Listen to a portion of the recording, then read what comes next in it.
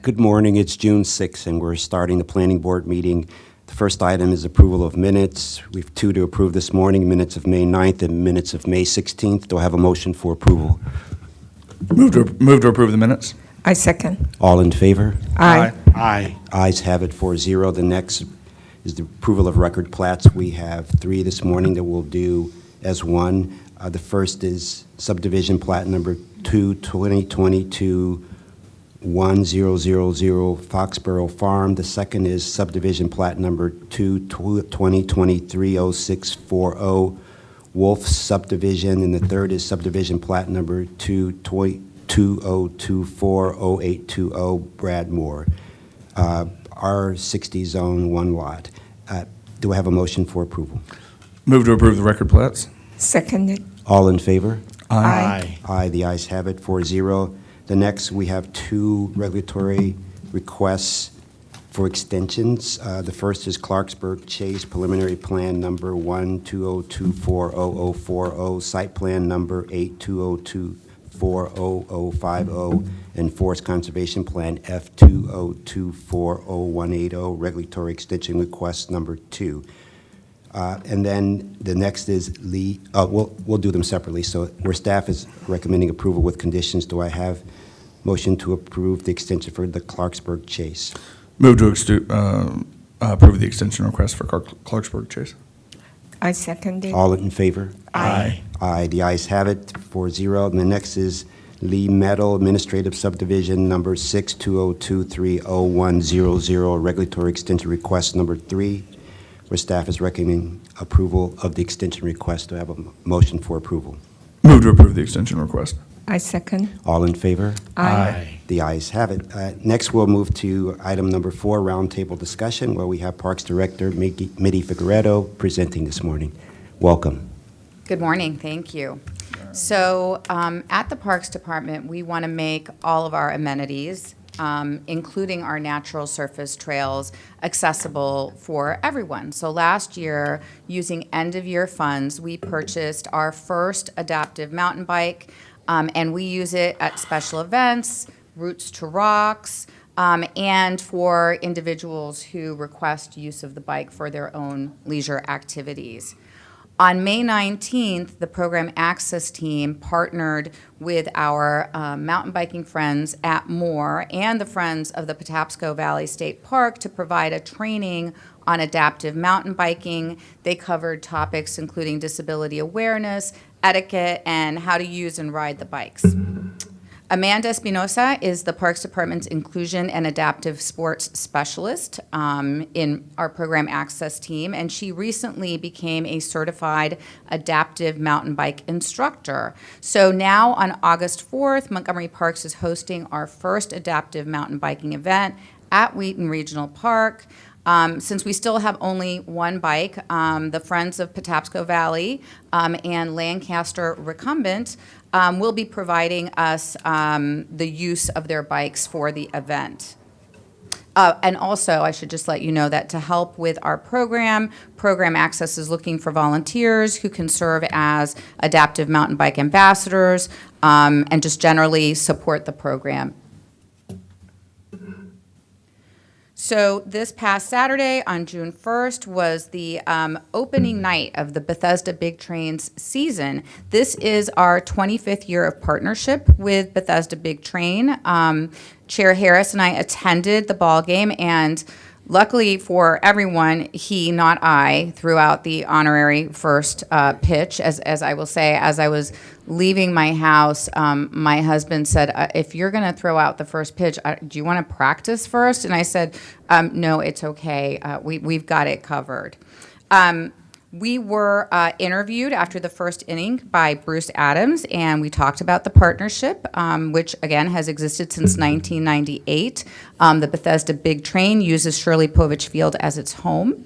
Povich is a Bermuda grass baseball field. It's maintained by our Cabin John team at a regional recreational park standard, and it's one of the best athletic field amenities we have in the system. When it's not being used by the Bethesda Big Train, it is permitted to other users.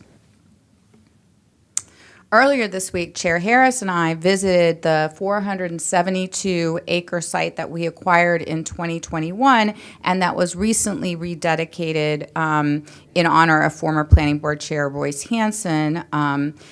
We just ended the 2-year reservation term for this property, so the Parks Department was able to take control, and we've begun planning efforts to implement in a couple of phases a number of improvements that are really going to showcase what makes this property special.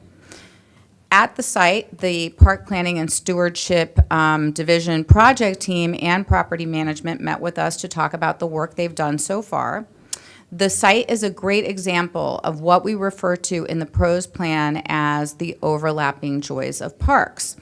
We're going to have social connectivity through the interpretation of history, educational experiences, and shared experiences outdoors, active recreation through outdoor experiences including hiking, horseback riding, biking on trails, some fishing, bird watching, and even primitive camping, and environmental stewardship through the interpretation and management of unique natural resources, including wetland plant communities, meadow restoration, forest conservation, and habitat restoration. We expect to open phase 1 of the project to the public next summer or fall, and it will include 5 miles of natural surface trails, a picnic area, the managed fishing, some historic interpretation, and an educational partnership with Poolsville High School.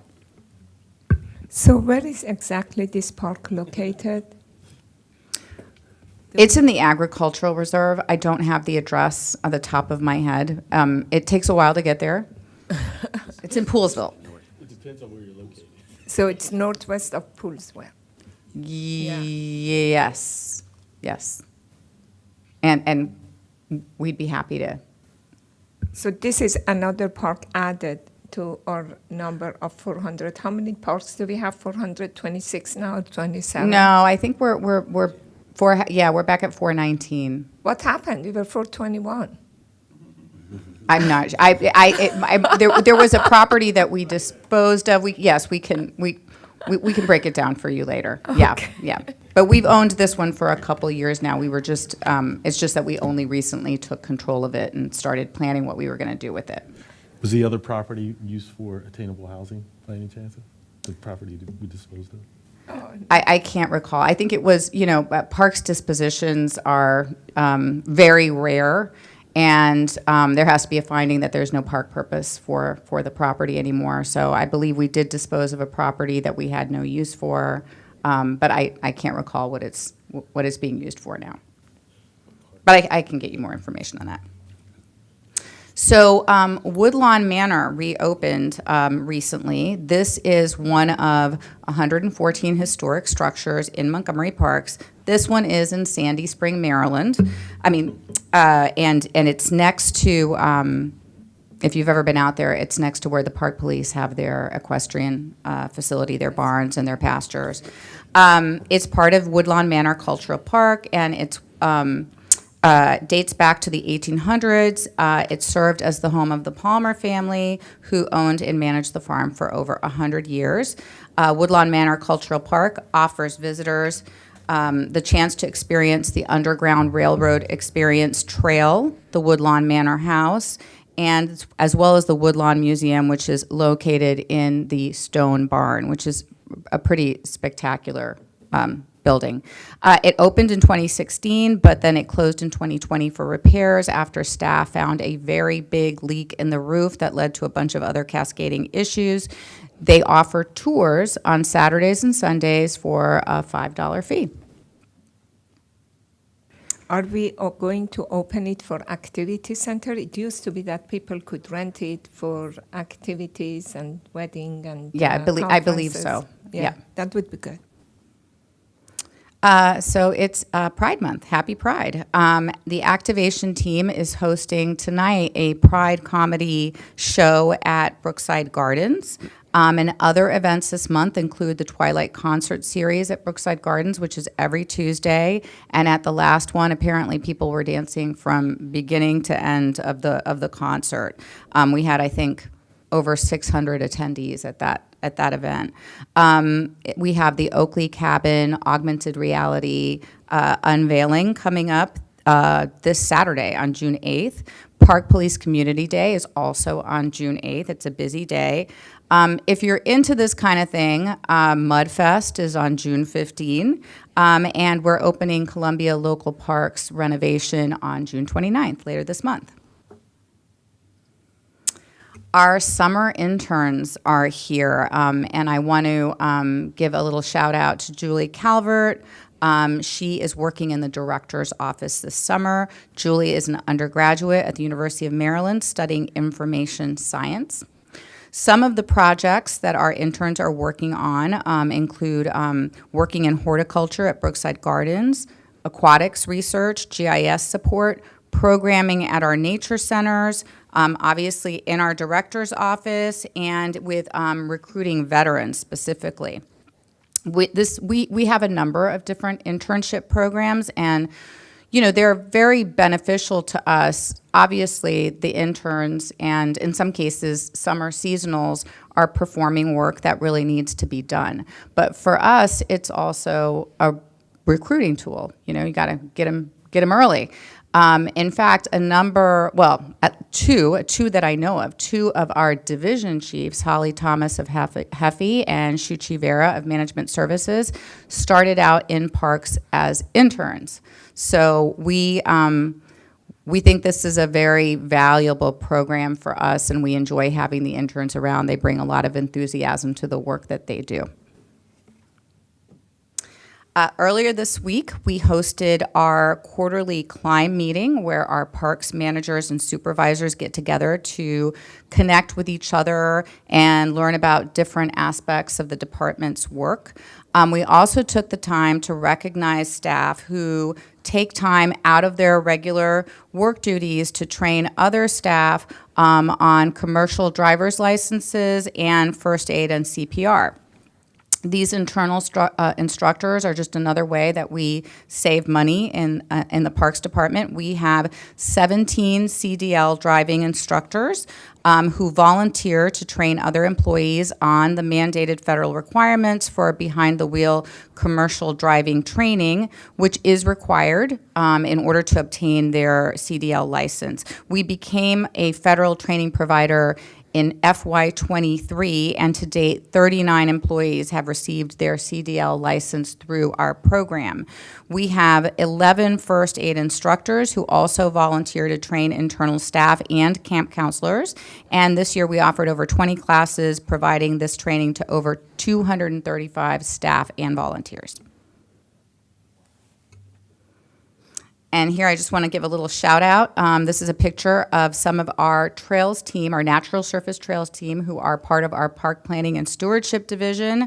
Pictured from left to right, we've got Steve Moxley, Jose Morales, and Robert McDonald. And they are working at the Wheaton Gravity Mountain Bike Park, which we are getting ready to open very soon. And that is all I have, and you can let me know if you have any questions. Thank you. Thank you so much. Any questions or comments from the board? No. Well, I do have a comment. I really appreciate your presentation, and I was looking for a Mike Riley picture at the end. But we didn't manage to pull that off this week, but we're going to give it our best shot. And but I really enjoy all your hard work and the things you all are doing for the citizens of Montgomery County. Especially excited about the Royce Hanson Park and the Sandy Spring Manor. I'd also like to compliment your communications team. I happen to go on LinkedIn from time to time, and your communications team is doing an excellent job with the LinkedIn post and informing the community of all the great work that you all are doing and making it accessible to all the citizens. So thank you. Thank you. Yeah, great presentation. I really, how you always improving on your programs, like and bringing up new programs like the adaptive mountain biking. That would be so fun, and I'm glad you're able to make it. We talk about equity, making our activities accessible to all people, and all the training and having the interns. You got to get them when they're when they're young, and expose them to what we do. And so that's really important. And also all the training you do, management training, the climb, and the other training, it's so important. People sometimes forget that. So thank you so much, and we'll look forward to your next presentation. So now we'll just run right into, just a 30-second break, and turn right into the item number 5, budget transfer request, fiscal year 24 operating budget for both Montgomery Parks and Montgomery Planning. We'll be right back with you. Okay, well, all right, we're going to start as soon as everyone gets ready.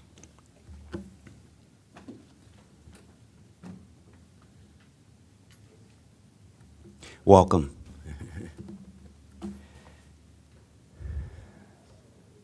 Nancy, would you like to go first? Yeah. Good morning. For the record, Nancy Steen. I'm the budget manager for Montgomery Parks, and I'm here today requesting your approval for a budget adjustment for our department. We recently did do another updated spending projection for the fiscal year, and we're projecting to have additional savings that we would like to obviously reallocate and take advantage of. I'll briefly go through our summary of our request, and our memo does provide further detail. Our first request is to reallocate $27,900 of personnel savings to be used for security camera supplies that are needed to replace older cameras with newer devices that reflect secure, up-to-date solutions that also include advanced features which enhance security, performance, and usability of these surveillance systems. These supplies will be used by our alarm shop staff as part of our ongoing process of modernizing our security inventory. Next, we are requesting to reallocate $25,000 of personnel savings to purchase uniforms for our park maintenance and trade staff. Our department purchases these uniforms, which are required by the collective bargaining agreements, in bulk, and we provide better pricing by doing so, and then we have them on stock and then available as needed for our maintenance and our trade staff. We've received notification that the prices will be increasing by nearly 10% at the start of the fiscal year in conjunction with the award of a new supplier contract. Therefore, we would like to use this available year-end funding to replenish our stock now before these price increases take effect. We are also requesting to transfer $57,100 of personnel savings plus a transfer of an additional $135,000 of CIP debt service savings to prepay future fiscal year costs associated with debt service for the Capital Equipment Internal Service Fund. This prepayment will reduce our cost increases in our next budget cycle. Finally, we are transferring funding from compensation markers, which are budgeted within the Park Fund's non-departmental bucket. The first request is to transfer $149,924 of funding to the applicable divisions from the reserved compensation marker for the increases that are associated with the classification and compensation study. This request transfers funding for projected costs for this fiscal year for staff who have been reclassed, and then they have been approved for compensation adjustments. And then we are also requesting to transfer the reserved compensation marker of $21,957 for seasonal staff benefits based on projected FY24 cost. When we do the budget preparation, it's unknown which seasonal staff, if any, will select benefits. Therefore, the department budgets a marker in the non-departmental unit based on eligibility and historical trend. This budget then is subsequently moved to the divisions where the actual costs are incurred. The combined total of these various requests is $416,881. And at this time, the Planning Board's approval of this transfer is requested. Do you have any questions? I have a couple of questions. Right now it's June, and the fiscal year starts July 1st. And I do not know, I think that end of the year closure is probably either past or now. So are you going to have enough time to purchase uniforms and cameras and things like that? Yes, we already have quotes in hand ready to go. So two things. We have, obviously the time for doing bids has passed in terms of year-end procurement, but we still have time, actually this week, to be able to put in requisitions for year-end purchases. So in this case, we are writing contracts for both of these, for all of these transactions. So, and we already have vendor quotes, so literally. So you're ready because you have to move pretty exactly. fast. As soon as you approve it, Instantly. I will be sending an email to our staff saying, please do the requisition. So we're ready to go. Yeah, and also reclassification. I'm not sure how we do that because we know that this reclassification are working for a long time, and I do not know if we budget for them or we just wait until it happens and then we try to budget them. Are they budgeted for next year? Are they included, these increases that you're talking about, in the budget for next year? How do we do that? I don't know. So we have a marker in non-departmental, and you're right, this classification and compensation study's been going on for quite some time. We've had a marker in the budget for several years, and we have tweaked the budget over times. We've actually, in our department, we've reduced the budget since we've gotten through a fair number of them. So we do have money in the marker to cover this in non-departmental that we've been transferring. For next year? For next year, it's going to be close. Okay. We may end up having to absorb a little bit with lapse, but hopefully we've got enough of a marker to cover that. So yes, we do have two things. Part of it we did get in the budget, so some of the things that were approved earlier in the fiscal year or that were approved at the end of last year, those items did make it in the budget, and we obviously are okay from that standpoint. And we still have some funding set aside in non-departmental for next fiscal year, Okay. so we should be okay. So Okay. we hopefully have done a good job of projecting that, and Yeah. we do review it each fiscal year to determine whether that amount needs to be adjusted. Do we have a lot more to come on the reclassification? I know that it has been a big delay and we may have a big backlog. I'm not sure how. They are flying through it very quickly now. We are getting very quick turnaround both for Wow, updates. that's good. At both ends, where they're rapidly moving, they're trying to wrap it up and meet the deadlines. So we have had quite a few come through, multiple groups that are included in this number that have been approved this fiscal year, and Okay. some others that are very close to being approved. So And it's that is moving to the quickly. department's satisfaction, correct? Yes, the department obviously has a chance to participate in the process. Okay, thank you. Yeah, I'd just like to, there was a big push for both the chair and the vice chair of the commission to work on that, to have CAS work on that, and so they made big strides this year. That's very good Yeah. because it was big. As I remember, it was a big backlog. Yeah, it's Yeah. moving very quickly now. Okay, that's wonderful. That's good news. So I have a observation or question to piggyback on what Mitra asked. Are these budget adjustment surprises, or can you plan for these occurrences? Obviously, we try to plan. It's twofold. Some of the things, an example would be the uniforms. We've done a lot of hiring this year. That's a good thing.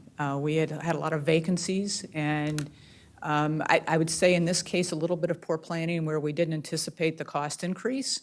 But like everything else, the cost has gone up. So I would say it's a combination of two things. Some of it is a lot of it is just things just happen. Some of this is year-end money we're just trying to take advantage of. We're always looking at if we have available money of, what can we do? In the example, the uniforms we could get by through the end of the fiscal year without buying these uniforms, but we would rather go ahead and buy them now because it's going to save us money. So this way we'll put some on the shelf. Otherwise, I would have potentially waited till July 1st to place the order. But if we can stock up now, it's going to save us money. So one of the things that we're always looking at is we obviously don't want to turn in money that's not going to be utilized. We want to try our best to take advantage of it and find ways to spend it. So, and then there's just things happen. There's always unbudgeted expenses. Things break that you don't anticipate. Things cost more that you don't anticipate. So it is a combination. Just to add, this end of the year money is really good for the department because it's money that is unused due to lapse or other reason that they have planned. And usually it comes really good handy for things that we didn't have budget or things that we could save or to do the prepayments. It's a fantastic way to fulfill the unfulfilled request or things that is good for staff and for the department. Or even if I use the example of the debt service money, I'm trying to prepay something now so that the next cycle, the budget increase won't be as large. So if there are no other questions or comments, do I have a motion for approval of the budget transfer from the Parks Department? Yeah, move to approve the budget transfer from the Parks. I second. All in favor? Aye. Aye, the ayes have it, 4-0. Now we'll have the presentation from Parks, Montgomery Planning. Thank you. Hi, good morning. Karen Warnick, Management Services Chief with Montgomery Planning. I'm also here today asking for a budget transfer request from the FY24 budget. Our two requests total $81,300, and they are both to transfer funds from our non-departmental accounts into our operating budget. One is for non-departmental funding for the classification and compensation study for compensation adjustments that we know are coming. And so similar to the one that Parks requested, we're asking for the same thing, and that's $20,000 for that. We're also asking for a transfer from non-departmental funds in the unallocated compensation marker to the risk management fund of $61,300, and that is to prepay our risk management fund due for FY25, and this will better position our department in the FY25 budget. Okay. So, great. Could you explain to the board what is a risk management fund, and is it like an insurance, self-insurance fund? That is the self-insurance fund, yes. Okay, thank you. Thank you. Any questions or comments from the board? Motion for approval of the planning's request to transfer funds in the fiscal year 24 budget. Yeah, move to approve the budget transfer. I second. All in favor? Aye. Aye. The ayes have it, 4-0. Thank you so much, and we will just take a 1-minute break and start with item number 6, the 2024 Growth and Infrastructure Policy Update Work Session number 2. Thank you.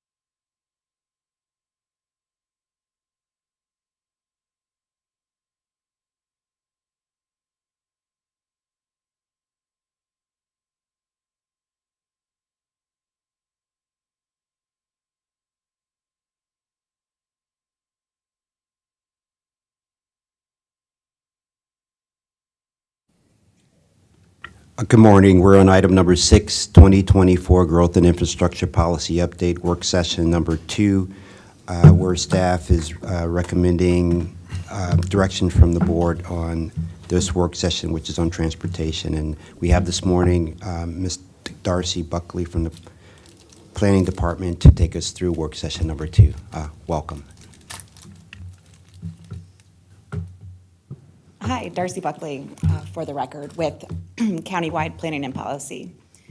Today is our second work session on the growth and infrastructure policy, and I'm presenting our transportation recommendations.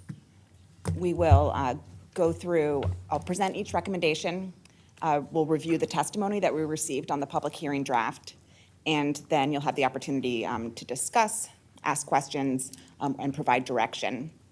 If you'll also be able to give kind of your informal okay on the recommendations as we go forward. If there are any recommendations where you need more information, or you have questions, or you want to think about it more, that's fine too. We can come back to any of these at future work sessions.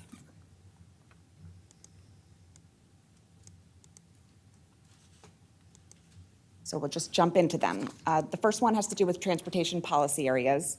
The GIP defines context-based geographies known as transportation policy areas.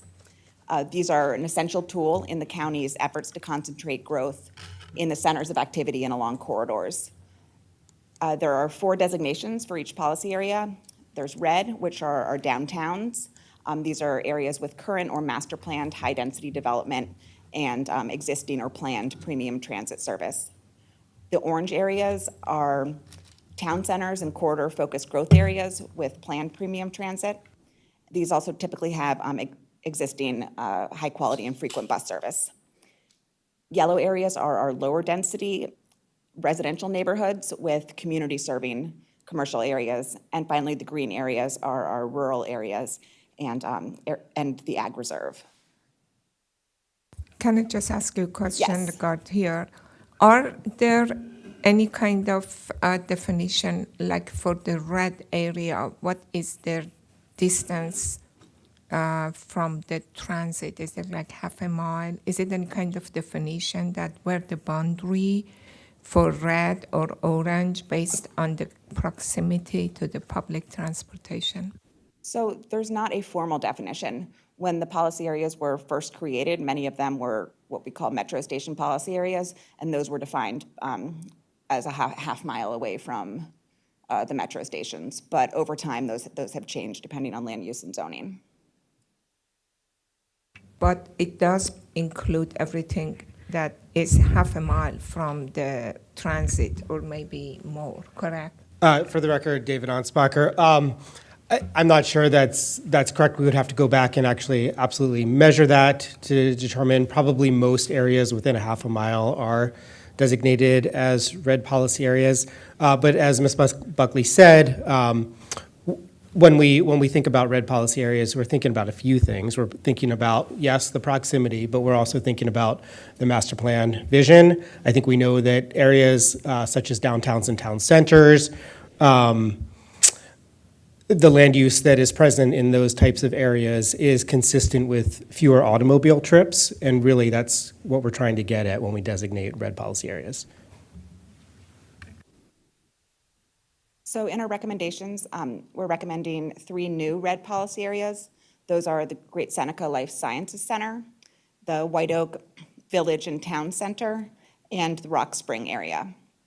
We've also recommended several new orange policy areas in Aspen Hill, Germantown East and West, Montgomery Village, Olney Town Center, Fairland and Briggs Cheney, and Clarksburg East. These are areas that are these are really our corridor-focused growth areas along major corridors such as 355 and US 29 and Georgia Avenue. And last but not least, we're recommending making Damascus a yellow policy area. This reflects existing conditions as Damascus is an established urban center. While it's not an urban center, it is an established area with where some degree of growth is desired.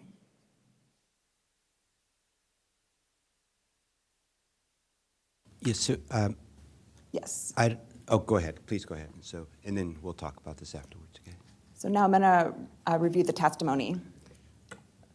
Steve Robbins, on behalf of the Camelier and Davis families and the Buchanan partners, supports designating Rock Spring Policy Area as a red policy area.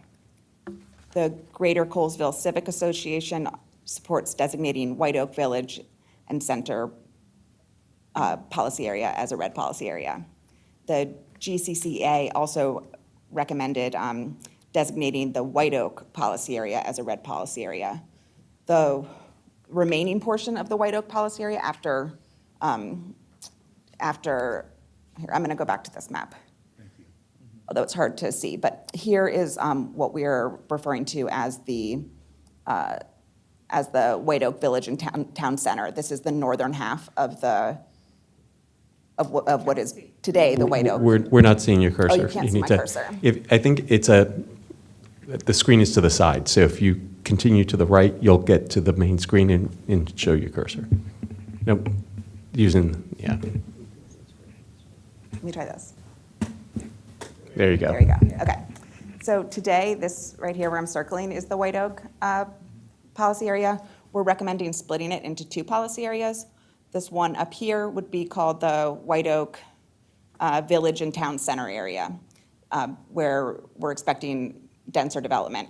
The southern portion would be now called the White Oak policy area. Is the red area where the former Sears and Roebuck store and Giant Shopping Center is? Intersection of No, New Hampshire and 29? no, that is in the southern section. Okay. So generally, the So boundary this is where like the is the northwest branch. Verizon building is? No. Briggs Cheney and 29? Or no? Yes, where Briggs Cheney and 29 are. No, Okay. This is, just for clarity, it's currently orange, and you're recommending to be red, and this is where the Viva White Oak is. This is really around. What is it? 29 and industrial, where the MVA and the back behind there, or is this behind the FDA? I'm just trying to understand exactly where. We can, if you need greater detail, we can bring that back. But generally, the boundaries are to the north, Cherry Hill Road, to the south, the northwest branch, to the west. When you say northwest branch, can you give a road? Like, is it to the? Yeah, is it would be helpful New if Hampshire the and roads 20 are identified on the Yes. map. We When we haven't come back, identified. we can go into detail on this one and talk through it. The reason why I'm asking is because Councilmember Mink and other council members are very interested in making sure that the shopping center, where there used to be a Sears and Roebuck, and now there's a Giant that's an anchor store there. It's at the intersection of 29 and New Hampshire, that is a red priority area, and it needs redevelopment. And the reason why I'm asking with particularity is because I used to live in that neighborhood, and now I've seen a transition not for the betterment, but the community members are losing I think a drugstore that was right next to the Giant, and there's been a high uptick in crime there, and because of the loss of, I think, anchor stores and residents and neglect of planning for that community. And so when I reflect on the comments of Councilmember Mink and her focus in that area, I think it needs to be red also. And knowing the street address, the streets and the designations are helpful to the board in determining what are the focal areas and how they're being designated. Yeah, excellent. I will plan to come back with better maps so we can have a fuller conversation about the White Oak area. Eileen Finnegan expressed opposition to the designation of this as a red policy area because it would decrease revenue from transportation impact taxes. Staff contends that these designations reflect the master plan vision. We also note that while red policy areas pay lower impact taxes, This area, the White Oak Village and Center Policy Area is a opportunity zone, and under the existing policy is exempt from paying impact taxes. The Darnestown Civic Association expressed concern that changing Germantown and Clarksburg policy area designations from yellow to orange would represent sprawl, and that changing Damascus from green to yellow is a dangerous precedent as it detracts investment from where it is most needed.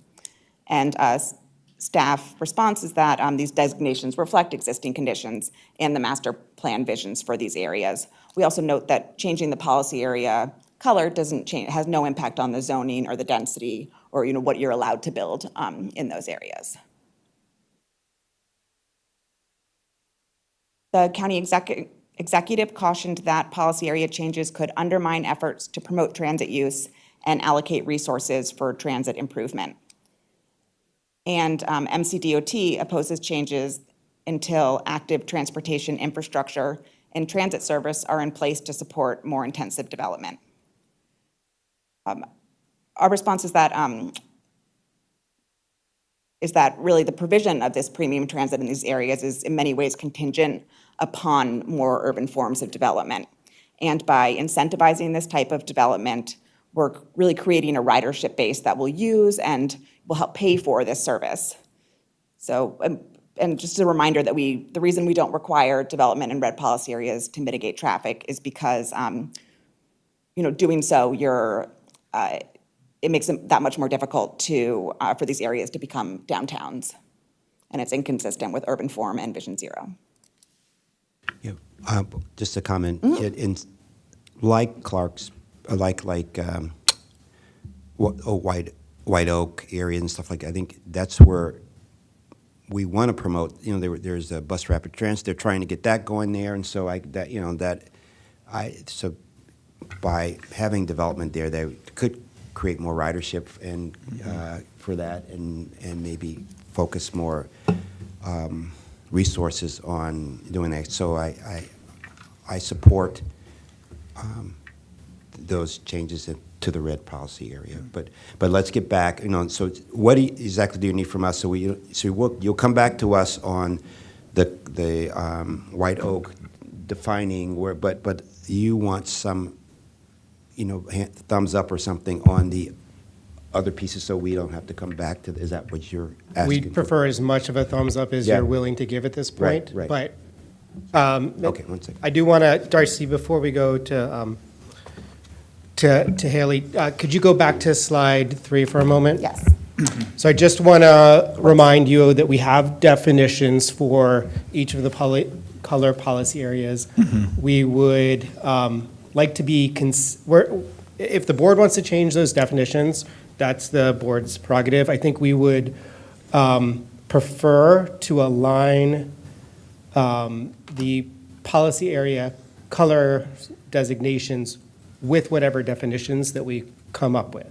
So, for example, the White Oak Town Center policy area, the area where the Sears, the Giant are located, are designated today, are recommended to continue to be designated as orange policy areas because in the master plan of highways, and you see the definition there, they are designated as town centers.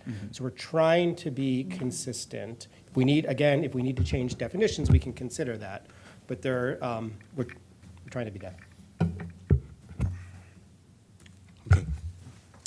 Yeah, I'm sorry. Do we have? Thank you. Haley Peckett, for the record, the Deputy Director for Policy for Montgomery County DOT. Chair Harris, Vice Chair Pedowi, if I'm getting your name right. I actually want to echo the point that you brought up before. So we just want to mention, and I think that, David, you brought up this very good point. For the definitions as they currently exist, if you could go back to that slide, I'm actually really happy to see that you included BRT under the red policy area as premium transit service, because my planning board draft, I'm looking at page 5 of that draft, it includes premium transit service defined by Metro Rail, Purple Line, and MARC. So I think that was the first note. We just want to ensure overall that the definitions are consistent with the map, the same that you just said, and I think there's 2 discrepancies here.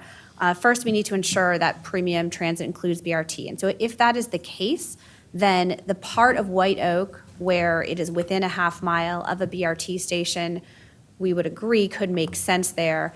But as it's shown currently, it's more than a half mile away, and that would not be supported. We just don't have the transit in place. So until we have the infrastructure in place, being consistent with these definitions, it would not make sense to designate these areas. I think the same would go, so as your definition state, I'm sorry, I'm going in a circle here. Orange would be planned premium transit, red would be existing premium transit. So that's where our recommendations are coming in. Where we have existing premium transit, including BRT, White Oak could qualify. If you look at Shady Grove, we don't have premium transit service. We at MCDOT are really excited to be launching the Great Seneca Transit Network later this fall. I just want to jump in Sure. and to clarify that our intention is for red to be existing and planned premium transit, not, so we can clarify that in the draft, but we do include BRT in that definition, absolutely. But the intention is not for red policy areas just to be for existing. If we, limit it to that, it's possible that, we could never see these premium transits because the ridership won't be there to support it. I understand, yeah, I understand where you're coming from. Because it's currently listed as planned, I think that the two things that I just wanted to note that wasn't included in our previous testimony, orange is currently defined as planned. And if you look at the orange areas now, being within a half mile of transit it is far more expansive than that. So if we just think about who's going to move to an area and be able to use transit to get around instead of using a vehicle, it's not currently structured to be able to enable that.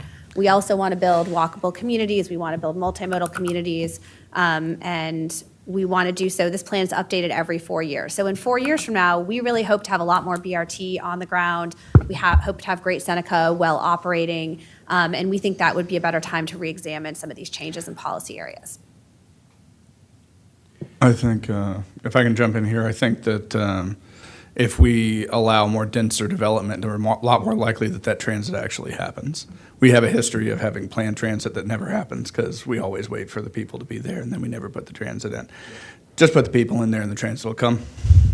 I want to be as expansive. I would like us to be expansive as possible with the red and orange policy areas.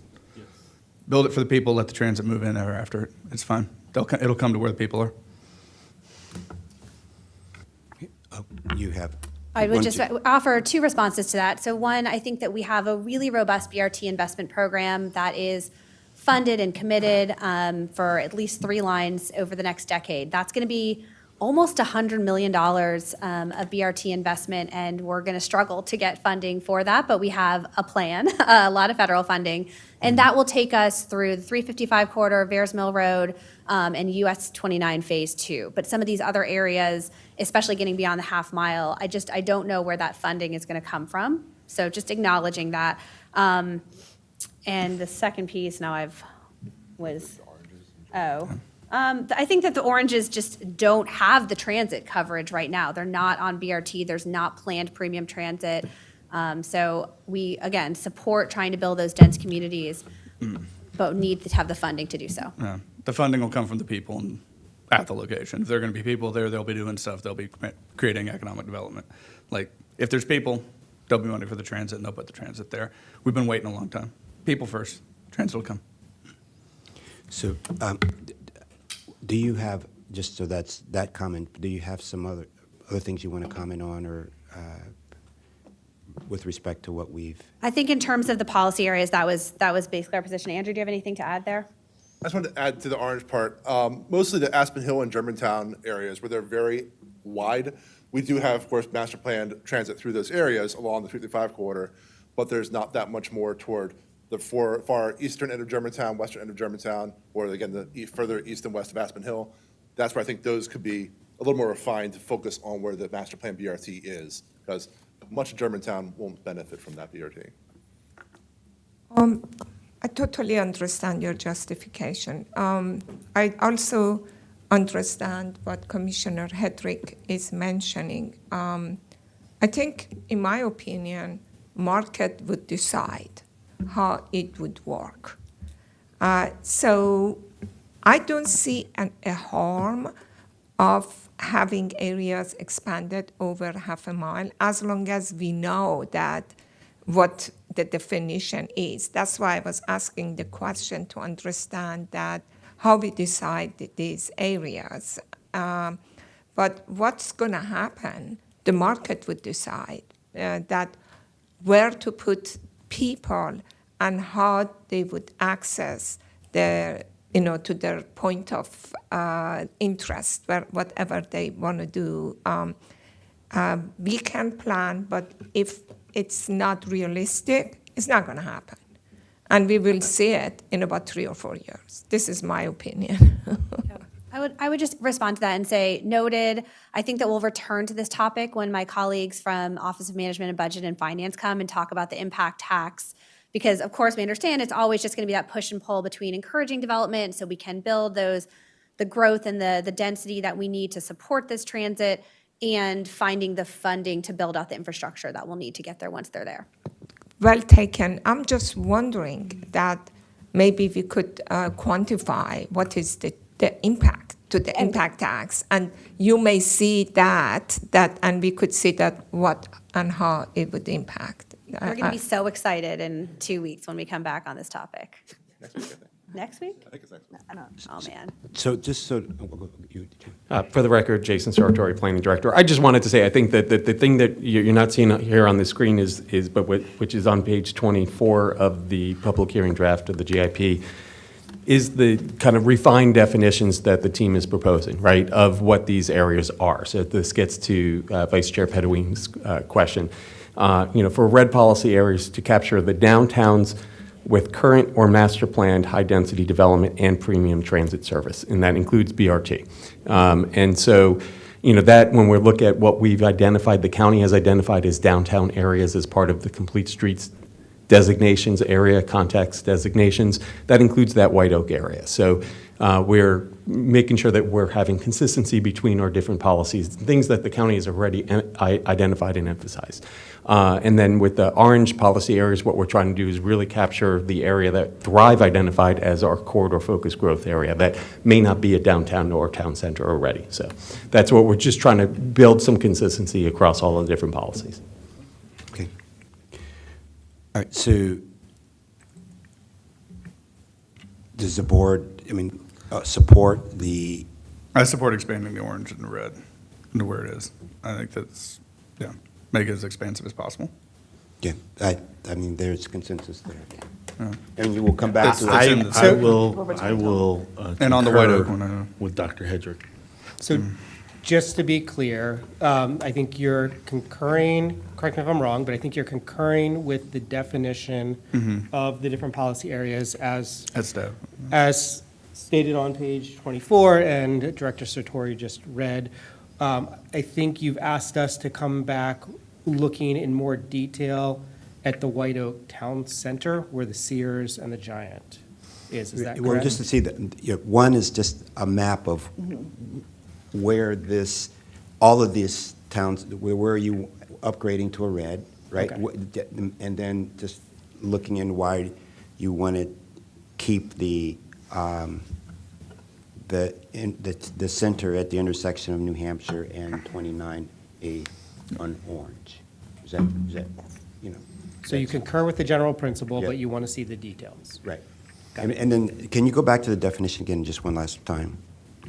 Yes, I want to clarify on the definitions that under the current policy, there are no official definitions. The GIP doesn't define these as these are kind of just characteristic definitions that we've used. They appear in the report, and we've kind of tweaked them this time to better reflect our understanding of what these areas are.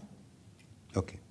And so in the red, it's either, you said it's current or planned premium transit? Yes, it's Okay. that. And then the orange is planned premium transit? Okay, great.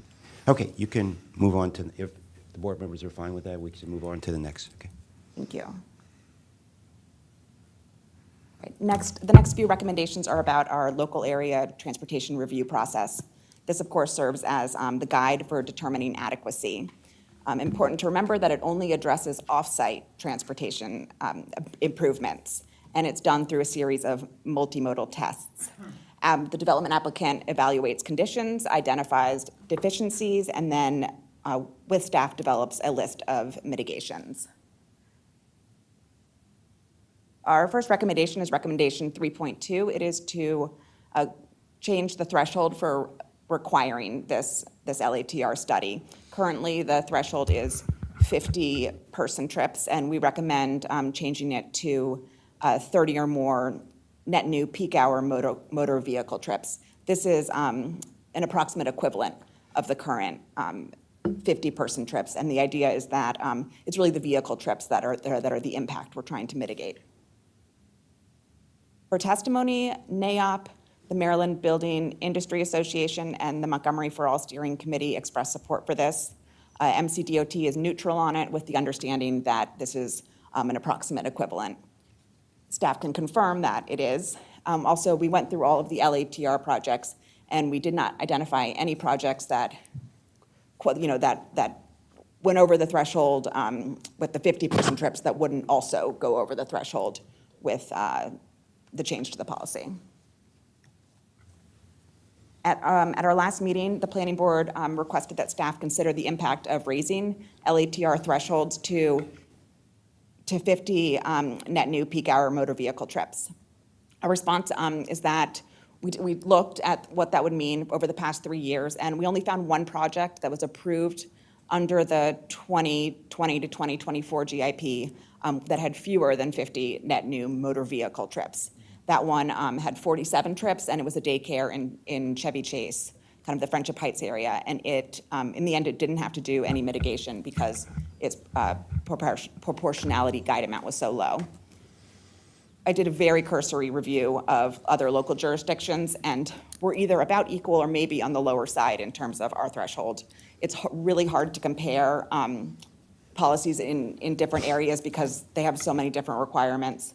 But for example, DC uses the threshold of 25 vehicles in the peak direction, but also has exemptions for projects with a low parking supply, robust transportation demand management, and high-quality pedestrian realm. It also does require certain off-site improvements for all projects, including those. And then Fairfax uses a 250 peak hour trip for a less thorough review and a average daily trip of 5,000 or more for a more intensive transportation impact assessment. So that's we're relatively really low compared to Fairfax then. Our threshold is very low compared, 20% of Fairfax is what I'm hearing. Yes, at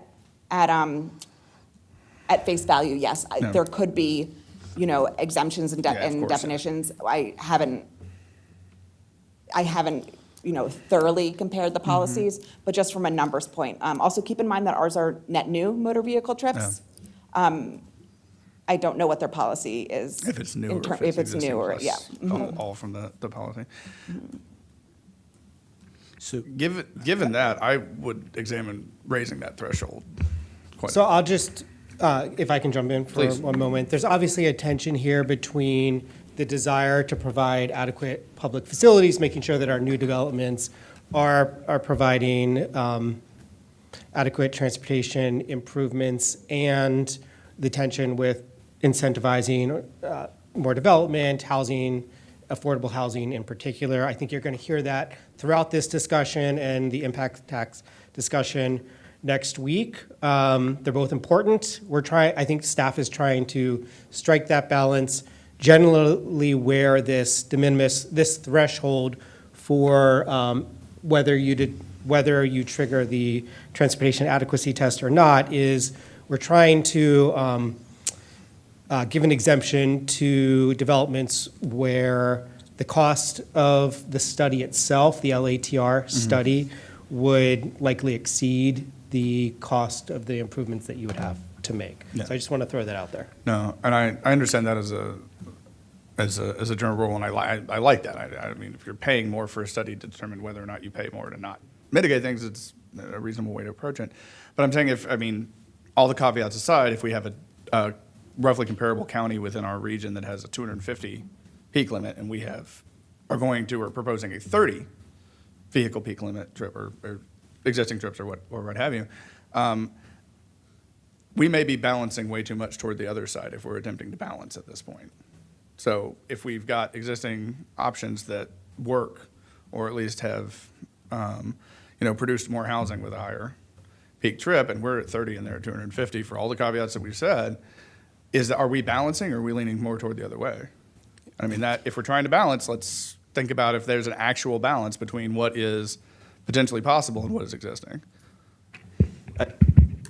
I was just going to say, keep in mind the types of things that we get out of this, right? So we're getting, new sidewalks, pedestrian connectivity to these projects, to, amenities and transit and side paths and other things that are important. We're making progress towards our bicycle master plan, network, bike network.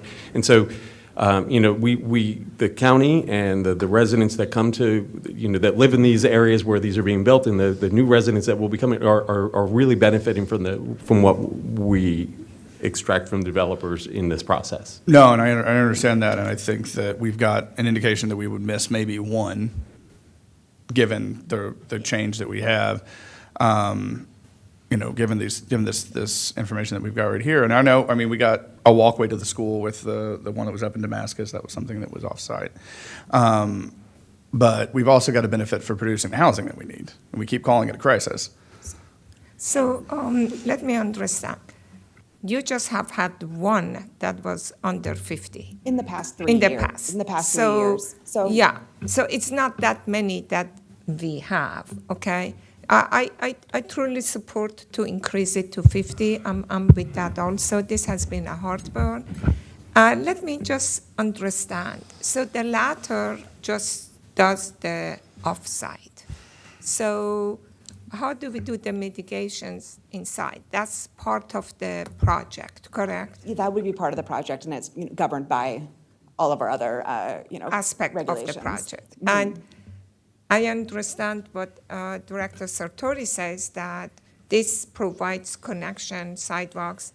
I really don't know that if you have a project that provides sidewalk and bikeways within the project, and there is a school just a few feet away, if we ask them to continue to do that, I think they would do it, because that makes sense as part of the existing project to do that. They may not want to go and extend it another 2 or 3 blocks away from the school, but if there are things that provide connectivity with the project, we should be able to get it in some way or another.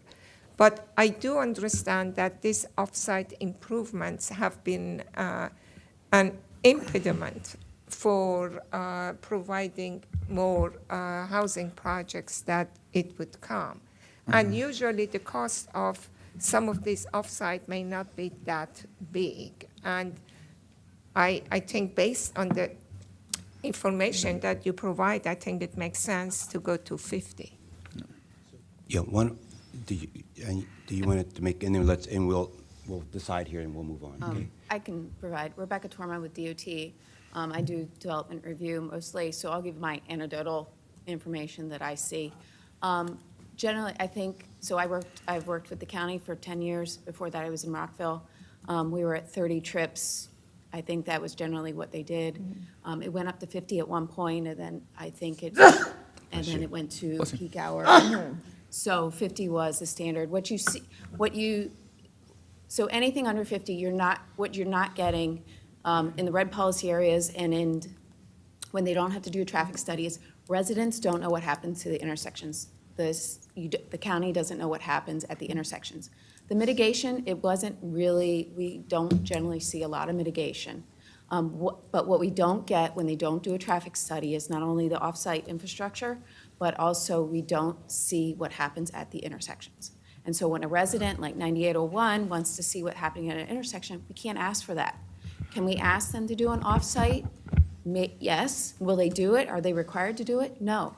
So and generally, we can't guarantee that we will get that off-site connection. So the 50 was a standard that we had many years ago, and that's, I think, what you're going back to now. Rebecca, can I just note one thing? If you were to have an intersection that had an approved LATR and you had traffic counts on that, and then another development came in before the first development was built out, do you need and use the data from the first LATR and add on to the second one? No. No, so they can't use your counts can't be older than a year. And you have to add background traffic in, but you have to do your own study.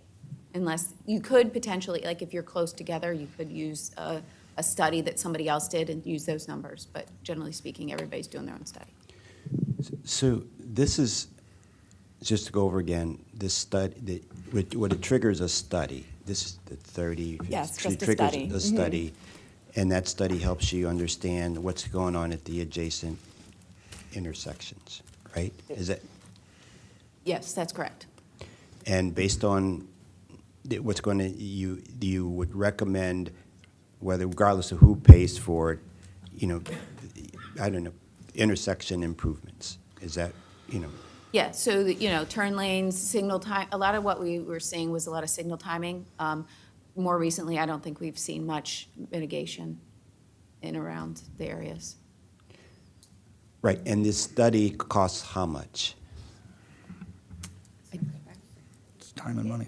I don't have that information in front of me. It is an expense, certainly. It depends, but these are not inexpensive.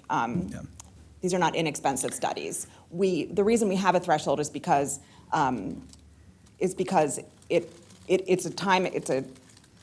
a lot of people work on these studies. It's intensive, it costs money, and it doesn't make sense to do for projects that have a lower impact. Right. You were going to. It was similar, but there is a cost just associated with these different thresholds. It's a relatively small cost from 30 vehicle trips. It's about 450,000 total. This is not. 4 years? Oh, for the past policy that we're currently under, so about 4 years. It's 3.5 years. This is not the cost of a specific study, but this is the total cost of the infrastructure that we would have gotten Right. if we change these thresholds. And it's about $450,000 of value if we go up to 50 trips. If we go to higher numbers of trips, that cost will increase. I can calculate that, it's just not this exact second. If you go up in trips, meaning that more infrastructure improvement you'll need, but not the cost. I'm trying to think, what does this cost to make improvements? We estimated the cost of each sidewalk improvement, each off-site improvement. So the county gained, if we had changed the trips from 30 to 50, then in the past 4 years, $450,000 worth of off-site improvements would not have happened. But you're talking about the combo of a certain set of disconnected, tiny additions to the transportation network over a variety of different developments. So it's not 450,000; it's 20,000 here and 60,000 here and 80,000 over there. That strikes me as inefficient. If it's only $450,000, if we get one more development, we're going to get more out of the economic development of that than we will out of $450 worth of offsite transit improvements. So this is the tension, right? If you and the council ultimately decide to increase these thresholds, that might generate more development in the county. That might have effect of creating projects that generate more frontage improvements. Mm-hmm. So there's a little bit of a tension there. Yeah, and we've already taken out the red policy areas. We're getting frontage and on-site improvements. I'm just saying that if we're talking about balancing, if we're talking about tension, if we're talking about comparing ourselves regionally, then we are very much on the low end for triggering these. And if it's $450,000, there's nothing to sneeze at. I wouldn't mind it. But one extra large-scale development would almost certainly cover the economics impact of $450,000 of piecemeal transit. Instead, just having that set of people working, living, and spending money in the community. I don't think I think that trade-off is more than worth making, and it might be worth making on a higher level than 50 peak hour, but I'll go to 50 peak hour right now. Yeah, so I think there's a consensus here, or at least that to move it to 50 peak. Okay, great. Yeah. 50 net new peak hour. Yeah. Thank you. Okay, so the next recommendation is to update the LATR intersection delay standard to reflect the changes to policy area boundaries and designations. And these are shown, they're slight increases for the most part, just a matter of seconds, and they will match their peer policy areas. NAOP and MBIA offered support for this, noting that noting that these are minor increases. And MCDOT did not support this recommendation. They expressed concern that the recommendation allows for greater vehicular congestion without necessitating that robust transit service is available for users to have viable alternatives to private autos. Our response is that the county's growth policy, acknowledges a greater tolerance for traffic mitigation as areas become more urban. And that these changes are in areas that are, recommended to become more urban in Thrive. So it's reasonable to reduce the traffic congestion standards. If we continue to prioritize motor vehicle throughput in these areas, it'll prevent them from becoming the walkable, bikeable, and transit-friendly places that we envision. I understand your, reasoning for that. What I like, if it is possible, that we measure the number of incidents and accidents and see if it makes any difference by doing that. I understand. I don't mind if, traffic congestion just change a few seconds, 30 seconds or something, 1 minute, 2 minutes overall to pass through a red area policy to another place because they have to go slow down when it is. But I just want to make sure that it's safe. And at least we see that how the incident, just have a measurement. So this is really about, so what the requirements do is you might be required to say, if you are over the threshold, say, put in a turn lane or extend a turn lane, or something like that. And typically, while we wouldn't necessarily do our own studies on this, there are national standards that show that narrowed roadways and fewer lanes are safer than wider intersections. So then in that case, there would be more. They're safer, but they would be more delay. That's then you're. I'm not saying that changing. I can't say that making these changes would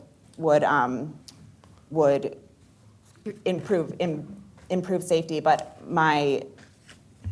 this is more about like whether or not they would need to mitigate traffic. So it is allowing for slightly more traffic before you would have to start looking at motor vehicle mitigation measures. Right. Okay.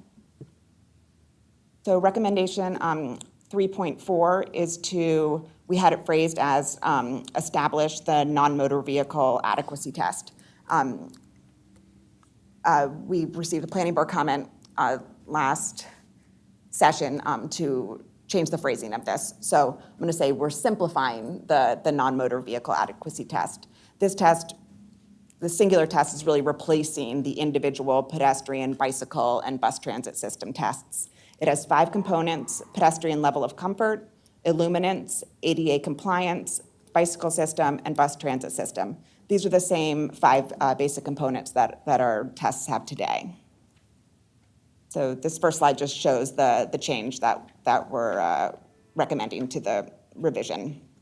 So how easy is to do those tests? And is this, for any projects, they have to do it, or is it a trigger that when they have to do these tests? It's the trigger. This is the heart of, there's the motor vehicle portion, which we just kind of touched on, and then there's the non-motor vehicle portion, and this is the heart. So it depends. So each test has its own, level of difficulty. For pedestrian level of comfort, it's more involved. It requires going out in the field and looking at the condition of the sidewalks. The illuminance also requires, some of it can be done, through mapping. Others you would do while you're out there doing the pedestrian level of comfort. Okay. ADA compliance is the most involved because it requires getting precise measurements. The bicycle system is, again, one that can be done with aerial overheads, and it's... Okay, so So in general, it's simple. It's not like No, latter that you have to do all of these models and create a report. That's So the study that you have to do is LATR ladder. So the threshold for the study, again, staff had proposed 30 net new peak hour trips. The board is supporting 50. So that would be the threshold, the 50 trips. oh, And that then if you- applies to this one Yes, as well. and then Got if it. you- Okay, I okay. understand that. I wasn't sure because it made sense to me. You always do that for every project. But if you say that there is the same threshold, so I'm good with that. Can I just make a quick comment here? One of the things that I think you expressed intent of changing from the person trips to vehicular trips is that the vehicular trips have more of an impact on our roadway network. And it helps encourage development, that if a development's in a pedestrian area and generates more transit and pedestrian trips, they could in theory have like a lot of trips generated, but if they're not vehicular trips, they wouldn't have to do the LATR. In practice, that doesn't happen. It hasn't happened over the last 4 years, but in theory, you'd want to encourage that in the future. Is that? I'm sorry, can you say that? Yeah, so again? by moving from, before we talked about the 30 versus 50, from moving to a person trip generator to a vehicular trip generator, that could, in theory, encourage more developments that produced more trips that were not vehicular trips, because those wouldn't have to do an LATR. They might not meet that threshold. Yes and no. So the way that we count, it's really, so really any developments will have the same. If you had a development in Clarksburg and a development in Bethesda, when you do the trip generation, at the end of the day, you would have the same number of person trips for both. You would have the same number of person trips for both developments. But for Bethesda, there would be fewer vehicle trips. For Clarksburg, there would be more vehicle trips and fewer pedestrian trips. So, but it would both be, let's say, say, 138. We're just taking out that extra step where you try to assign where the trips would go. And we're just starting where we'd start with, which is the vehicle trips. Understand. So I think my point here was noting that because we're using that trigger, if we move to the 50-person trigger, then you won't be studying the pedestrian level of comfort. You won't be studying the bicycle adequacy in the denser areas like Bethesda, because they'll be exempt from LATR. Eli Glacier, for the record. I think if you were to have a project that was below that 50 vehicle trip de minimis threshold in the red policy areas, that would be the case. It's also the case that in red policy areas, the pedestrian bicycle transit networks are already much stronger and better than they are in orange, green, yellow, which is one of the reasons we want to incentivize growth in the red policy areas. But I think in practice, what we've seen is that the majority of projects happening in red policy areas are much larger than 50 vehicle trips, so They'd be it's kind of a required moot to do point anyway. I would just note in principle, especially as we're talking about the red policy areas that are in growth areas, right, that we want to encourage that density, there's more of a need to ensure that we're providing connected pedestrian networks and connected bike networks, because those might not exist the same level in White Oak and Rock Spring and Aspen Hill that they do in Bethesda and Silver Spring.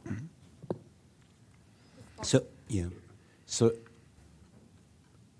just big picture again, are you saying that because we raised the limit, there's some projects that staff won't have enough data to say you want non-modal, to put in non-modal features, or is that what you're saying? No, it's that they wouldn't have, so if you don't hit the trigger, you're not required to perform off-site improvements. Right, okay. But, This I is will just all say- about off-site. Yeah, we hear anecdotally that people will come in below the 50 intentionally. So maybe they would have built 3 more units, but they don't want to hit that, so they'll build 3 fewer units. So there are always trade-offs in in a requirement and what you get and what you don't get. And it's hard for us to predict what those would be. But if you don't, it's not that, I don't know that we're missing out in terms of, while we value the data that we get from these assignments, we also have our own ability to investigate the current condition of our sidewalks. And we've done so, part of the pedestrian master plan. staff looked at, every sidewalk in the county. We have, during the development review process, they go out and they just verify that information is correct. Thank you, we're good. And the other thing that I think it would be good, because we're going to do this GIP every 4 years, okay? Yep. So I am very much like, let's go ahead and do this and keep an eye and look to see that how the impacts are and if we are achieving what our intention was. And then we take it from there, from the next GIP. So this recommendation really just to clarify, this one just reorganizes how we talk about the tests by calling it a non-motor vehicle adequacy test. Awesome. And we can talk more about this test in the next one, so great. So the next one is to modify the individual components of the non-motor vehicle adequacy test. While maintaining the county's high standards, we're also minimizing unnecessary data collection and analysis. The highlights of these changes are, one is to standardize the study area extents across policy areas. Right now, we have different extents that the developers have to study for a red and orange policy area versus a yellow and green one. We're going to make those the same in all policy areas. The effect of this is to reduce the size of the study area for red and orange policy areas for the pedestrian level of comfort, illuminance, and ADA. Again, these are the ones that require the most work in the field, and limiting some of study would be beneficial, especially because usually these studies come back with kind of a laundry list of potential mitigations, and many more mitigations are identified than we would ask them to perform. So the effect is also to increase the study area for the bike and transit adequacy tests in yellow and green policy areas. Again, these are easier to perform. We recommend removing the bus transit adequacy exemption for green policy areas. And we're also recommending to remove specific limits on the physical extent of mitigation. So under the current policy, it says, for example, you would need to improve no more than 2 bus shelters or X number of feet of sidewalk. We're removing those physical limits and instead clarifying that the extent of mitigation would be guided by the proportionality guide, and of course needs to be proportional to the development's impact. For testimony, NAOP and MBIA support the simplification of the study areas. They did raise a question about the necessity of the illumination study. MCDOT and planning joined together to develop new streetlight and illuminance guidelines. Those haven't been officially adopted yet, but NAOP and MBIA raised concern about what the testing procedures would be in order to meet those. Staff responds that we believe adequate illuminance is a critical component of improving safety for all modes of transportation. We certainly understand the complexities of measuring illuminance, and that we'll coordinate with stakeholders during the LATR guidelines update to ensure that testing procedures really prioritize safety and efficiency. MCDOT has recommended maintaining our current adequacy tests study limits as they are today. They're concerned that the changes will reduce the extent of off-site improvements and therefore increase the county's funding burden for pedestrian infrastructure. Staff notes that while the recommendations do reduce the size of the study areas in red and orange policy area, it also removes the limits, the existing limits on the physical extent of these mitigation. So if we were to ask a development to put in a sidewalk in the past, you might, according to the GIP, it might be that you had to, they could only go 1 block in that direction. Now you could have a longer extent of sidewalk, and that could be the mitigation project, for example. But however, ultimately, the amount of mitigation needs to be proportional to a project's impact.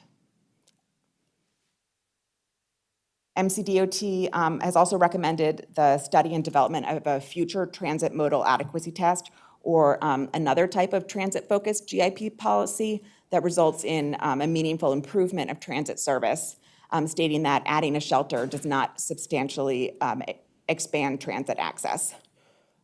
Staff staff believes that, staff feels that, a shelter might not improve access. It definitely improves the quality of a trip. If there's a bus stop, having a shelter makes for a better trip. But we're very much open to future conversations with MCDOT about changes to the transit test. However, it's important to remember that the GIP and the LATR guidelines prioritize developer-constructed improvements, and that funding increased transit service has both an operational component and a capital component, and it is likely not an appropriate form of mitigation because it's more of an area-wide or regional improvement. MCDOT also recommends establishing the point from which the study area boundary is measured, and they suggest measuring from the nearest edge of the property. Planning staff agrees with that measurement point, and that's the measurement point we've been using, and agrees that it should be documented. We recommend defining off-site frontage and on-site improvements as part of the LATR guideline updates. Are there any questions or? Can I just make one Yes. note? We just calculated that the changes to the pedestrian frontage and study area would be $1.7 million of sidewalk infrastructure improvements not provided over the last 4 years. That's just our calculation. Planning staff, trust that number is correct, but we think the premise is flawed. Those were the projects that developers and staff worked together to pick and to prioritize because they fit into the definition at that time. With the changed definitions, staff would work with the developers to pick different projects that work better. Also, many of the bike projects are also pedestrian projects. So a side path, for example, I don't know if the side path was in the calculations, but that would still be appropriate. Yeah, we did the bike improvements. I don't have that number in front of me. I want to say it was like $350,000. So we'd gain $350,000 worth of improvements, lose 1.7 in sidewalk. Obviously, that doesn't include induced development, but just to give you those numbers of the impact. We would, again, the overall cost of mitigation will be controlled by the proportionality guide. Okay. This is not supposed to be in there. All right, on to 3.6. We recommend refining the Vision Zero statement to focus on managing speed for safety. The statement would read, all LATR studies must assess roadway speeds and suggest safety solutions. With the concurrence of the responsible agency, projects may implement or contribute to implementing safety countermeasures as part of their off-site mitigation efforts. Montgomery For All Steering Committee supports this recommendation. MCDOT also supports this recommendation and notes that this narrowed focus on speed provides useful data on existing conditions. The language also allows MCDOT staff to improve the implementation of safety countermeasures on a case-by-case basis. NAOP and MBIA were concerned with the notion that developers can implement speed reduction strategies or other roadway safety improvements. Staff certainly acknowledges the difficulty of implementing these projects within the right-of-way, but the intent of this recommendation is to give MCDOT and MDOT the discretion and flexibility to partner with private developers to implement desired safety countermeasures when feasible.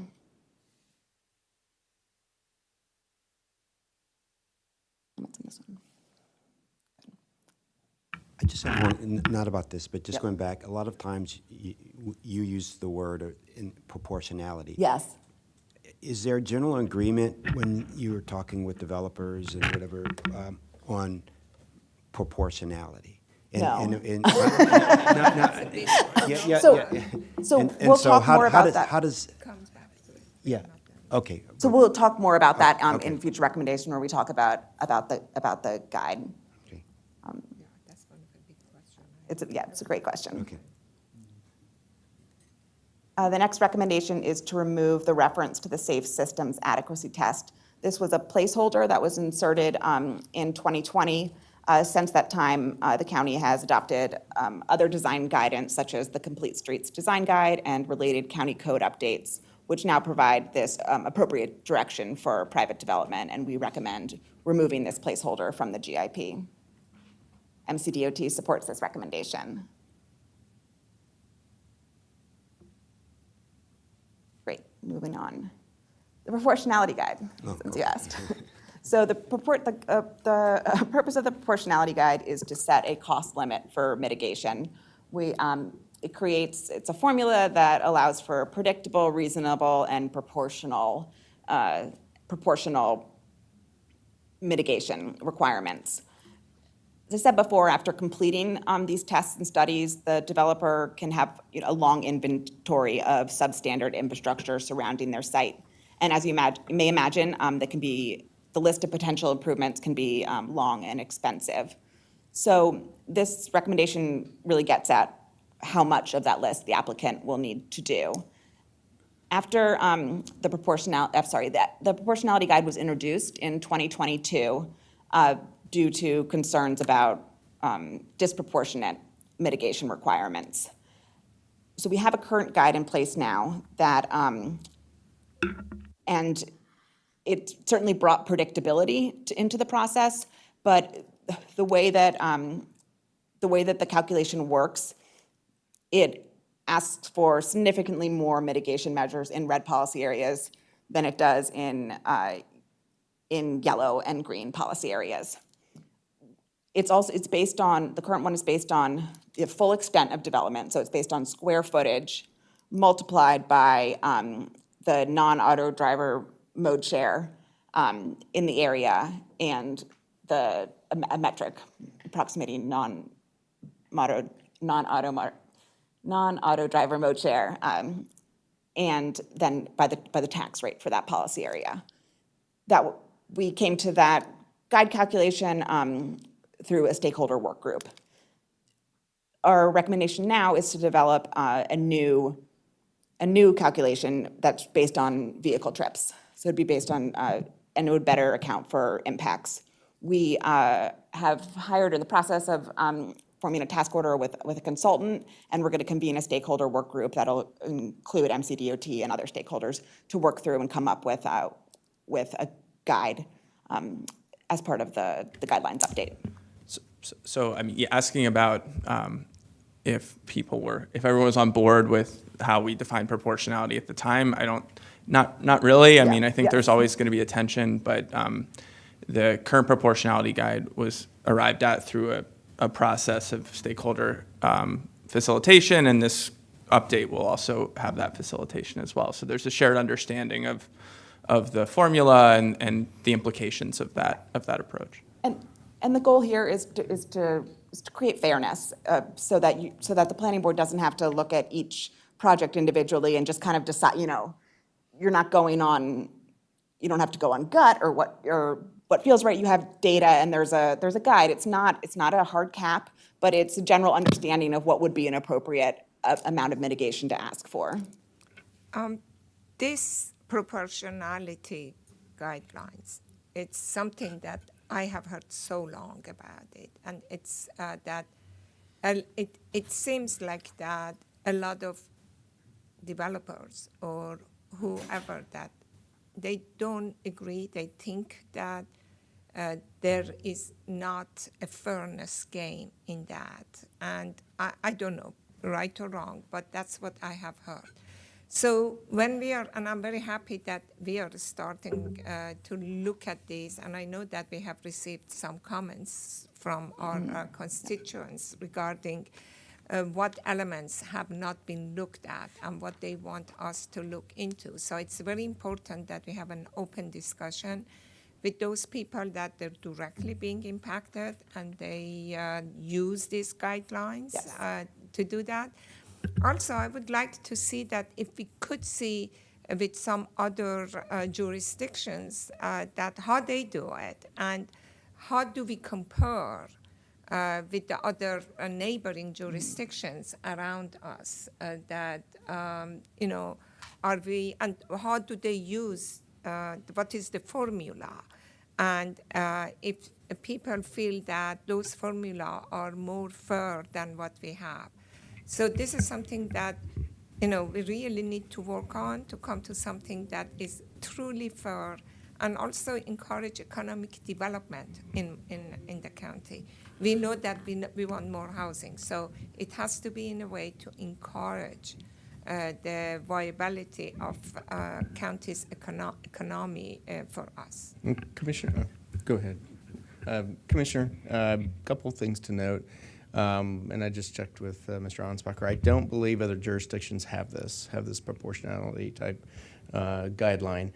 The reason that this became a big issue over the last, say, 5 years when we developed it was because when an application came in, there really wasn't clear direction as to what type of improvements would be made. And so you had multiple agencies, even the state highway, making recommendations about what type of improvements they would need to make. Not all of them were proportional, because we would say that really isn't fair. And in many cases, the applicant would say the same thing. So these guidelines were developed so that there would provide an avenue for really evaluating what would be a fair approach to certain types of improvements, mainly off-site improvements. And so as we went through the guidelines, we had to establish a whole set of criteria for that. And it involved the development community, because we had a whole working group that involved a lot of the traffic engineers, the consultants, and a variety of people and groups that came up with what we felt was a good guideline to establish. Excuse me. And I think, one of the problems when we were doing that was that projects were on hold. And so there was no determination being made. And so we felt like that wasn't really fair either, for a project to sit for 2 years without a determination and an argument between different groups as to what would be applied and what wouldn't be applied. So I think all of that to say, I think we really did come up with what we felt was a fair guideline for it. And now we are working on, so we have some experience Right. that how to do it, and that's a very good thing. However, if the other jurisdiction, they don't have it, and we are the only ones, so how do they do it? Because there is impact for their development. How is it being done? The reason I'm asking is that we always hear that we are more expensive and more difficult to go through, and they could breeze it in other jurisdictions. So how do they do it there? I chuckle a little bit because working in a different jurisdiction, they would say the same thing. That Montgomery County does it better than the county that I'm working in. But I don't know that I can answer, how other jurisdictions do that. Whether that's part of an APF review where they're holding that as kind of a hammer to say you're not moving ahead until you complete something. Or Ask your stakeholders because they do work on the other jurisdiction. Ask how they're doing it. I would just like to say, if you go to Virginia, go to Northern Virginia, and look at the infrastructure that's there, and see what they have in Arlington and Fairfax. I know you go to Tyson's, and look at the 3-foot wide sidewalks, and do they have ADA, the bumps, and do they have the bike facilities that we have? Look at the infrastructure actually, and see what's on the ground, and see what you think, and see if how that compares to here. So. And I was just going to add a little bit more context to the requirement for this. When we did the 2020 update, it kind of expanded the scope of these multimodal tests, right? The pedestrian, the bicycle, and the transit tests. That suddenly more projects were required to do them, whereas before, very few projects were triggering these tests. And suddenly, almost every project that came in, as long as you hit that 50 peak hour person trip threshold, you were required to do these tests. And now, the way the tests work, they basically say, look at this particular geography, and if we don't achieve a pedestrian level of comfort score on a segment of road or in an intersection of a particular level, then you got to mitigate that. Well, what we were finding was even the smallest projects would have a geography that would have a lot of things that weren't at that pedestrian level of comfort, or the bike level of traffic stress score, or it had ADA issues. And so suddenly the smallest projects would have millions and millions of dollars of improvements that were identified as being inadequate, or conditions that were inadequate.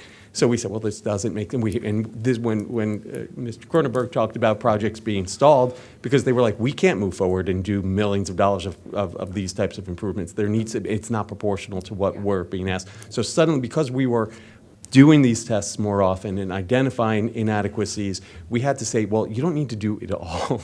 We're not expecting you to bring everything up to adequacy. So what's proportional? And that's, what we put in place definitely helped. Is it perfect? No, and that's the whole idea that Mr. Glazier was talking about, of being able to go through a process where we can work with the stakeholders again to come up with an even more fair and consistent. That's a big thing about this, is that it's consistent, as was discussed, that everyone walking in knows here's how it's going to apply, and that it's not some arbitrary decision that's being made by staff or by the board. Yeah. So I just, Vice Chair Petaluma, your comments great. I mean, she was asking is if you can benchmark off of some other jurisdictions, that would be great. Yes, If there's beta, and also what I wanted, I didn't quite understand. I'm sorry, your comment about looking at Tyson's and looking. Could you? I'm sorry. Your comment about looking at Tyson's and looking at some other place and see the difference. I'm not trying. What was your point? My point was that I don't see the infrastructure that Montgomery County asks the developers to do. Like, I see it more infrastructure, better infrastructure over here than I do in Northern Virginia. In terms of walking, biking. Yeah. And why do you think that's the case? Because They do it differently. They have proffers. They do it differently than, even Arlington does it differently than Fairfax County. So it's just a different way of developer funding of projects. So but they do it. They just do it differently. They just do it. But I'm not saying it's better or worse. I'm just saying. they just So do it for differently. clarification for staff, so clearly you want us to come back with some more information. Are you supporting Yes, this? supporting or- your revised, you to work with stakeholders to come up with this revised. We do. Yes. So you support, but we will nonetheless bring back this information to you. Yeah. And just quickly, Bill Commoners of Lord Shirley Brewer wanted to make sure that the guide, didn't have developers pay for a full improvement when they're only, when they're only, if you're adding one car, for example, not having to pay for a full improvement when you're just pushing something over the limit of what is acceptable. And our response is that our guide ensures that, but that we have development projects construct complete improvements. So we ask them to do one or two complete improvements rather than, a tenth of 10 improvements in Right. order to get the most from it. Correct. Can I just ask you a question? Because I have seen a comment, I'm sure you have seen it also. So if a project is under the 50, percent trip, they are not doing any kind of, offsite improvement completely, but they, even though if it is frontage or offsite or anything else, they don't do it, or do they do something? If you have under the threshold. Threshold. They're still required to do frontage improvements as well as access improvement. So if it's direct access, we do have a de minimis policy for frontage improvements. So just for very small projects where it might not make sense to construct the sidewalk. That's for the frontage? Yeah, there is de minimis policy So where you can there do a is a de payment minimis. instead. Could you explain what a project could go under the de minimis project? It's Is typically something, for. number of traffic, is it based on number of No, traffic? it's based on, it's actually, well, for de minimis, so anything, for frontage improvements, they're required for any project under the threshold. They're required for all projects. Okay. Including ones that are under the threshold. Frontage is not the focus of the GIP. It's not really part of it. But we do have a de minimis policy for frontage improvements, not part of the GIP, a separate policy. The idea is if you have a narrow frontage, so if you were doing an infill property, let's say, I'm just picking up, one building in a row, for example, we wouldn't have you come in and construct a brand-new sidewalk just on the portion in front of your, in the portion in front of your small sliver of property, because it doesn't make sense. And it's also, the construction of that would be really cost prohibitive, and which wouldn't make sense. So instead, there's a payment policy. You would make a payment instead. Okay. So there is some kind of definition that what is a de minimis, or Yes. clearly. Yeah, So- the board has an existing de minimis policy that's on the website that I think a prior planning board approved, and it just relates to the context-sensitive nature of certain parcels and certain development. So yes, there's a de minimis on frontage. All of these projects, even ones that don't trigger the LATR threshold, pay impact taxes. So it's not as if there are projects of a certain size that aren't paying anything or contributing anything to the county's transportation improvements. They are paying. It's just below this threshold. They're not doing any of the off-site improvements or off-site analysis. And there's also, it didn't make it into the slide, but MCDOT said that they would monitor the recommendation as we develop the new proportionality guide. And staff response is that we're going to be coordinating with them closely as we develop this guide and look forward to their participation in that process. Mr. Chair, just one thing. In addition to the predictable, reasonable, and proportional, all of which are wonderful, I can assure you that everything Montgomery County has done and continues to do is constitutional. I just Thank you. wanted to add that. Thank you. Thank you, for the record, thank you so much. All right, so recommendation 3.9 is to allow fee in lieu funds to be spent in the subject policy area as well as adjacent policy areas. And last time we brought this up, Commissioner Hedrick asked us to explain a little bit what happened with fee in lieu funds. So fee in lieu funds are, the county's preference is overwhelmingly to require developers to construct improvements. Only when this isn't possible do we accept mitigation payments instead, which we refer to as fee in lieu. MCDOT prioritizes directing these payments towards partially funded capital projects within that subject policy area. When the payments come in, they can't really predict when the payments are going to come in because they happen at the building permit stage. And DOT has until the end of the fiscal year to assign them to the appropriate capital project. Their preference is to find like a partially funded project within the policy area. If they were to put it into a project that's already fully funded, it would go in there, but then it would just supplant existing money, and that money wouldn't go back to transportation. It would just go back into the general fund of the county, so we wouldn't be getting more transportation. There isn't always an appropriate partially funded project within the subject policy area. So allowing these funds to be spent both in the subject policy area and adjacent one means that they can use the money most effectively. Right now, the policy allows this for red policy areas and for orange town centers. Our recommendation is to expand that and allow that for all policy areas. MCDOT supports this recommendation and states that it provides the county with greater flexibility to use fee in lieu for the highest priority needs.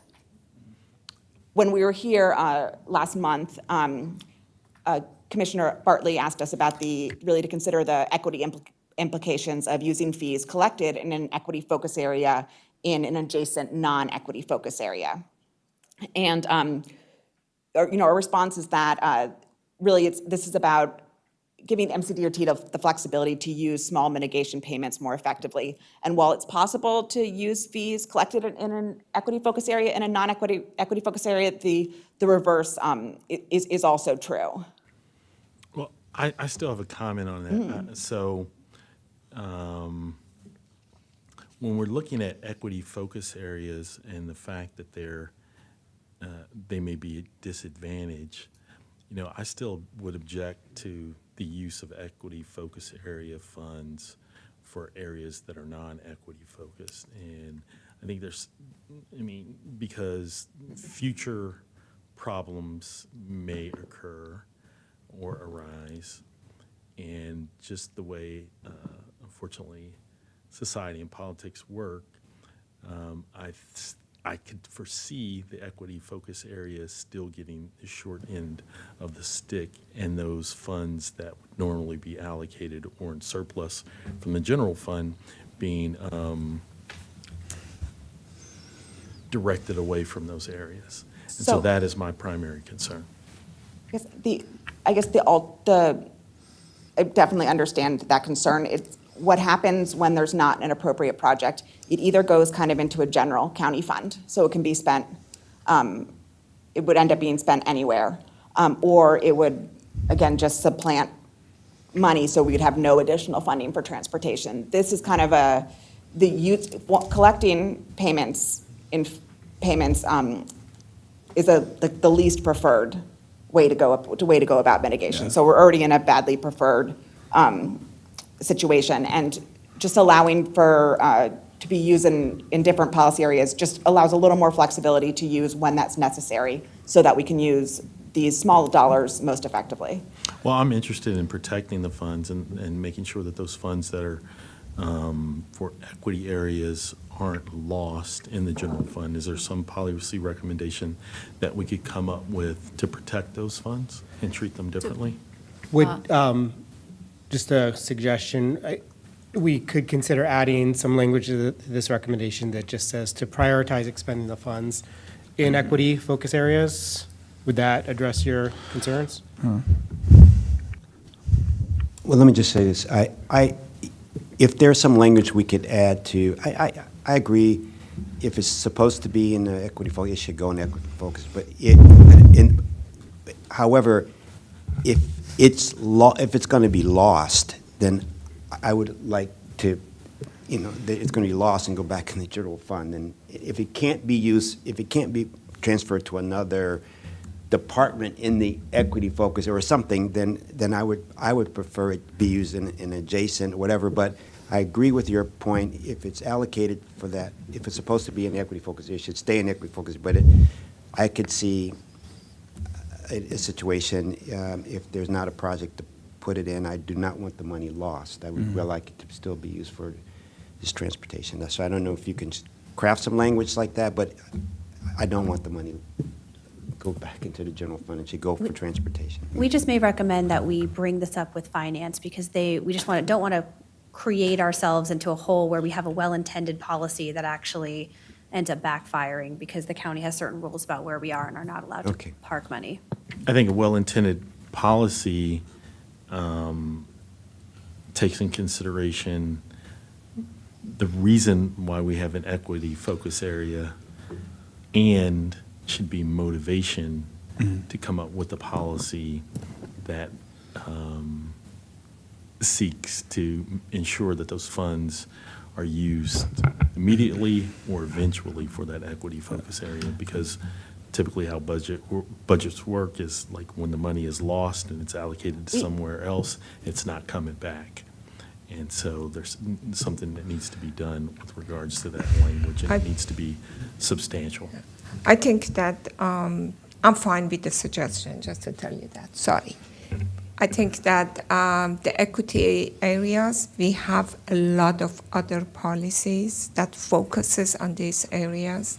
And also, if this could be used on adjacent equity, they would take advantage of it. It's not that they don't get out of that area. And this just provides more flexibility for DOT to spend the money. So I support the recommendation. Yeah, I support the recommendation as well. I think there's sort of two issues with it. One is the equity focus area, and probably the bigger issue is why are there not CIPs in the equity focus areas at the moment? Not how much of this tiny amount of money at the least likely thing that we want is not getting into thing. It's the lack of CIPs. That's where the equity issue I think actually is. And second, I think that it's a compromise treating our transportation system more as a system and less as individual pieces within certain areas. So there's, I think, yeah, there you go. And so, yeah, no, I support this recommendation. I think that the bigger issue with the equity focus areas is probably on why there's not a CIP to spend it on in the first place. Yeah. So this is so we can move on. Ms. Peckett, could you just get back to us? The goal is we want to spend it in equity focus areas, and if there's some mechanism it can stay in that or another equity focus area, but if not, I would see what you can come back with, and then if not, what staff has presented is reasonable. I was going to say thank you. I will bring that back and talk to Finance and OMB. I think they plan to be here next week and the following for the impact tax session, so maybe worth revisiting then. But I just wanted to note Commissioner Bartley's trade-off between immediacy and future spending, because there might be some CIP projects that aren't funded for 4 Right. years, but they're in the CIP. It just, if it's a tiny amount of money, just a couple $1,000, I does it understand. make sense to Yeah, park no, there? yeah. I wanted to add real quickly that, just to recognize the role that we're playing here in the board, right? I think it's okay for you all to recommend through this policy ideas that may or may not be feasible, right? In a certain, that will be the council's opportunity to say, you know, you're making policy recommendations, you think it should be done this way. If it's not feasible because the county doesn't have the infrastructure, the capacity to be able to split funds in particular ways, then the council can ultimately decide, well, this is a great policy, it'd be great to work towards that, we can look towards doing that in the future, but we're not gonna agree with it. But you have the luxury of being able to recommend something that may not be feasible. So if you think it's good policy and good idea, we should include it as a recommendation here.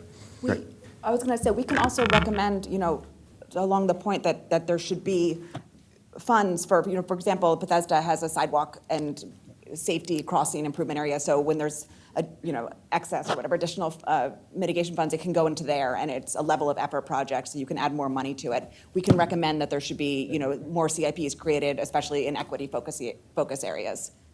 Yeah, that is also good, but the comment here is that there is money designated for the equity focus area, should stay in equity focus area, if all possible. We understand that there could be not a project ready, not whatever, but I mean, okay.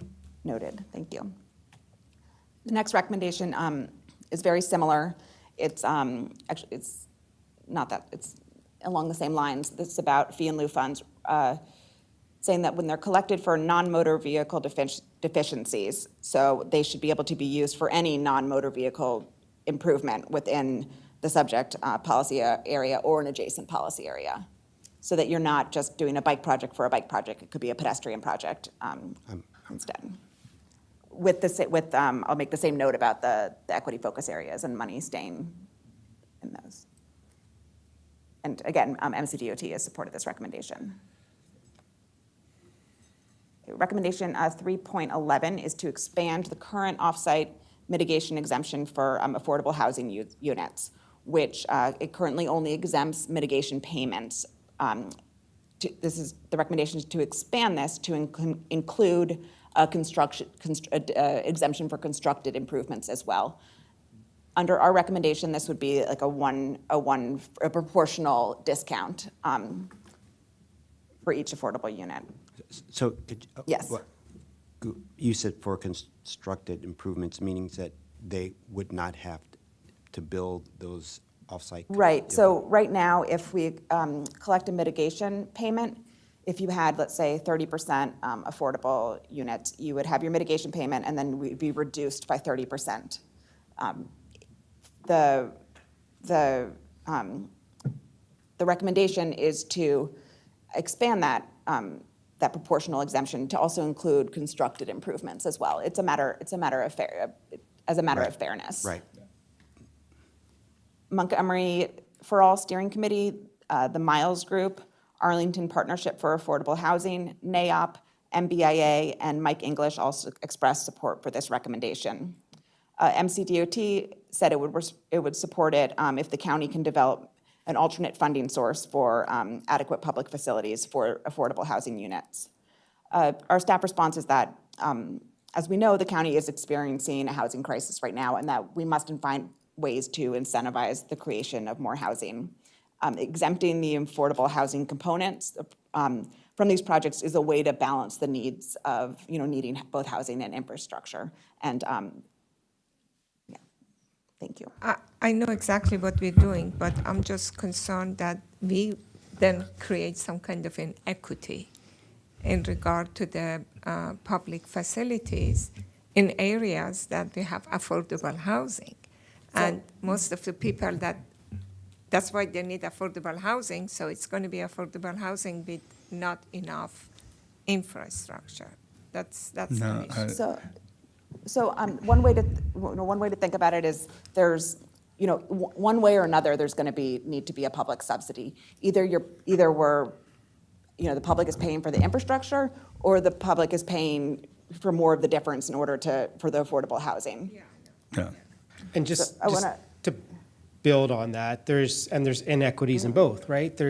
Could be inequities in public infrastructure, but there's certainly inequities in the availability of housing. So again, a lot of this is a balance that we're trying to strike here. And I this, totally agree. I think that this is where DOT would come in place, that as they have recommended that we need to look at to see that what are essential at that time in regard to public facilities, and see that how creative funding, maybe grants, maybe CIP or whatever, to make sure that some of inequity for the public facilities are taken care of.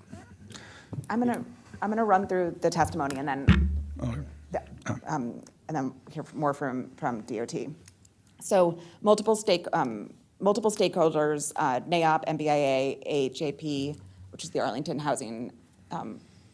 Affordable Housing Partnership, and Selzer-Gervich have proposed expanding the exemption for certain projects defined in different ways. For example, 20 to 50% affordable, mixed income housing communities, or deeply affordable. And I will detail those on the next, in 2 slides from now. Arlington Affordable Housing Partnership also proposes exempting projects with a minimum 25% MPDUs and those classified as mixed income housing communities from constructing frontage improvements. Our response to that is that the frontage improvements are governed by other sections of the county code, and the GOP is really only considering off-site transportation adequacy. So these recommendations came in after we closed the record. So these weren't necessarily spelled out like this in the staff draft, just to note. So to define mixed income housing communities, these are a new type of land use that were created through ZTA 2301 in 2023. The goal was to incentivize the development of affordable and deeply affordable housing and to create commercial opportunities in communities that may lack them. This use type is a minimum of 150,000 square feet, and the units need to meet specified affordability thresholds and provide 2 new commercial uses. It also has an expedited review and approval process that replaces the typical sketch and site plan and DRC review. Yeah. One introduction, so this is the introduced zoning text amendment. The adopted zoning text amendment is a little bit different. Great, thank you. Their affordability thresholds are there, but you don't actually have to provide a commercial use. You just have to meet the size and the Just the affordability size. component. No We'll correct commercial that. wasn't Thank you. defined. Okay. So here are some of the options that were proposed through testimony, and just present them. These Before are you go options- through that, in that mixed, what was the affordability? So the exact affordability, I think, off the top of my, do you have it in front of you? Yeah. thank you. So You know it. there was, if I remember correctly, there was 4 affordability thresholds. The first one aligned with the buy right pilot, and I don't remember exactly what it is, but it was, I think it was like 50% at 60% AMI. The second one aligned with the Housing Production Fund, HOC's Housing Production Fund. The third one was just changing one of the introduced ones to make it so that you had to provide less deeply affordable units, but it's still a significant affordability component. And then the fourth one was the 9% LIHTC that we, the planning board, recommended to the county council. So all of these projects will require public subsidy to be built. It's not, you build 15% MPD. These are deeply affordable. These are our projects that we get maybe 1 a year of. So what is deeply affordable? When you take deeply, Sure. you have affordable and deeply affordable. What is the distinguish? What is it? So affordable, when we talk about it, we generally refer to affordable as like our MPDU projects, 15 to 20%. All of these projects, to be a mixed income housing community, have deeper levels of affordability and more affordable housing than the typical affordable project. You think about the 9% light tech, you have to have, income averaging generally to 60% AMI. So they're meeting that deeper level of affordability than a typical MPDU project. Which means you may have more units available to people with much lower incomes. So an affordable can typically be under 60 or 80, depending on which project you're discussing. If you're talking deeply affordable, you're usually under 50 or 30% of your area median income, which is what, 140, I forget what it is for a family of four these days. I think it's around 140. 140. So you're talking about a family that's making under 70,000 or potentially under $40,000 a year, something like that. We're ballparking it up here, but somewhere around there. Okay, great. Thank you for that definition. So here are some of the options that were proposed, and I tried to kind of group them together. So one proposal is to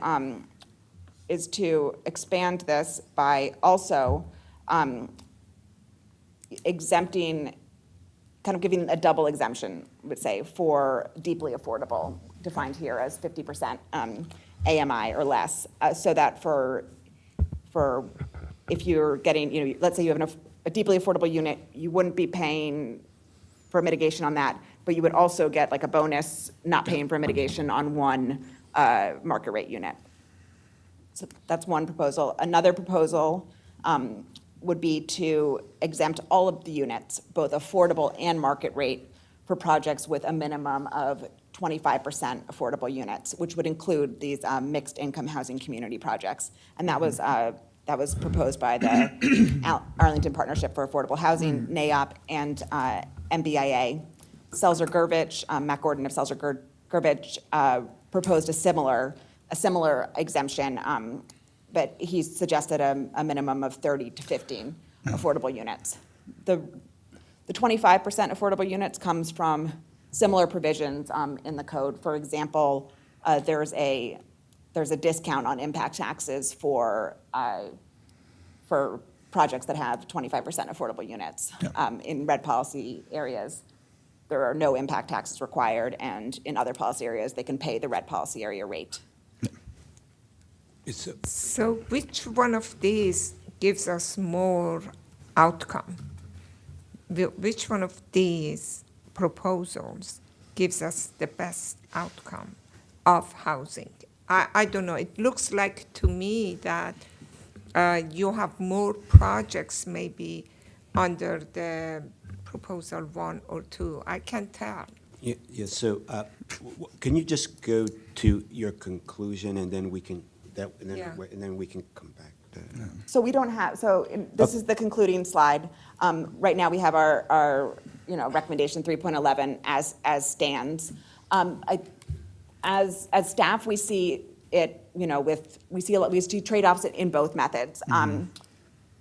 And this is something that we would be, our recommendation is to come back and discuss this more with the planning board before coming to, a conclusion on this.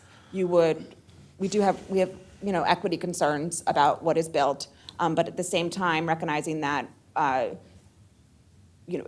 projects with a large amount of affordable housing, and those with deeply affordable units are really hard to build, and these are not projects that are supported by the market. They're supported by public subsidy, often by Montgomery County public subsidy. So adding an extra cost to those projects might not be constructive. Right. But at the same time, we want these units to have the same type of infrastructure support as other. So what is constructed improvements? Built improvements. So Like what? What do you mean by that? I don't understand. I mean, if we ask a developer to build a sidewalk themselves, rather than to give the county money to build a sidewalk. Oh, okay. Yeah. So just to clarify, currently, the growth and infrastructure policy exempts mitigation payments. Yeah, so you'd have a calculated payment amount, and then you'd get, if you're building 30% affordable housing, it would be reduced by 30%, and then you would pay that. But if you were to, if I were a developer and I were building that same improvement, I would still be required to. So these are off-site improvements. Right. So anything on their property is still required. Yes. Somebody has to pay for it, but they're still required to do it, correct? And Right. this is just off-site. Yeah, Yeah, as Ms. Buckley mentioned before, our priority with LATR is always to get them to actually build. Yes. That's our first priority. If for some reason it's not feasible, then we with DOT will work with the applicant to come up with an applicable mitigation payment. If there's a mitigation payment right now, you have this exemption that Yes. applies, or a reduction that applies. That doesn't apply to if they didn't go to mitigation payments. If they were actually constructing the improvements, that there's no exemption for the affordable housing units now. And so we're trying to kind of, again, build some consistency in how we approach this. So whether you're doing the, actually making the improvements, or you're making a payment, you're going to still get the same Mitigation. treatment. Yeah, so I'm fine with that. You know, whether you mitigate it or if it's off-site and you have deeply, or we have to determine what it is, housing, affordable housing, either they don't have to make a mitigation payment or they don't have to construct the off-site improvements. Going back to your other slide, what is deeply, go back in, you know, that I would feel that based on what Lisa said, what are the three options? You can go back. Oh, yeah, sorry, yes. That it sounds like mixed income is a deeply, you know, I would agree with that. And then this, but if a project had, just say, only 25% affordable units and the other was 75% market rate, then I do think if it was that, like, I think that market rate people should, I mean, that market. They pay the mitigation. They should pay the and do the offset. Yeah. If I could just interject, I know where MCDOT would like to provide some thoughts on this Okay. as well. Okay, yeah, but Then I'll please. jump in. Thank you. So not talking to the different proposal options, but just looking in general, we certainly want to support affordable housing and encourage that development and recognize the balance. I think I just want to bring up 2 points, especially if we're looking at affordable housing in red and orange policy areas, which is presumably where we would want it built. Where there is not already a robust multimodal transportation network, it is more important that we build that. Understand that it doesn't need to be on the backs of the subsidies for affordable housing, but if not, then we need another source. And so when we are adding more impact tax exemptions in our red policy areas, we are further handicapping ourselves from this county subsidizing these types of improvements, especially the pedestrian improvements where we might need them the most. Right. No, I hear you loud and clear. There's this tension, but there is a major housing shortage problem, and especially affordable housing. And this is primarily around affordable housing, and so it's like which comes first, the chicken? We have to provide the housing. Yep. We have to incentivize the housing. In the next growth and infrastructure policy, 4 years from now, you know, if we see that we're getting there, or we're not, you know, then we can maybe dial down that, you know, and we're going to also talk about on the impact taxes, maybe some thoughts about that in a couple that hopefully, you know, will help the county get more impact. Yeah. But I think if these projects go forward, whether market rate or affordable, at the end of the day, you will have, especially the market rate ones, you will get more revenue in other ways that I think will, in the long run, offset some of these dollars. And so I think we have a crisis. We have a crisis. We need the housing. We need to get it built. We need to incentivize developers to do this, and we need to get those projects moving forward because of. So that's how I feel on this. Yeah. That's actually what I'm about to jump in here. Actually, a second to what all of Artie said, so it covered actually a fair amount of what I want to talk about. But with the three proposals, is just looking at them, sort of having glanced over it, and now thinking about them. Then here, there's the two issues. One, whether or not a project pencils out with one of these exemptions, and two, how many affordable units are in a project that would be completed anyway. Those are the two questions that are here. And if you're trying to finance affordable housing, knowing up front that you're being mitigated for each either deeply affordable units or exemption for all units that you have, that can actually make a huge difference for your financing to do it. And I don't think exempting all units is the way to go unless you're pushing it very, very high, like a very high percentage of the units to be affordable to exempt the entirety of the units. But I would like to see a little bit more information on how, I don't love things like deeply affordable for one-to-one also because it's administratively difficult to maintain. If you're financing an affordable housing, you're financing it through 13 different funders, and one year you might have a great deal of affordable, and the next year you might be flipping vouchers into there or something along those lines. And also, depending on how the units are being paid for and how the subsidy is coming through, that also I don't really feel like exempting market rate units that are also being paid in full through voucher programs, even if it's a thing. It's mostly the financing on the front end. Can you get the money for it? And to build or not build, or rehab or not rehab a place? And then once you've made that determination, how much can we push and incentivize them to add units to develop? I don't think that exempting, I don't think you're really going to be able to finance from like a 25 to a 30%. You're just not going to, they're still going to try to max out. Even affordable housing developers got to pay staff. So I don't think you're making a big enough difference to get enough houses to mitigate the financing problems on the front end for a lot of these.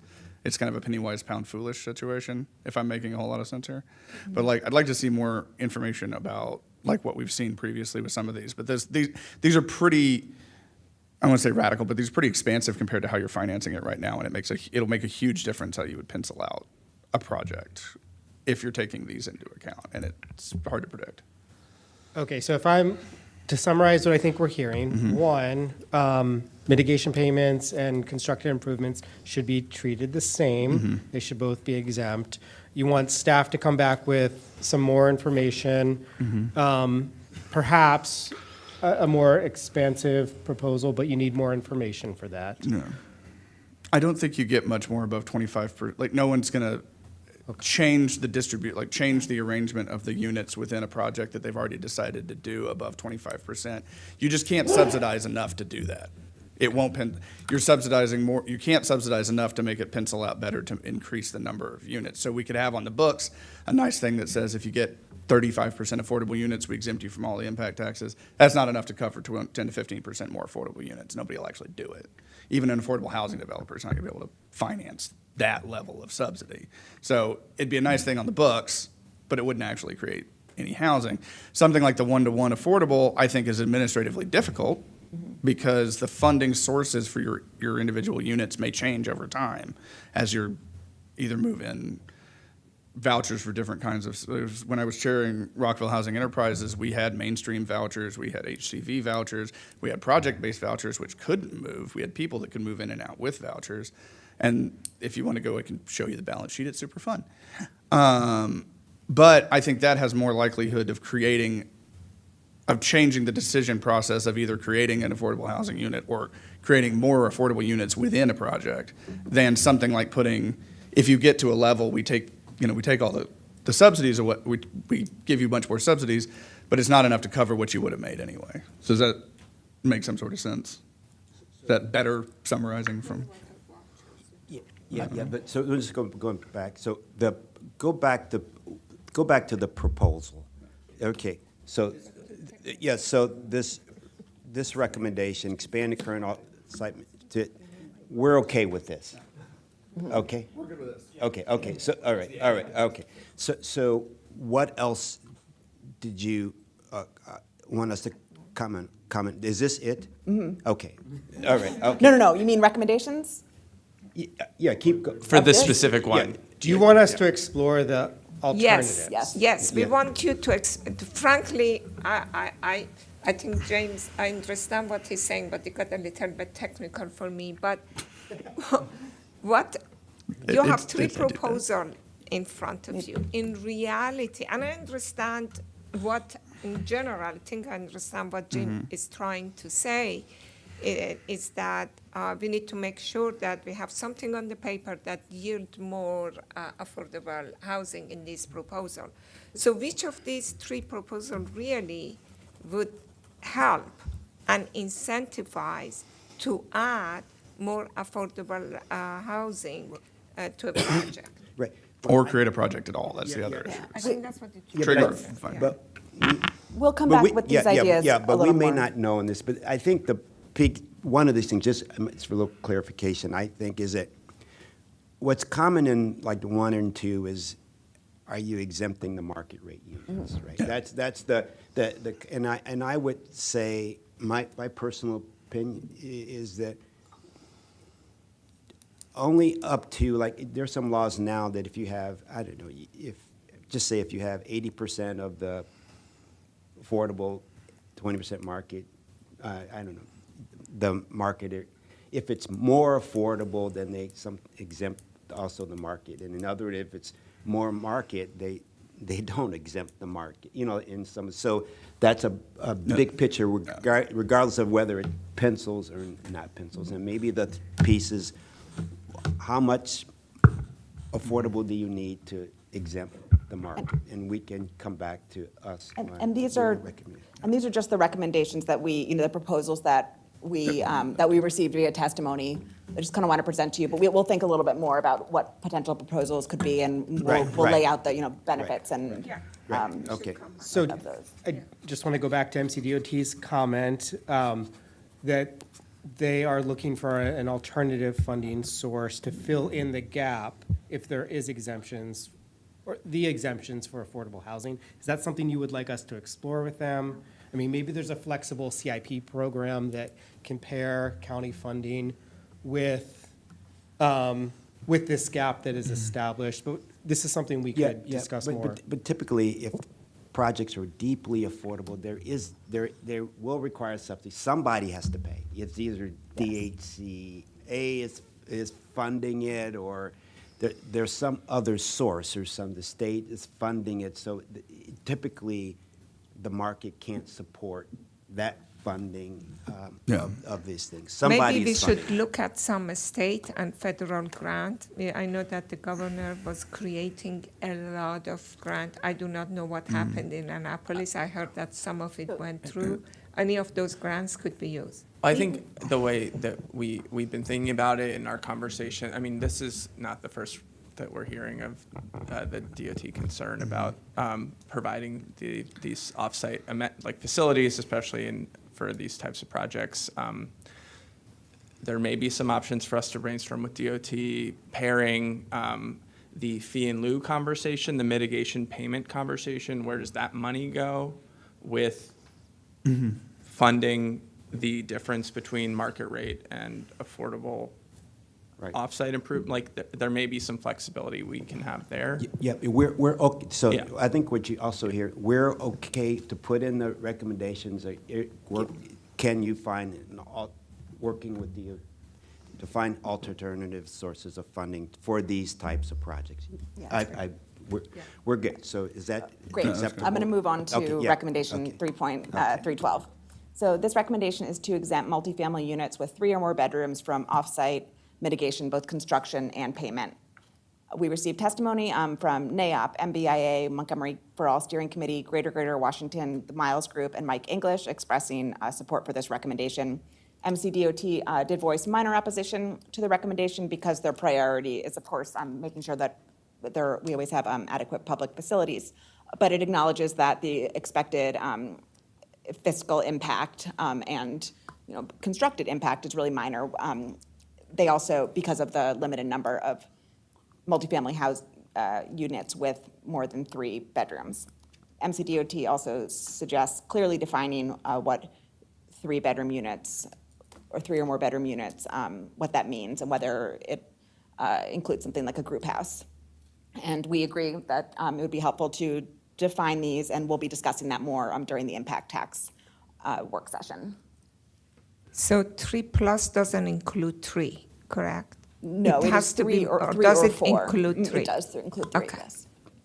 And I don't know if anyone did this analysis, but could there be an estimate of how many of these kinds of projects, is it 2% of the projects, 1% of you? It's about, well, so in terms of percentage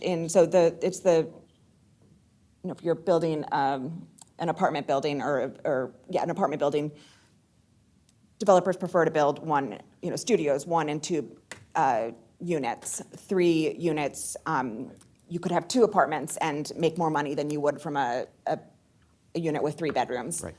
This makes them a little bit more financially viable to create apartments that work for larger families. Yeah, I mean, I'm just saying. You asked for percentage, I'm sorry. But people, say, oh, it's a big, will there were- you now get, 2% more 3 plus bedrooms? It's like, just, you don't have to tell now, but how big is the, are we, Very small. worried about something big? Or, No. or small? I mean, so I don't think in the percentage of all the units It's very small. created, so. 4%? Yeah. Sure. So we looked at CoStar data, and then we have the bedroom breakdown. And in the past 10 years, about 4% of the rental units built were 3-bedroom units, less than 1,000 units. This is similar there. In 2020, Councilmember Giuliano recommended the impact tax discount for 3-bedroom units. We will discuss this more in detail during the impact tax work session about, what clearly constituted a 3-bedroom unit, and we can also look into what we predict will be built. I compared, since now there is like a discount, I compared the production and before 2020 and after, and there was a little bit of a sizable bump in the number of 3-bedroom units, but it's pretty minor overall. So. And this is, to clarify, this is just an exemption for that individual unit. Right, not the, yeah, I understand. Yeah, okay, thank you. Okay, our next recommendation is to exempt daycares from the requirement to complete an LATR study. The idea being that we've seen daycares come in through LATR, and often these studies are a significant burden for a land use that the county needs and typically operates on a thin margin. Many of these trips are pass-by trips, meaning that they're done by a parent who is already on the road to drop a child off at daycare before completing like their work trip. So these are trips that are normally already captured in the system, and that site access and circulation are dealt with in other county, in the county code.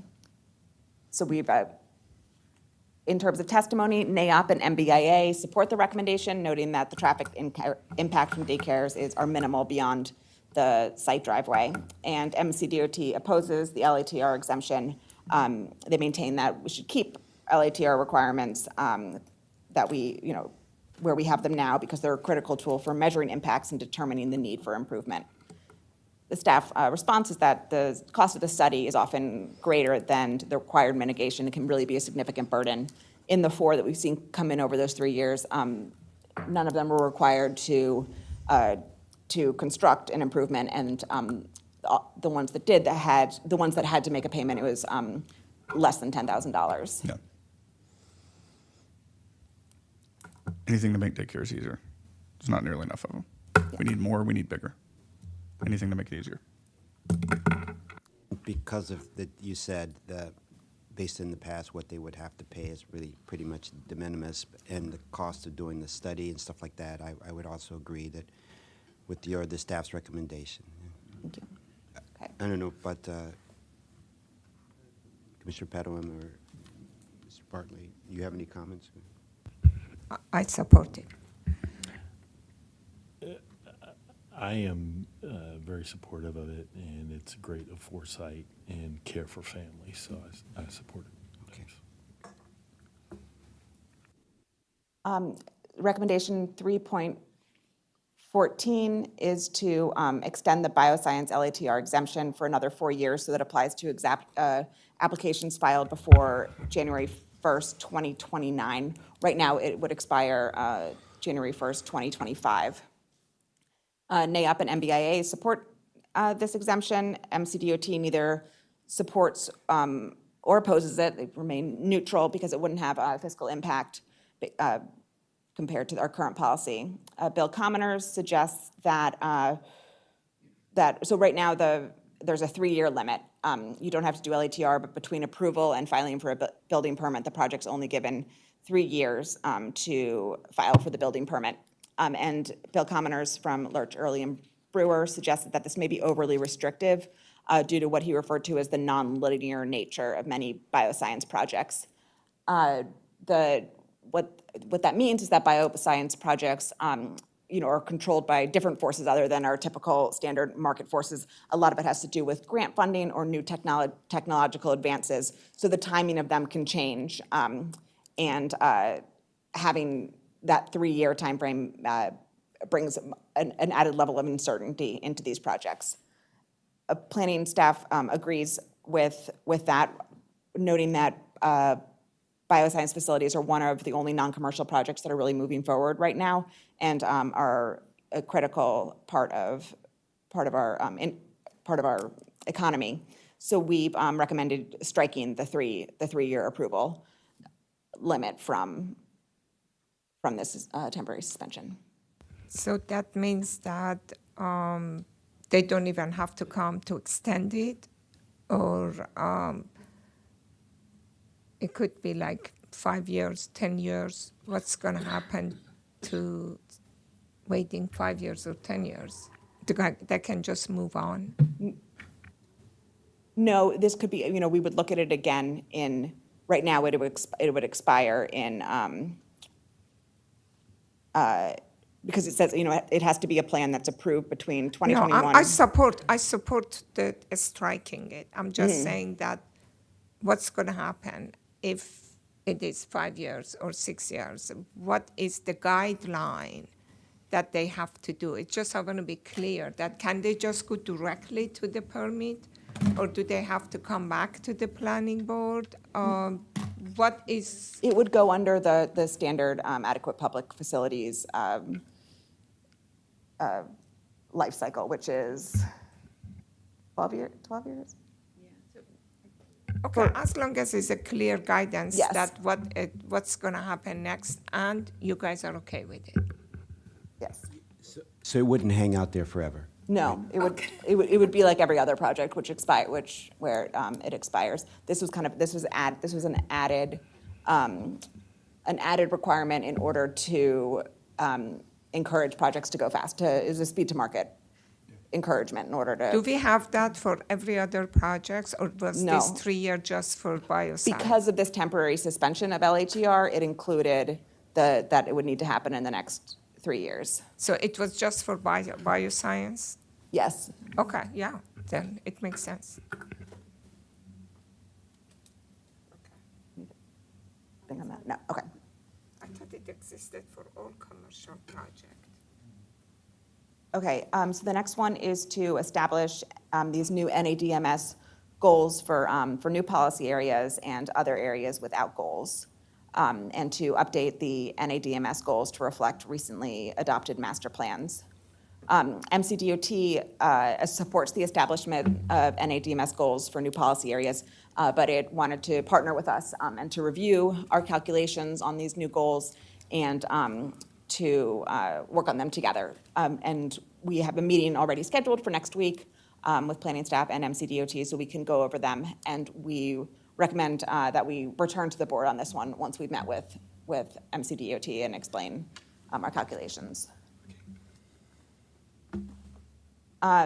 Just to respond to a comment from our last planning board session, we were asked to consider identifying a path to achieve NADMS goals that are developed outside of the master planning process. And staff responds by just noting that we include the GIP goals, we include the NADMS goals in the GIP because council needed somewhere for them to go in many ways, so they chose to put them in there, and also directed the creation of goals for policy areas without them.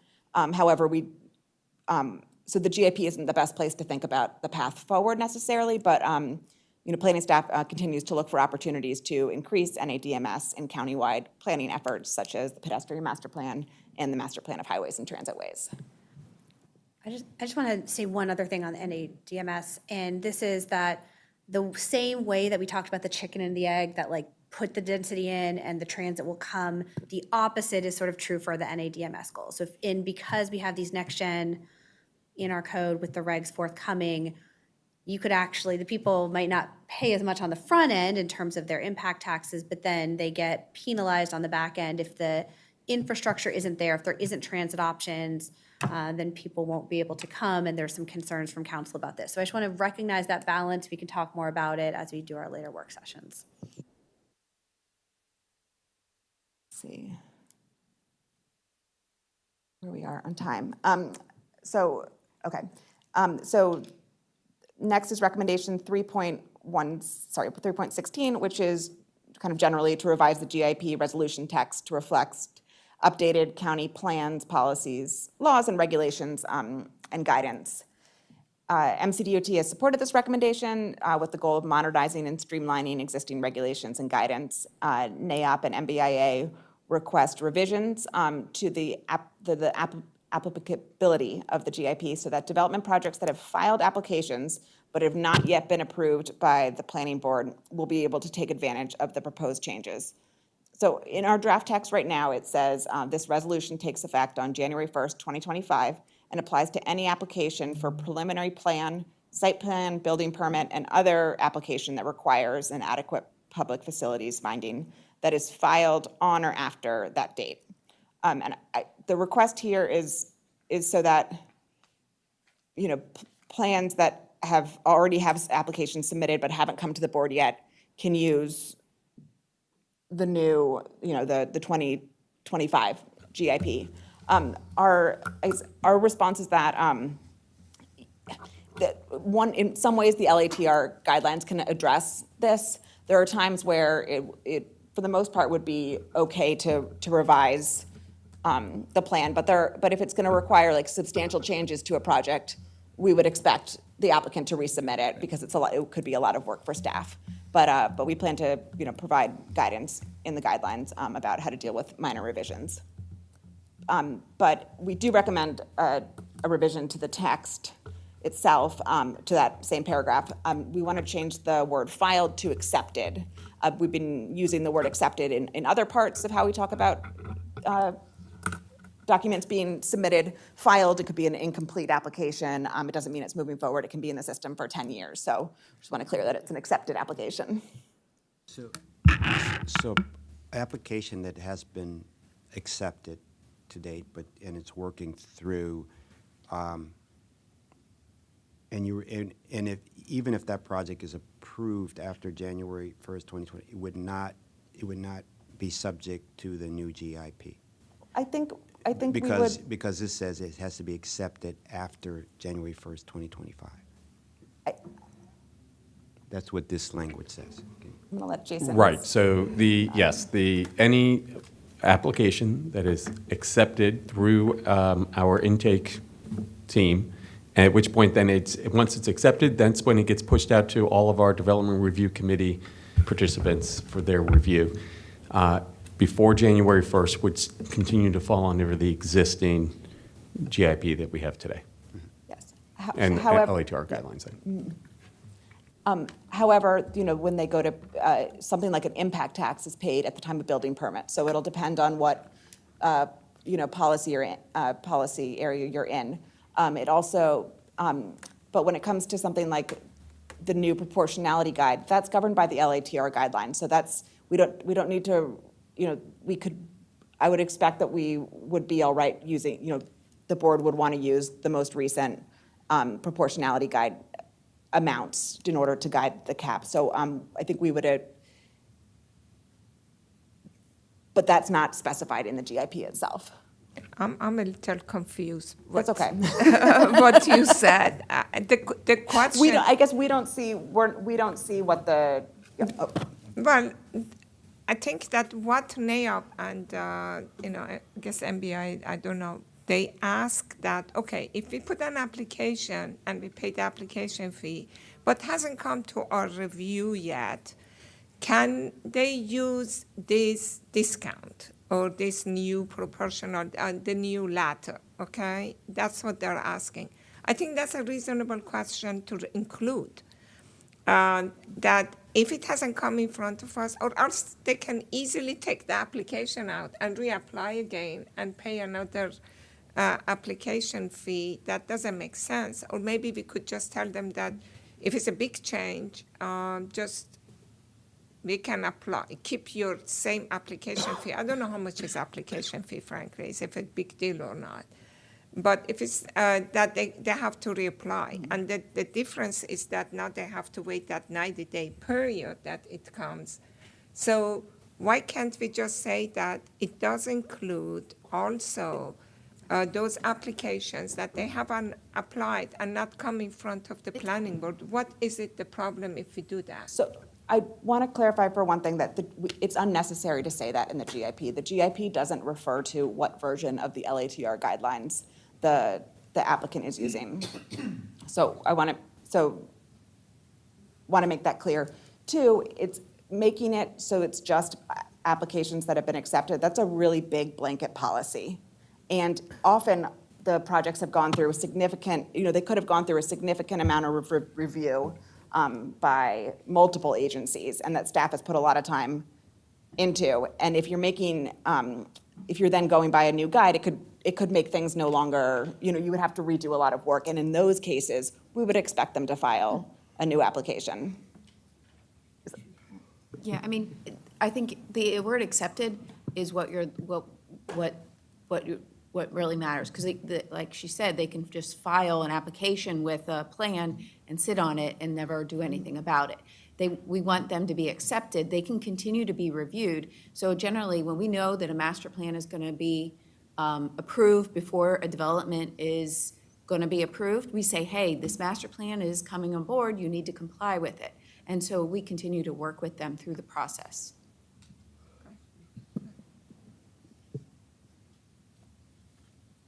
Yeah, go ahead, but we just, as is the same point, we also want projects to move. Mr. Chair. And not, yes. Just one thing I'd like to clarify.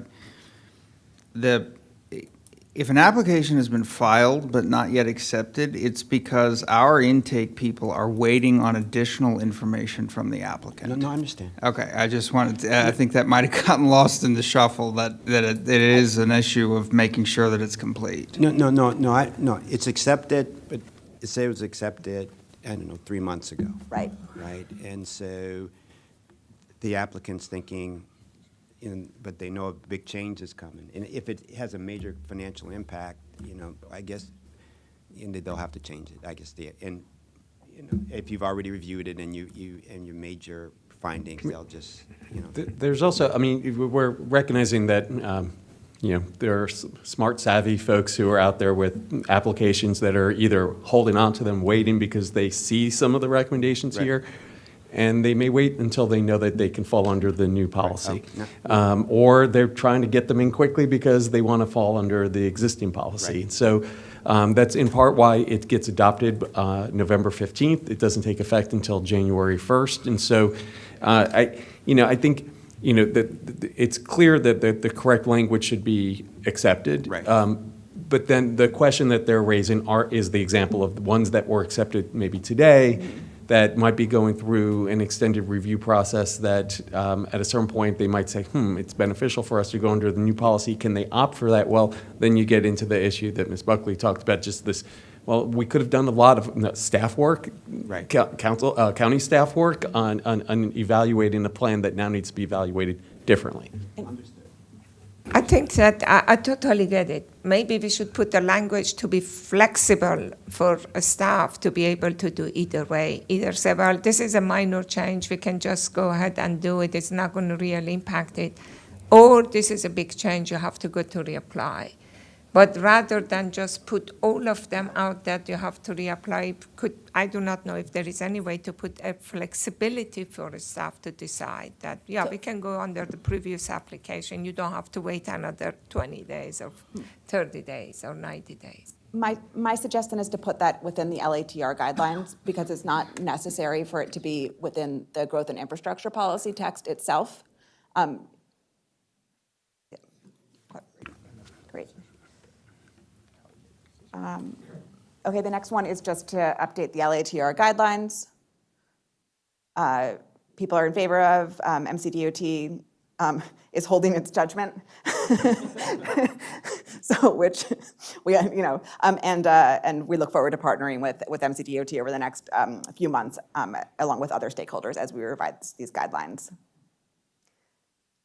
Is everyone still good with that one?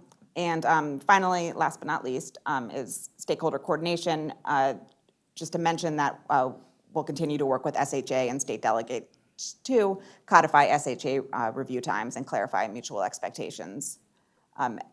MCDOT says it generally supports the idea, but it's about SHA, so it doesn't have an opinion. SHA has said that they want to continue to work with us to find solutions that work for everyone. And NAOP, MBIA, and the Miles Group support the recommendation and have a real desire for SHA to have a 30-day timeline. Staff just wants to mention that Delegate Leslie Lopez did introduce a bill during the 2024 state legislative session that would have required a 30-day timeline for SHA. However, the bill did not make it out of the House during that session. But I'm sure we'll hear more about this in the future. Good on that. Just some additional testimony that we received. County Executive Mark Elrich said that the growth policy has diverged from adequate public facilities and that it reduces the county's ability to finance essential facilities both for existing and new residents. He warns that it transfers funding responsibilities from developers to the county and potentially hinders the county's ability to finance necessary infrastructure policies. Staff responds by just reminding everyone that the point of adequate public facilities ordinances and regulations is to address local impacts with constructed or paid for improvements. It's really not intended to provide funding for the CIP or to finance existing needs. One of the goals of kind of scaling back some of these transportation requirements is in the hopes that it'll incentivize new development and urge them to go forward, which could bring along with them both frontage and off-site improvements. And overall, we're trying to balance the needs for infrastructure and housing. We're also supportive of the county executive's efforts to convene a larger discussion about infrastructure funding and would really welcome the opportunity to participate in those conversations with the executive branch and other stakeholders. And finally, Joseph Mogues of Maryland SHA acknowledges what he called the excellent, open, and honest communication between SHA, planning staff, the development community, MCDOT, and other stakeholders through the GIP transportation and advisory work groups. He also mentions that SHA is updating its transportation impact statement guidelines and asks for continued engagement and collaboration. We have which brings us to the end of the transportation recommendations. We have another work session on impact taxes, and we'll revisit some of these on June 13th. And any final comments or questions? Yeah, thank you so much. We're taking us through this section on transportation. We thank DOT for also being here and working with us.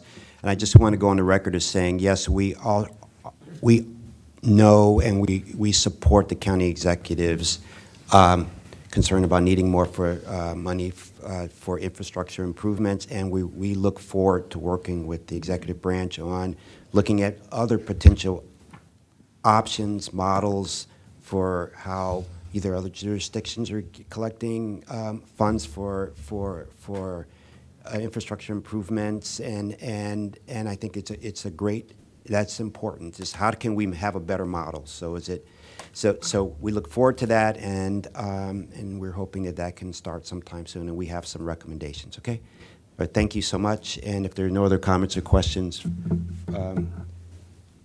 from the board, we will end this session, and we'll just take a 5-minute break, and we'll start the next section on, which is item 7, local housing targets. Thank you. Thank you very much.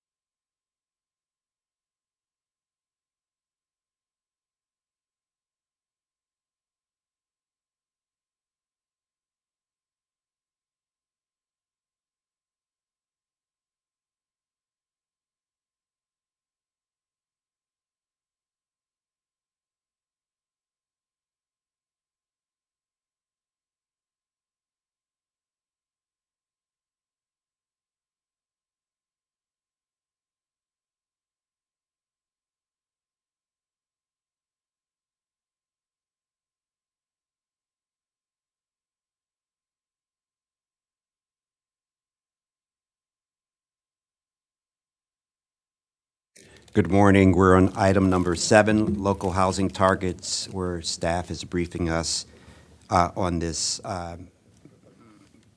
this study. And Ms. Gavoni from the Planning Department is here to walk us through the project. Thank you. Good afternoon, Planning Board. Lisa Gavoni, for the record, with Countywide Planning and Policy. So today we're here to update you on the local housing targets effort. We were here many, many months ago to talk about the project and brief the Planning Board.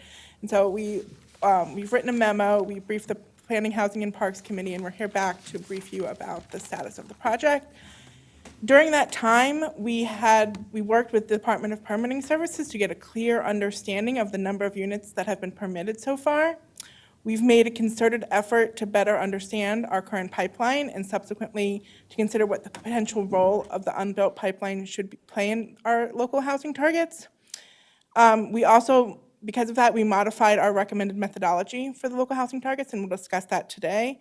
And we also prepared a method for setting and allocating housing targets for 2040 and 2050 as well. So just a very, very quick recap on local housing targets since we last met. In 2019, the Montgomery County Council signed on to COG's ambitious housing goals through a resolution that essentially called on the county to produce 31,000 household units by 2030. And this project will set realistic and what we hope is achievable localized housing targets for 22 planning areas down the county. And the project will also allow us to contextualize and understand the housing shortage at that local planning area level. And that's really to drive strategies to help us meet those housing goals. So where are we? This graph shows our progress to date. The blue bars are the net number of units that have been permitted in the first 4 years of the decade. The orange bars show the average number of units that we need to permit in the next 6 years to hit that countywide goal.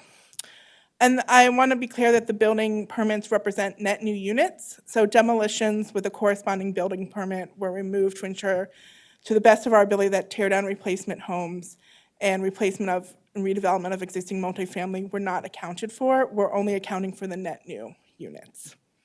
So I ask you why you go with permitted but not with the constructed, or they have completion, because DPS has that also, because a lot of this may not have been built.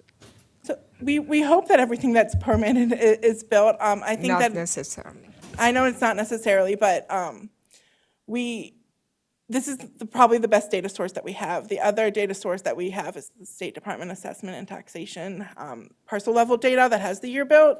We could use that. We actually track both. So I think, last time when we talked about attainable housing, we talked about, maybe a housing update. We can certainly bring you both numbers of what has been permitted and what has been built. They're not honestly that different.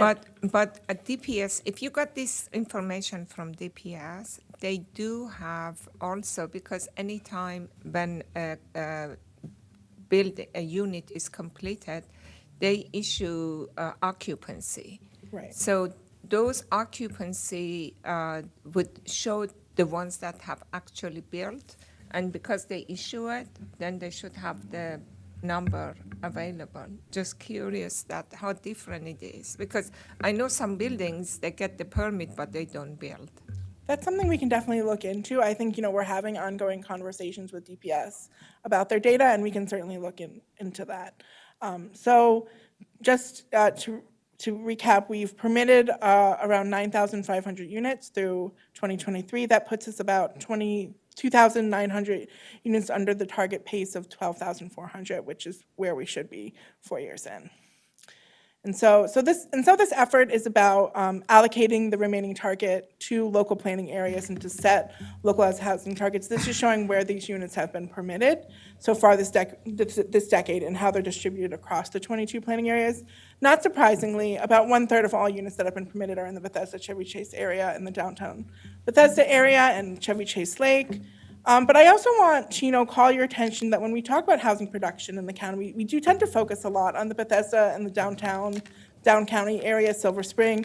But if you look at these numbers, you see places like Clarksburg, the area around Gaithersburg, Germantown, that are really doing their part in helping us meet our housing goals too. So it's a countywide goal, and it's a countywide effort, and every planning area has a part in it. And is our Rockville's and Gaithersburg goals are separate, right? We're not counting their production, if any. We're not, so we'll get to that. We took them out. They do their own zoning, so, yeah. But I will say that we, apparently Gaithersburg has met their housing target, which I think is pretty awesome. Gaithersburg, I wouldn't be surprised at all. Yeah. Rockville, I would be. Yeah. Will there be a chart that shows permitted versus delivered? That's what Commissioner Peterman was talking about. Right now, we only have permitted, but we can bring back, when we bring that housing production survey back, we can show you what's been built and what's been occupied too, but not in today. Yeah, because the way that chart read was curious to me, that you didn't have them side by side. You had them, there was no like real indication whether or not the permitted units were actually built.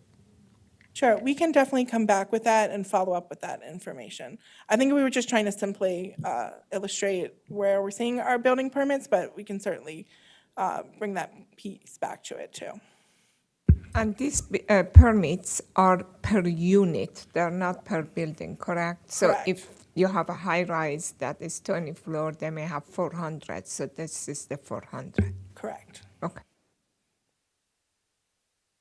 So just a quick summary, we've permitted around 9,500 units in the past couple of years. We're under the target pace of 12,400 by almost 3,000 permits, and we need to build around 21,465 units to meet the goal. And again, the building permits represent net new units, not just pure building permits.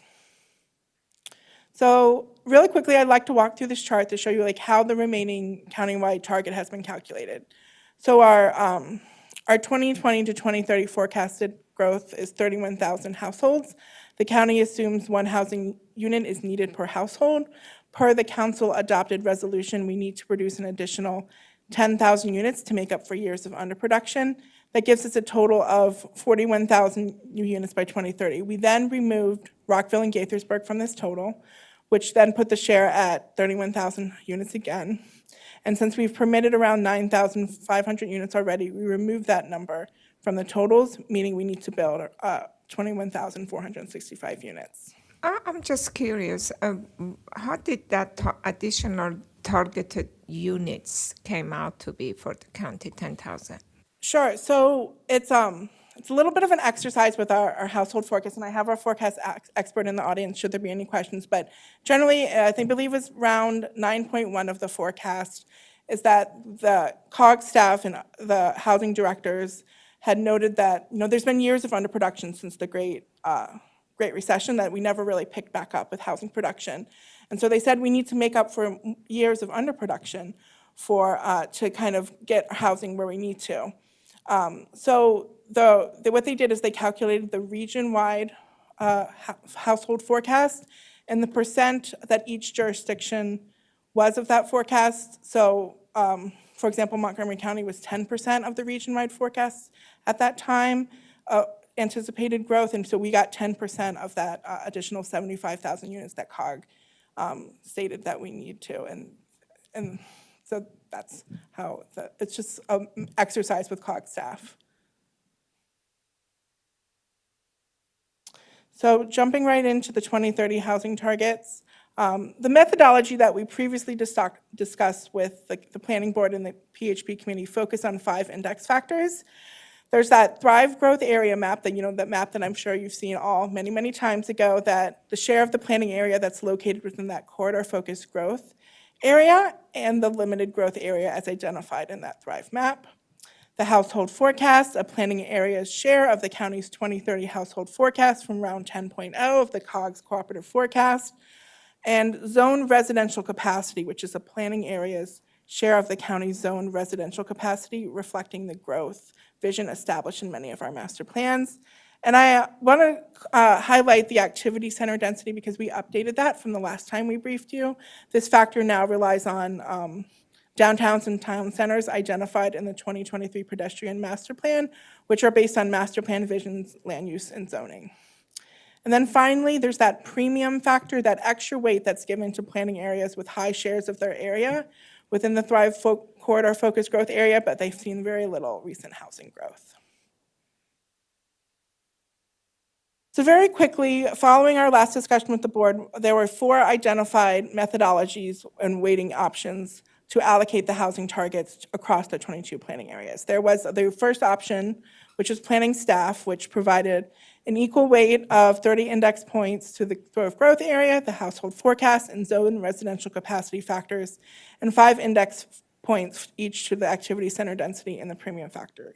Then there were 2 weighting alternatives given by the PHP committee, which the first one placed more emphasis on activity centers, and then the weighting option 2 that showed that it placed a stronger relative emphasis on the location of activity centers and where planning staff generally anticipates growth. And finally, the planning board also recommended methodology, which is shown here as alternative 3, and it lowered the weight for household forecast and increased the weights for the Thrive growth area factor and the zone residential factor. And this is just a quick chart to show you that the variance in the different methodologies, the range between the minimum target under the 4 options that's shown in light blue and the maximum target under the 4 options. And note that it varies across the planning area, but there's not a lot of variance between the 3 methodologies. They didn't change a lot. And so you can see that the biggest variance was actually only 163 units in the BCC planning area under alternative 3. And then the second takeaway from these results is that they might be good targets that are based on our desired growth patterns. It's captured in our general plan. They are not terribly realistic, unfortunately, given the existing conditions and the current pipeline and the limited amount of time that we have between 2030, and that Thrive is a vision for 2050, not 2030. So really quick, the county council, the PHP committee of the council, they selected the planning board's selected methodology so that it would give 35 index points to the Thrive growth area, 20 to the household forecast, 35 to the zone residential capacity, 5 to activity center density and the premium. So I wanted to explain what I was talking about on that previous slide about why they're not terribly realistic, and to do that I need to talk a little bit about the development pipeline. So during the development pipeline is an inventory of development projects that have currently valid approvals but are not completely built. And we believe this pipeline is the best and most significant contributor to whether we achieve our local housing targets in the next 6 years. And as a result, we recommended to the PHB, and they agreed to modify our approach to setting the 2030 local housing targets to capture the potential impact of the pipeline, and we'll get into that. So when we went to the PHP committee, the first conversation they had, they asked us to look into the pipeline, and we've been doing that. We've been looking at how cleaning up our pipeline and having discussions about how we can start to think about getting some of these projects moving. So when we talk about the development pipeline, we often hear that there's 43,000 approved units. While this is true, many of these projects have already been built or are permitted for building. Many larger projects are permitted in phases. For example, you can have a project in a pipeline that shows 200 approved units, but 70 may have been built. So that project has 130 unbuilt units. And a project remains in the pipeline until it's completely built or its approval expires. Can I ask you, when you talk about pipeline, are there projects that they have an application with the commission, or the projects that they are with DPS waiting for approval? They're waiting, so they've been approved by the planning board. So that next step is to go to DPS and get their building permit, but they've not yet gone to Okay, DPS. so you look at the ones that they have in the pipeline for DPS. It's our pipeline, it's planning board approved pipeline. Your approved pipeline. Well, your approved pipeline. I know, but a commission, correct. But I just want to try to see that this number that you have, even though if they don't have a building permit, still they are part of the pipeline, correct? Correct. This graph shows you that how the current unbuilt pipeline is distributed across the planning areas. Again, there are 30,000 units that are in the pipeline, and again, these units are approved and ready to go, and they're our best shot at meeting the 6-year goal.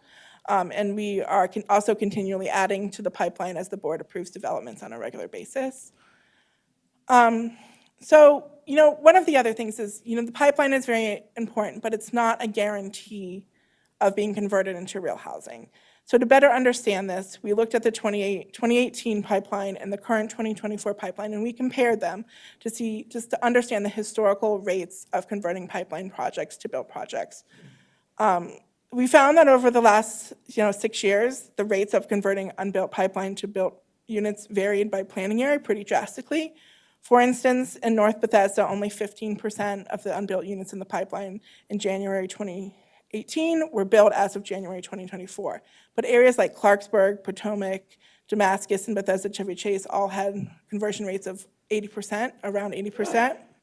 And countywide, we see a conversion rate of about 51%.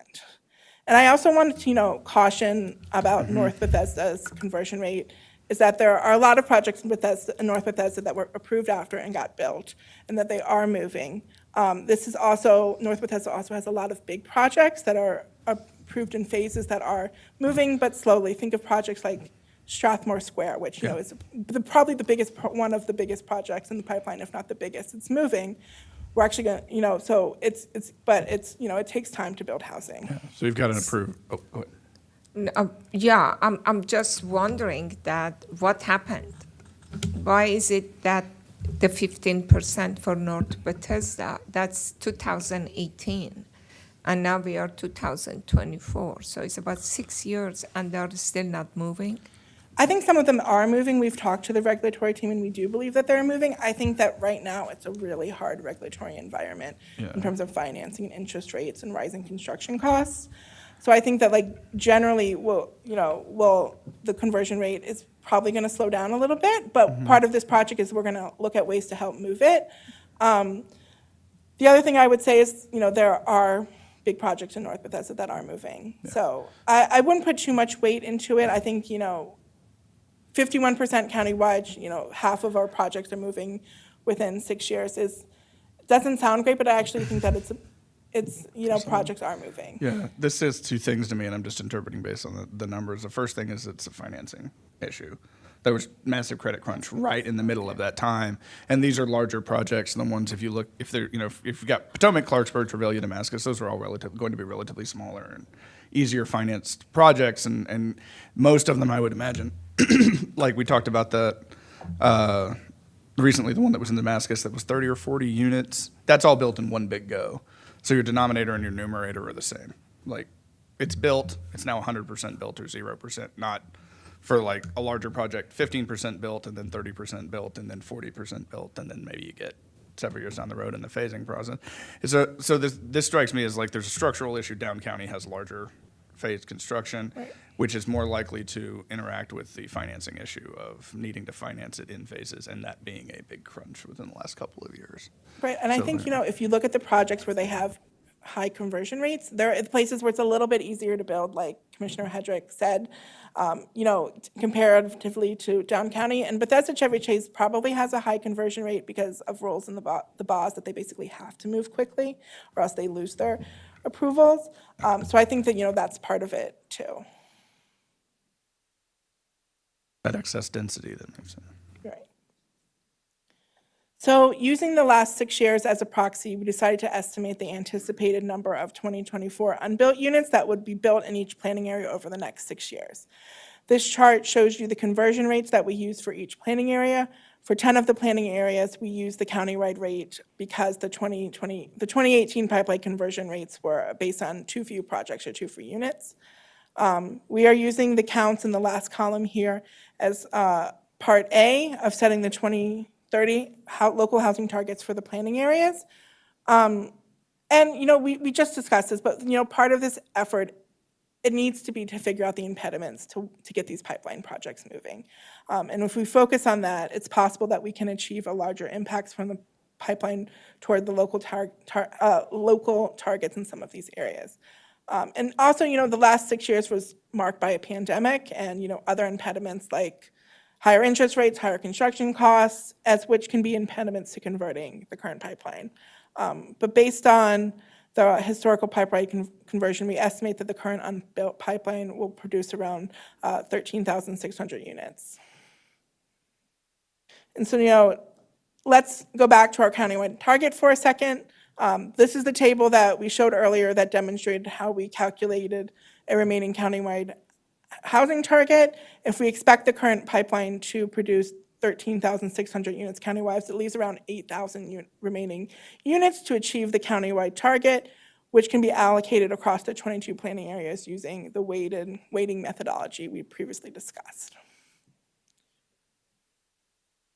So when we apply the index weightings to the 8,000 units, we get the allocations that you see in the third column here. We see this as Part B of setting the 2030 local housing targets. When you combine Part A, the expected contribution of the current unbuilt pipeline, and Part B, the allocation based on the index weightings we originally discussed, you get the 2030 local housing targets for each of the 22 planning areas. And this is just graphically shows you how the housing targets that with that expected 2030 build and that index allocation would look. We think this methodology really sets a realistic look at what we think is achievable in our local housing targets. You know, we are seeing a lot of production with us at Chevy Chase area, you know, and we do expect that to continue, but other planning areas also have, you know, a more realistic allocation based on pipeline and the methodology. So then I'm gonna jump right into 2040 and 2050 local housing targets. This is new. We didn't discuss this with the planning board previously. We recommended to the PHP committee to consider creating housing targets for both 2040 and 2050, and they agreed with us. Since the 2030 targets really represent goals for only 6 years in the future, we believe that setting targets for 2040 and 2050 will help us meet the Thrive vision of housing abundance. And the tools and tactics, you know, that we need to achieve the 2040 and 2050 local housing targets will be different than the tools that we need to achieve the 2030 housing targets. So like the 2030 housing targets, the 2040 and 2050 targets would be based on household growth from the COGS cooperative forecast around 10.0. However, unlike the 2030 housing targets, no additional units would be added to the 2040 and 2050 goals. So this is just a chart that's showing you your 2030 goal, your 2040, 2050, and then what the cumulative, what would look like. So we would hopefully be building by 2050 an additional 65,000 household units. And for the 2040 and 2050 housing targets, we are adding a transit quality factor. And, you know, Thrive, this really comes from Thrive, that states appropriate densities will vary, but should be sufficient to support, at a minimum, the efficient provision of transit service along the growth corridors. And this factor measures the quality of planned transit service, which you think is really important. It tallies the area in each planning area within near Metro Rail, Light Rail, and Bus Rapid Transit, and applies a weighted value for each station types. And so if you look at the comparative methodologies, you can see that in 2030, that emphasis is really on the Thrive growth area and that zone residential capacity, that master plan vision. In 2040, that, you know, we still have a strong emphasis on the Thrive growth area, but we're now adding an equal emphasis on that transit quality factor. And by 2050, the transit quality factor is now half of the weighting for the index and a growing emphasis on those activity centers. And so this is what it looks like by decade, and what the share of their housing target looks like. And you can see in Bethesda, Chevy Chase, you know, that pipeline emphasis really gives it, you know, almost 1/3 of the housing targets in 2030. But by 2040 and 2050, they're more equal and distributed more across the planning areas based on our methodology. And this is what they look like by decade. You can see that, you know, where a lot of emphasis is on, you know, North Bethesda and Bethesda Chevy Chase, but also the area around Gaithersburg and in Kensington, Wheaton. Just to run through some maps really quickly, you see that emphasis in 2030 on that Thrive growth area and where we have a lot of zone residential capacity. In 2040, we see the strongest emphasis on transit and that Thrive growth corridor still. And then by 2050, we have a very heavy emphasis on transit quality, the Thrive growth map and those activity centers. And then this is what it looks like cumulative, all decades summed up. Finally, a part of this is also talking about local housing targeting is setting affordable housing goals for each planning area. The COG goals, they target 75% of new units to be affordable to low and middle income households. That's up to like 120% AMI, so it's not what we typically think of when we think about low and moderate income households. These targets could be a mix of, it doesn't have to be a mandatory inclusionary zoning requirement. It could be we increase funding so we get more projects out of the HIF. We make ourselves more competitive for the low-income housing tax credit. These affordable housing targets could be reached by a number of mechanisms, but it's based on the existing affordable housing that's in the plan area. So really only Silver Spring right now currently has 10% of their housing stock that's affordable. But this is something also a part of the project. So we want that pipeline moving, but we also want to figure out ways that we can build more income-restricted affordable housing. So very quickly, summing up next steps is, upon approval of local housing targets by the County Council, planning staff plans to undertake the following steps: to further investigate the reasons projects in the pipeline may be stalled or only partially completed, and to consider strategies and policies to accelerate the construction of the unbuilt pipeline. Consider how new plans and policies like the growth and infrastructure policy, attainable housing strategies, and plans like the University Boulevard Corridor Plan can help us achieve the 2030, 2040, and 2050 local housing targets. And then work with the community and conduct community engagement so we can, we want to hear the community on what strategies they think can help us meet these goals. And we plan on providing annual updates to the County Council and the Planning Board, documenting our progress in achieving these local housing targets. And finally, we plan on reviewing and updating the local housing targets every 5 years to ensure that the relevant factor data are current and to adjust weighting based on their relevance to shorter term and longer term targets. And last slide is, just summing up those next steps, we're going to work with the County Council on getting a resolution about the local housing targets. We're going to have ongoing discussions with the community and industry stakeholders on how to best achieve the local housing targets and incorporate our local housing targets into our master plans and policymaking efforts. And that's it. All right. Yeah, this is a wonderful analysis, and it gives some goals. And you've brought this before the council in a preliminary way. Do you have a sense of when they're going to take up the discussion again on the on local housing targets? We're not sure. We sent up the memo to the County Council and the council staff. They just got out of budget, so they were pretty busy. But we hope to follow up pretty quickly.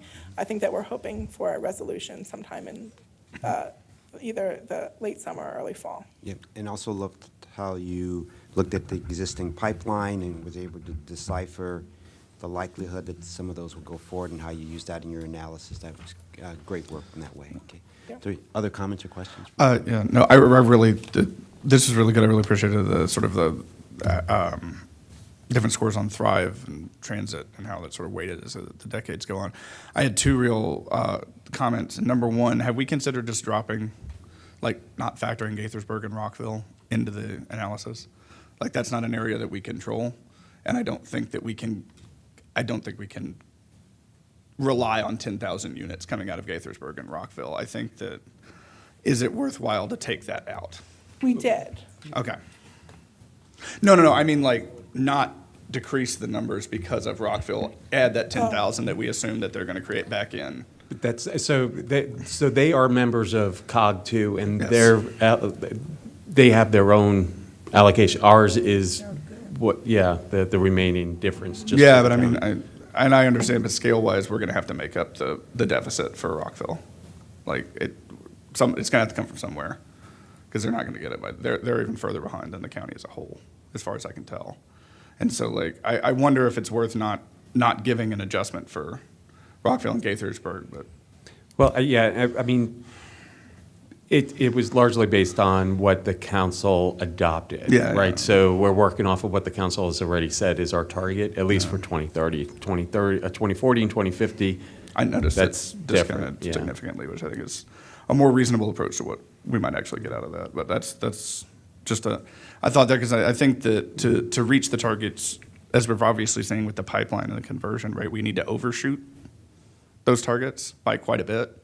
And that brings the sort of the other consideration of whether or not we want to take the conversion rate that we have that you put together, which was really good, by the way, for the pipeline, and just assume a conversion rate of 51%. And so then shoot for the target of 51% higher than we need. Because if we have, and I understand the last 6 years have been weird, and I understand that it's super weird. And at that point, we're sort of it's changing a little bit of the nature of the project. But we have empirical evidence that we convert over a certain stretch of time. It's roughly the amount of time from now to when we're supposed to have these houses built in 2030, that we convert roughly 50% of the pipeline into actual built or permitted units. Is it worthwhile coming to thinking about this target rate as to over-targeting so that we produce the number of units that we want, as opposed to permitting a number of units and then having the pipeline?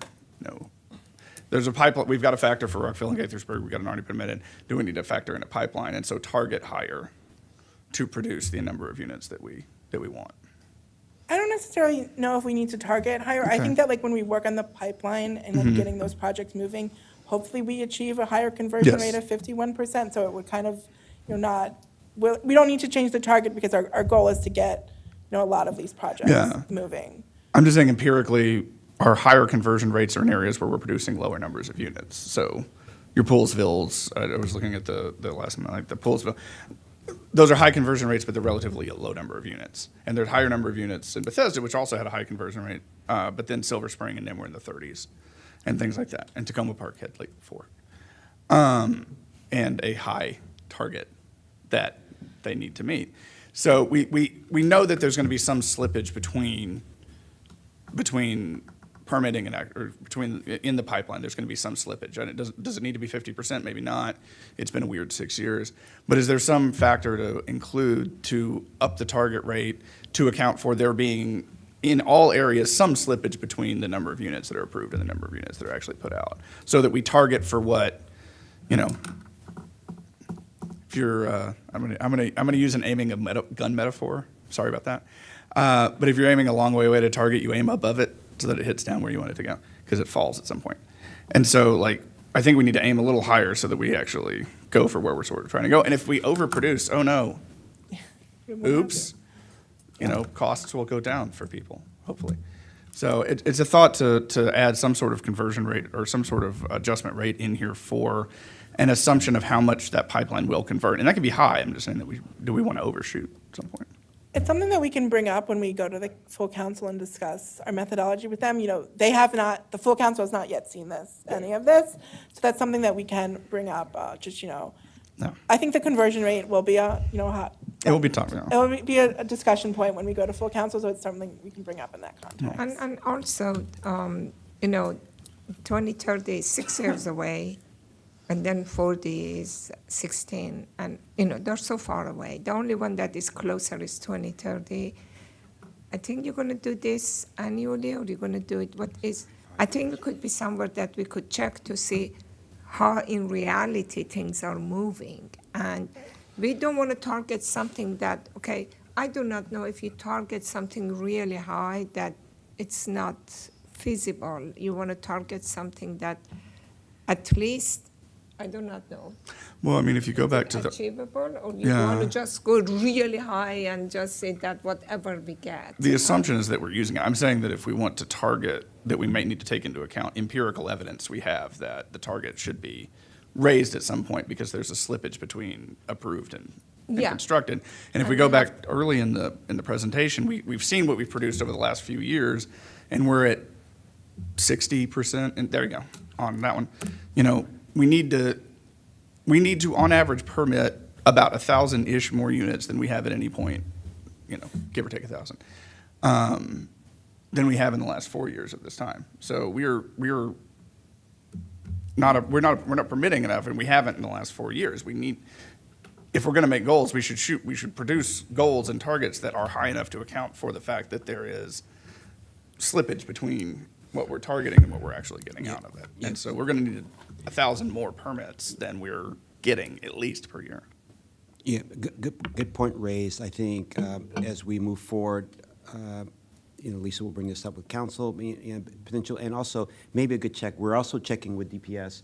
We can get a sense of the last 4 months. I mean, like, this year, how are we doing this year? Just even just the first 4 months, so we can have a date, are we, so there's all these little I can check that, yes. Yeah, and then we can go from there, but it's always, your point's well taken, okay? All right, so this is wonderful, I appreciate it. I always love and tell people how great research that planning does, and it helps inform our decisions. And it's not just we're guessing, we're using real data, and that helps really inform our decisions. So if no other comments, questions, we're going to take a lunch break, and we'll be back at what time? At 1:40. Thank you so much. And Good.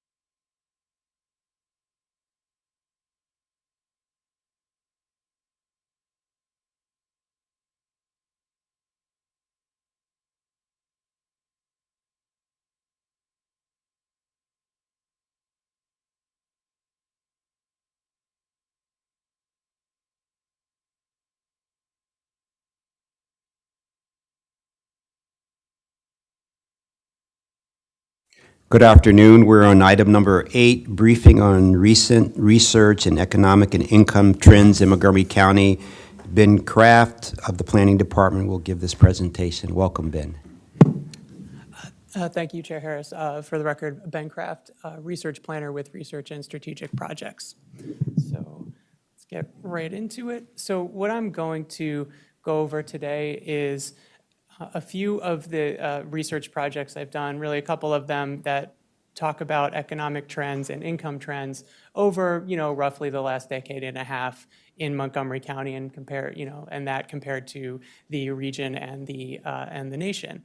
And ultimately, what I want to do is kind of tell a story that ties this back to, as we're the planning board here, back to housing and what the implications are for housing in the county.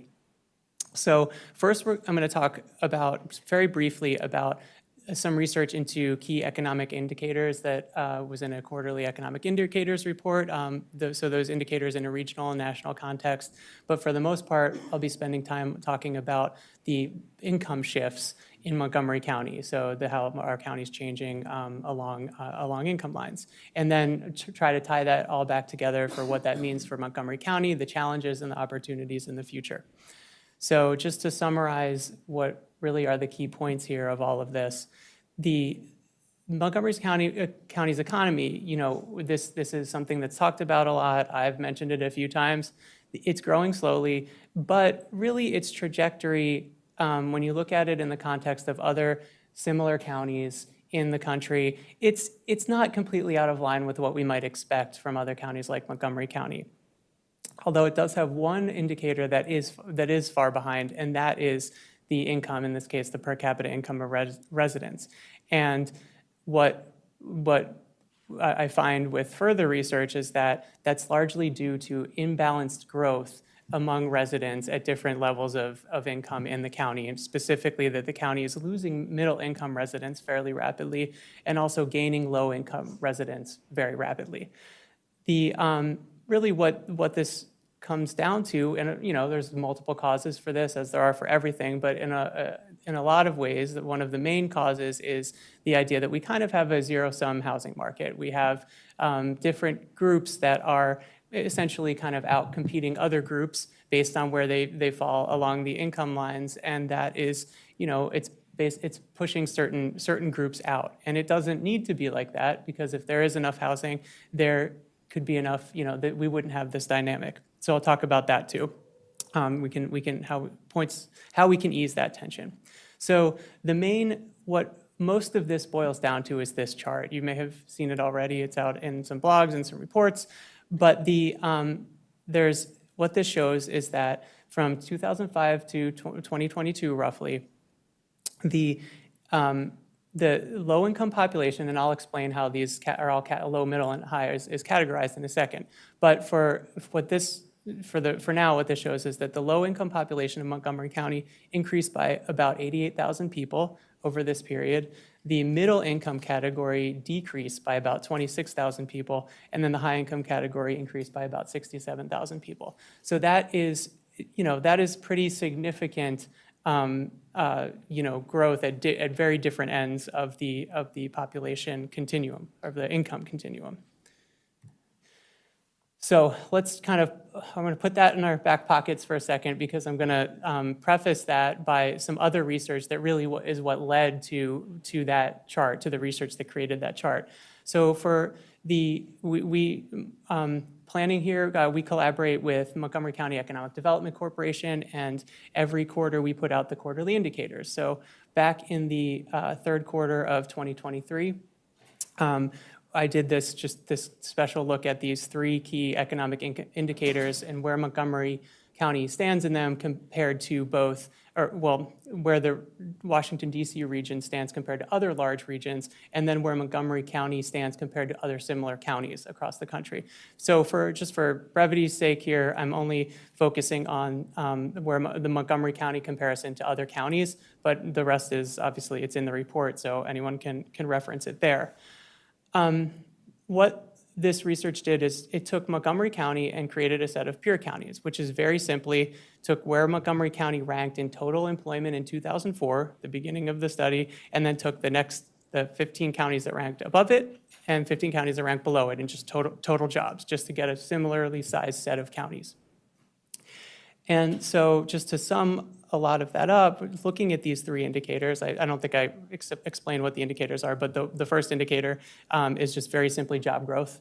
The second indicator is gross regional product, so it's kind of like the total value of the output of the economic activity in the region.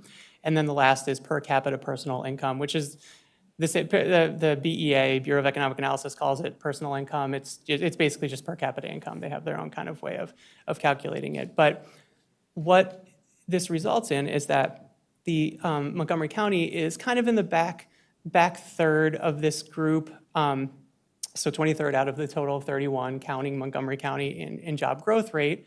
And I'll talk a little bit about that and why that's not maybe, it could be better, but it's not entirely unexpected. It's right around the middle in gross regional product growth rate. And that's so Montgomery County does better in GRP because we have high value industries compared to a lot of places. We have life science it's kind of our main one. Now, as I mentioned, the part of this where we're lagging the most is in per capita personal income growth rate. So basically our kind of like the average resident of Montgomery County is getting out-earned, or the wages of all the other residents of all the other counties are growing much faster than the wages of residents of Montgomery County in an average sense.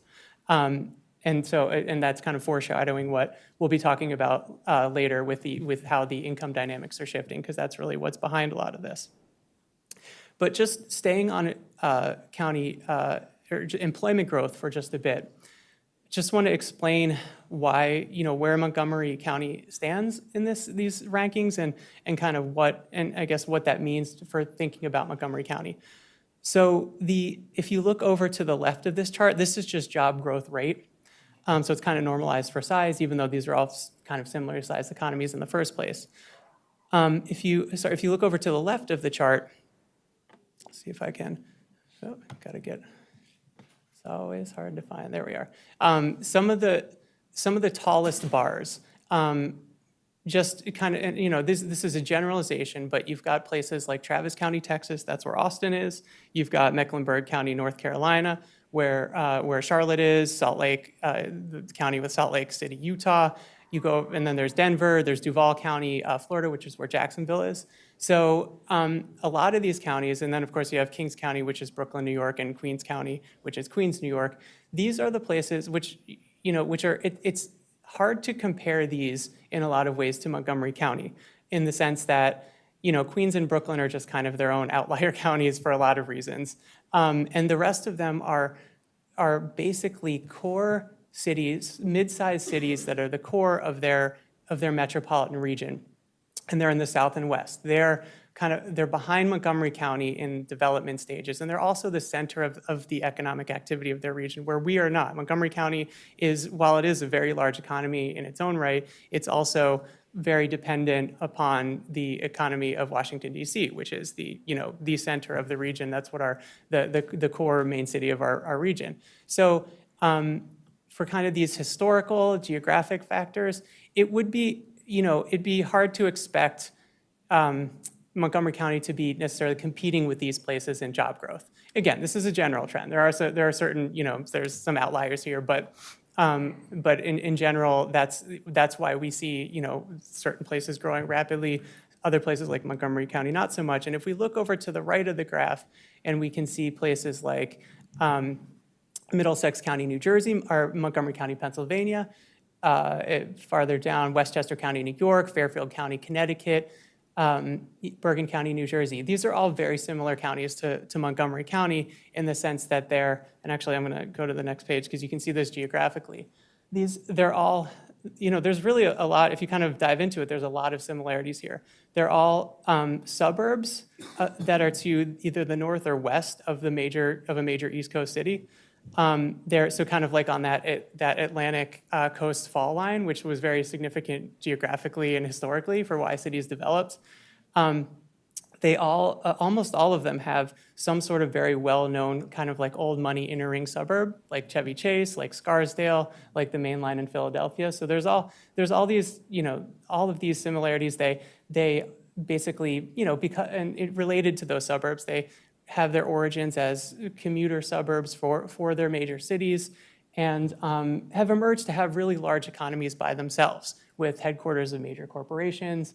So they all share a lot of, have a lot in common with Montgomery County, and also all have very similar job growth rates. So all really kind of struggling with the same issues that Montgomery County is. So, again, none of this is fate. It's not like, there's also policy decisions. A lot of these counties have made very similar policy decisions over the years. But just to illustrate that, that's kind of where Montgomery County is situated in this national context, and that'll come back into play later when we talk about housing.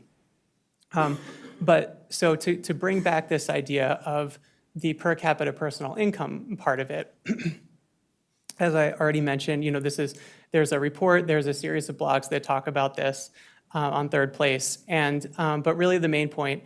The main points of the study are that the county's low-income population grew faster than all the other groups by quite a bit. The middle-income population shrank, and so that would all be, if that's happening across the country in a lot of other places, maybe that's not something we can control. Maybe that's just the way it is. But the fact is that that's actually the pattern itself isn't entirely unique, but the severity in Montgomery County is unique. It's that pattern is the magnitude of that is very extreme in Montgomery County. So that's definitely an issue. Can I ask you a question? That's, for me, is a little bit interesting that with the housing issue and high cost of living in Montgomery County, we have more lower income. How is it working? What attracts them to come, and how can they afford? Because we are not cheap for housing. So what's going on here? So I can offer a few hypotheses. I don't know it's a great question. Yeah. It's the natural question that follows this that we just probably haven't gotten around to looking at yet. But a few hypotheses that I would suggest are, one, we have seen that we have these from the neighborhood change research, if you remember that. We are seeing a lot of increased poverty concentration. And I think what's happening, and I saw this was important, or this was interesting listening back to the growth and infrastructure policy presentation a while ago, a couple weeks ago to you all, which was that some of these places, especially, this was in the East Silver Spring plan presentation, my mistake. But there's very high student generation rates in certain places, like in East Silver Spring. And I have a feeling that, and these are also our biggest concentrations, our biggest emerging concentrations of poverty. I have a feeling that there's really just a lot of substandard housing, people, crowded housing, people, more people, a lot of these are market rate, but, people just kind of crowding into wherever they can afford housing. And possibly some of this could be informal, that maybe it's not even getting captured in our rental statistics. So I think there's definitely probably some of that. I mean, obviously we have we have a really great affordable housing program, and I don't want to say that in any way that that's competing, that's like a problem for the county. I think it's a great thing for the county, and we'll talk about why I think the two can obviously go together. Ultimately, we don't have to choose between affordable housing and market rate housing and housing everybody. But I do think we create a lot of more housing than other places. For low-income people to live. So I think that's part of it. We have a lot of immigration. I just quickly looked at it. We definitely, we have a lot of foreign immigration. And obviously, I think people, when they're coming here, generally speaking, are probably coming here at the low. They probably don't even have employment. So they're probably registering at least, at the low-income range of things. But again, that's definitely not all of it. We have a lot of non-foreign-born people coming into the county too. So it's not. I definitely don't want to say that it's all like foreign immigration or anything like that. So I think it's just it's probably all of those adding up together that probably have to do with it. What so. about aging population? Because a lot of people that they retired. I'm talking about the middle income that we think that they're shrinking or they're not here. Could it be that like I could be one of them, that I'm retired, so my income is not what it was before, but I have a retirement that is coming to me, so that makes it possible to continue. How do you consider that? Because it's a lot of people like me that I know that are retired, and their income is not as it was before, but they have a pension or they have whatever that comes, that they make a living. Yeah, no, I think that's probably aging is certainly part of it. If you're collecting Social Security or a pension, that's probably likely to put you in, in a low. You could very well could be in the low income category. But we are not really low income. Yeah, but well, you have maybe own a house and have and I think that kind of goes back to the same this core issue, which is that we're just we haven't been creating enough space for more, for more people. There's no problem with people whose incomes may decline, staying here, staying in their housing. It's just the problem is that, that doesn't leave if we don't build any more housing, that doesn't leave room for new people to come in, next door to them. And I'm saying that I don't know what is the range of your low income. I say some of those retirement could just automatically fall in that, I don't know what it is. Certainly, yeah. But they're not really in poverty because they have other things. Yeah, we could certainly look into that. And I do think the stat doesn't really take into account assets. Like if you own your house and that's worth $1.5 million, but your actual Social Security puts you at a very low, so that certainly could be part of it. And we can definitely look more into that question. But I'll get into exactly how we define. The next couple slides are really the only, the ones that cause you to have to, dive too much into the numbers. But so really what this is on the left is showing how the different income groups, low, middle, and high, are broken out for the purposes of this study. And so this is, you may be familiar with this data from the American Community Survey, which I've used in other reports, which is just basically reporting people's ratio of income to poverty level. So it's based on a household. So if the household, has the income, has a certain income, then every individual in that household gets counted within as either 2 times the poverty level or 3 times the poverty level or whatever that is. So, but the way that we break it up for this study is that if you are under 3 times the poverty level, that's counted as low income. And you can see, and so on the right side is just for reference, the federal poverty guidelines from 2022, which is the end year of this study. So you can see where for example, a family of 4 would fall. So if you have a family of 4 to be 3 times the poverty level, that's at about $83,250. So that's the top end of the low income range here. So, that's you can kind of think about what that's like to live on in Montgomery County. For middle income, it's 3 to just under 5 times the poverty level. So for a family of 4, it's about $83,000 to about $139,000 a year. Now, you might notice here that the area median income, now this is something that, that like we set for purposes of housing, is actually a little bit higher than the top end of the middle income category here.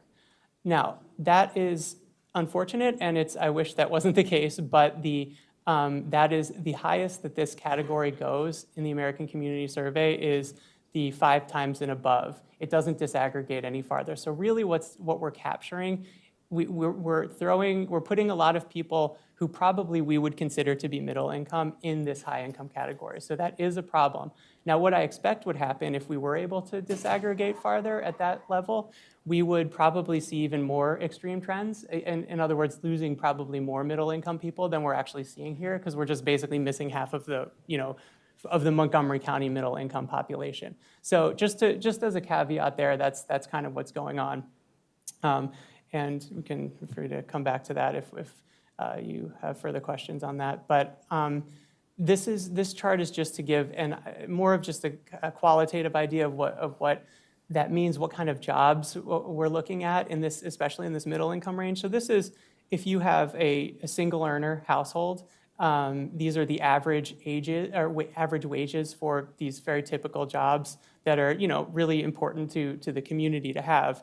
This is average for the District of Columbia's metro region, and so in a lot of cases, if you have a single earner, you'd be kind of in the low income group in this. If you have a family of anywhere over two, you'd be in the low income group. On this chart, and you could put things together in a lot of cases for these kind of things. If you have like a child, or if you have a social worker and a health worker, and both making average wages, and they're, the head to, partners, head of a household, you're probably still in the middle income range if they have like 2 kids. So, so a lot of these jobs will fall in the middle income range. So this is the kind of group that's really struggling, and a lot of them even in the low income range too. And so now we're back to this chart, which I already explained, but hopefully there's a little bit more context now of why, of what this means and who's been entering the county, who's been leaving the county, and what that might mean for the county going forward. This is showing the same dynamic. It's just showing the change in the share. So for each group, what percentage of the population do they make up, and what percentage of the population were they in 2005 versus what percentage of the population were they then in 2022?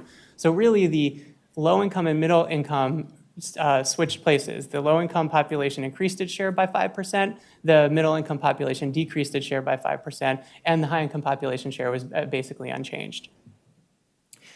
Could that be because of the way that you have definition of low income and middle income? Because frankly, I never thought that someone that makes $80,000 or the way that it was showed in 4 times or 3 times poverty, it was over $100,000 and we call them 3 or 4 times poverty. That sort of doesn't make sense. The federal, here. You have 4 times poverty. Mm-hmm. So if someone has a family of 4 and making $111,000, they're 4 times poverty. Mm-hmm. That doesn't make sense.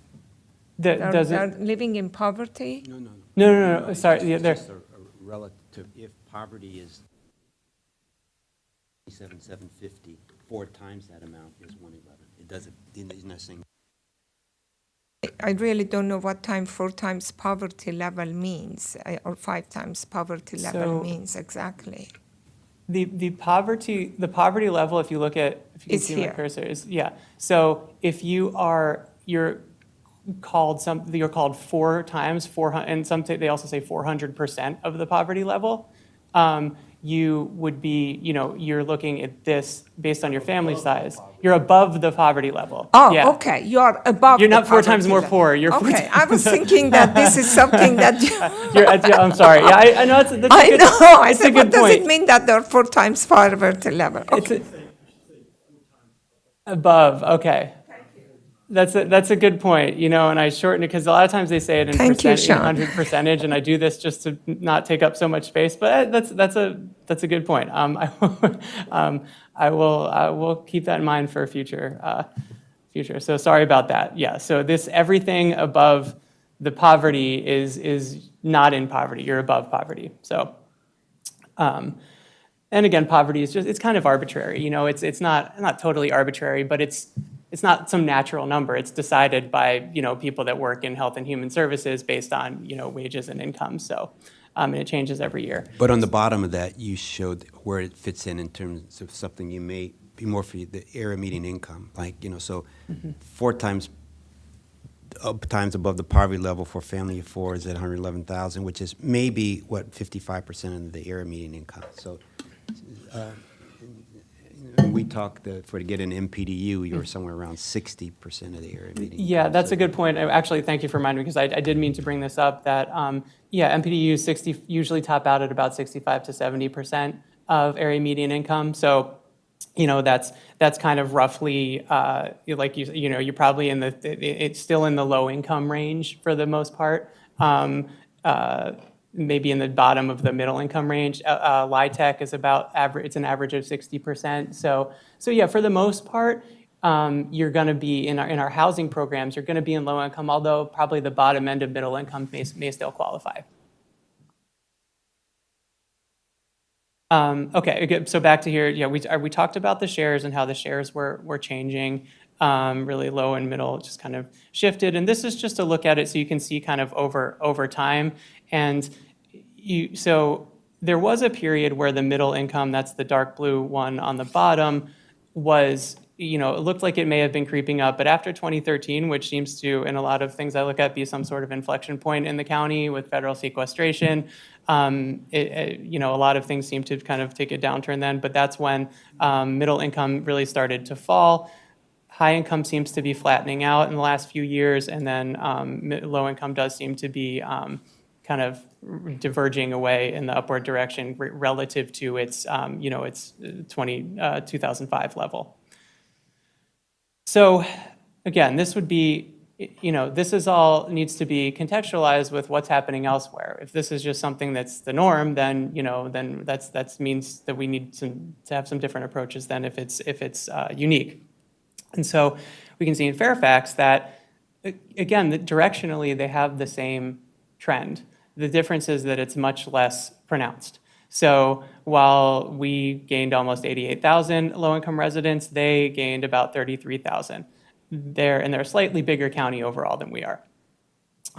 While Montgomery County lost about 26,000 middle-income residents, Fairfax County only lost about 2,500, and then Fairfax County outgained Montgomery County by about 30,000 high-income residents. So there's, it's less pronounced in Fairfax, but it's more skewed towards the high end. And so here we'll just go through and look at Montgomery County's changes, and this is changes in share. So the difference in share of each group from 2005 to 2022, and look at the whole and how this isn't technically the metro region, it's just the 11 largest jurisdictions in the region, and then we compare it to the United States in the yellow line just for kind of national context. But so if you look at low income share, Montgomery County did, it's only 5%, but it is the largest increase in share of low income population in the region. And you can see District of Columbia, and so bringing back the neighborhood chains research that was presented a while ago, we know that that's where most of the displacement is happening in the region. It's in DC, Arlington, and Alexandria. And so, as we would expect, they are the places that have the largest decline in share of low-income population. And so, so Montgomery County is seeing, and where we saw a lot of poverty concentration in Montgomery County, that is reflected here with a large change in share of low income. So for middle income population, everybody, including the United States, is declining in this group, which is basically a good thing because most the country itself is moving towards the high income end of things. Just wages in general have been moving away from in the good direction from the poverty line. And it's true in the region too, except once again, Montgomery County is kind of behind the trend. And when you look at this nationally, it's because since there's no in or out migration, it's because incomes are increasing. But when you look at it in Montgomery County, it's there is probably some of that, but it's likely that most of that is about kind of the changing population. So Montgomery County has the second highest decline in middle income population, next to Howard, but in net terms, because Montgomery County is a much bigger county than Howard, it has it's lost more total middle income people. And then finally, in high income, so again, Montgomery County's share of high income population didn't change. It's 52%, both beginning and end. But when we look at that in the context of the rest of the county, or the rest of the region, where all of the other counties actually increase their share. So all these other counties are seeing either people get more high income or more high income people moving in, and so the same with the United States overall. And Montgomery County is just kind of staying exactly where it was. So in that sense, it's kind of falling behind the pack. So this is just showing, basically, again, all the same numbers, but showing the net change, so just total net change and the percent change. So just showing it in a slightly different way.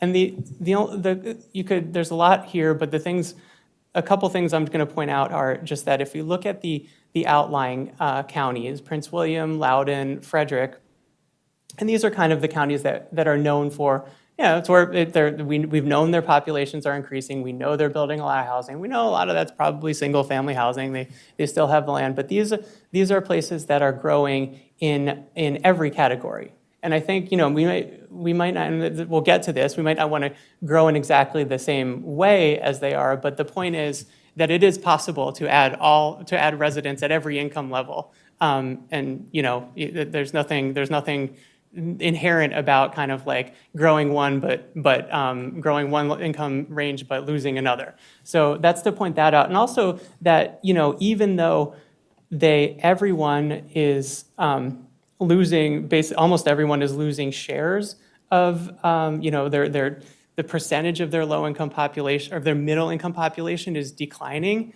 in the region, because probably there's also a region-wide thing going on here where people are leaving the region altogether. Some of these places are still managing to add more middle-income people than they had before. So that's really just what I wanted to highlight with this table. And then finally, Ben, could you go back there? Could it be that rather than people moving, the difference between classes is just getting larger and larger, and we're getting either to have people with a high or people that are low? That's why it's shrinking in the middle. So it's just creating a big difference between the two levels. well, yeah. Rather than moving in and out, I don't know. Oh, you think like, Because, the whole United States is losing middle income. So that doesn't mean that people are moving from one place to another place. It just means that people level of income is getting bigger and larger. Either you get poorer or you get richer. so people that were previously considered middle income made enough money now that they've increased their income, so that either they go or this they're going way the other or way. they go that way. And I do certainly think that is part. That we can't rule out that that's part of what's going on here. And right. But I do think that given that the trend here is, or that that what we're seeing when we look within the region, and then when we compare Montgomery County to other places, I think it's probably more likely that most of this is due to the actual kind of like moving or in some cases not moving of people. It's actually has to do with that kind of like these interjurisdictional migration is probably. But I think what you're saying is probably right in the sense. And either way, if for example in Montgomery County we have a particular problem with people moving from the middle income category into the low income category at much higher rates than other places, that's a pretty big problem that we probably need to address. Maybe it's not specifically a housing problem, but I'm sure housing has something to do with it. That could be it. That could be one explanation. And for the record, Carrie McCarthy, Division Chief, I just want to clarify, there has been this national trend of sort of the dumbbell effect of income growth, where more growth on either end. But the concern is that our dispersion from the national trends are more extreme, as we can see in some of the comparative data on this table, that some of our competitive jurisdictions are gaining, we're gaining at the low end at a more extreme rate. So that's, the divergence is the important point, as Ben said. So just to kind of round it off, if we look at now move out our scope from out of just the region, we can just compare the ranks. So this just shows the three different types of changes we can measure. You can measure net change, you can measure percentage change, and you can measure the change in share. And if we measure Montgomery County where it ranks in each of these type of changes of each population group, low income, middle income, and high income, and we rank them across all the other top 50 largest counties in the country based on 2004 population, where Montgomery County at that time was about the 40th largest county in the country. so, you know, in the low-income change, Montgomery County is in the top 10, and it's actually the place that, of all the top 50 counties, it increased its share in low-income people faster than any of the top 50 counties in the country. Also, even in terms of net change in that, so just total number of new people and new low-income people, it was ranked 9th. That's out of a lot of counties that are quite a bit bigger than Montgomery County.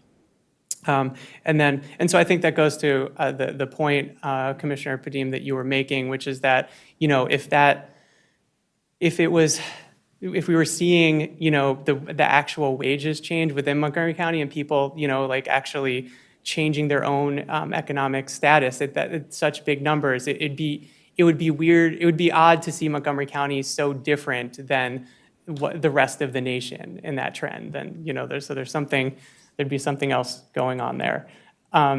So the rank and then if we look at middle income change, even though, you know, again, everybody's kind of, you know, the middle income population nationwide is shrinking, Montgomery County's is shrinking fastest. So this is where it ranks in terms of growth of that population. So Montgomery County is down in the bottom. In share change, it's in the bottom 3. In percentage change, it's in the bottom 5. In net change, it's in the bottom 40. So and then if you look at its change in high income, it's ranked a little bit higher in some of them, but still, at least in share change, it's down kind of in the bottom 3. So Montgomery County is even an outlier in this among you know, not just the region, but really nationwide. So just tying this all together for, you know, what does this all mean? So, you know, first I want to kind of go back to this idea that, you know, this doesn't mean that like any income, any characteristic of any new resident or group is like desirable versus, you know, it's not like we're setting quotas that we can only have this much of this group of anything. We should be welcoming residents of all income levels and actually can. But the problem is that, you know, even though Montgomery County has been a leader in affordable housing production, it hasn't supplemented that with a diverse market rate stock. And so what happens is, you know, we see bidding wars. You know, on one we have kind of like two housing markets really. You know, there's the income restricted. There's the increasing the areas with increasing poverty concentration, which are although the market rate, they're really not realistically part of the market for a lot of people. And then you have the actual, you know, housing market, which when the quantity is so scarce, there's obviously going to be competition, and that's going to probably drive out the people at the lowest end of that, which in this case become the middle income group, because the high income group is able to, you know, outbid for those houses. So that's where we come back to this idea of, you know, if we make enough room for everyone, so there isn't this idea of, you know, there's retired people who, you know, are still in their house, you know, that like they should be able to stay in their house, but then they should also be able to have new neighbors that might move next to them. And if we do that, then we can kind of, you know, get away from this cycle of, you know, everybody kind of waiting for another house to come available that they can then live in. So, and that's where I think there's an opportunity where Montgomery can be a leader in creating diverse housing options and great places for families.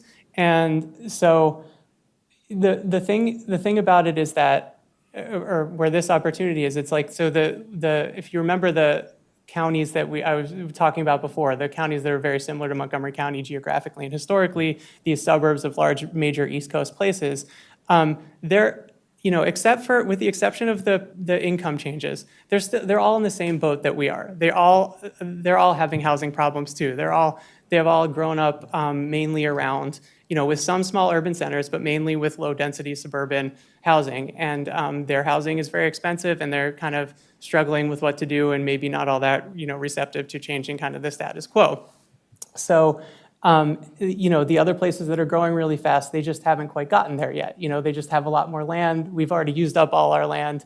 They just, you know, they haven't quite done it yet. So that's where I think Thrive Montgomery recognizes this. we can't just simply stay the same size or shrink. That's going to kind of lessen the quality of life for everyone.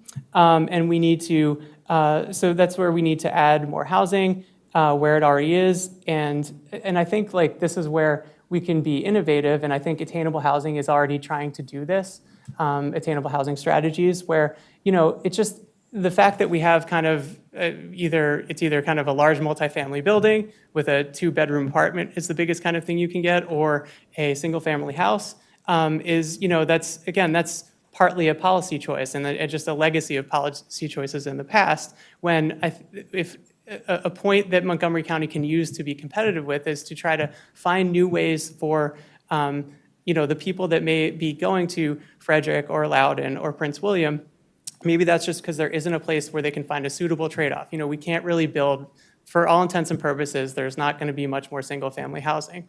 But what if we can build the kind of housing and the kind of places that aren't exactly that, but offer enough that somebody's willing to make that trade-off to be closer in, where they're closer to jobs, maybe have like a complete community, to use a Thrive Montgomery term, to have that around them so that we can, in a sense, kind of compete with these places and be innovative in kind of be the first people to create this kind of housing that can serve as a useful alternative to the traditional single-family house. So I think that's where that, again, there's a lot to that. There's a role for everyone in that, not just planning. But I think that's what this research shows is that there's definitely a need for something like that. And so I think I'll leave it there and open it up for questions. I have a question. And this is interesting. So we have a housing crisis, but yet the middle income group is declining, the upper income group is increasing, and then the lower income group is outpacing both groups. If there are houses slated to be built, will the lower income group be able to afford those houses? And if they can't afford them, what incentive do builders have to build inventory that might not meet a market rate or might go unpurchased? So we're losing the middle, right? Mm-hmm. And if we're looking for people who qualify to purchase the houses, the lower income group, are they going to qualify to purchase those houses? I don't have this data or research, right? But I would bet that they wouldn't qualify to get a mortgage to buy those houses unless they were subsidized by the county. And then the other question, you might not have done this research, is the county welcoming to middle income residents? And is the county doing anything to show that they don't prefer middle income residents as opposed to lower income residents? You might not have done that analysis or drawn those conclusions, but those are the questions that I have. Yeah, if I could, they're great questions. I think the way that I would address the first question is that we clearly are losing middle income residents, but if we were to build enough housing and enough of the right kind of housing, then maybe we wouldn't be losing them anymore. I think that, for housing production purposes, we have to think of kind of like the whole income spectrum as potential customers in the sense that, they could be in Loudoun County wanting to move to Montgomery County. They could be here contemplating moving away because they can't afford it. They could be in DC wanting to move out to Montgomery County. So we kind of have to think of all of those people as potential people that could live in Montgomery County. And what we haven't done, I think this kind of addresses the second question, is build that kind of housing that's suitable for them. Maybe if they really want the kind of the amenities that go along with a single family house, then yeah, they're going to end up in Frederick County or Prince William County. And there's not much we can do about that because we just can't, we'll never be able to build the let alone the numbers of single-family housing, but the single-family housing as cheaply as they can.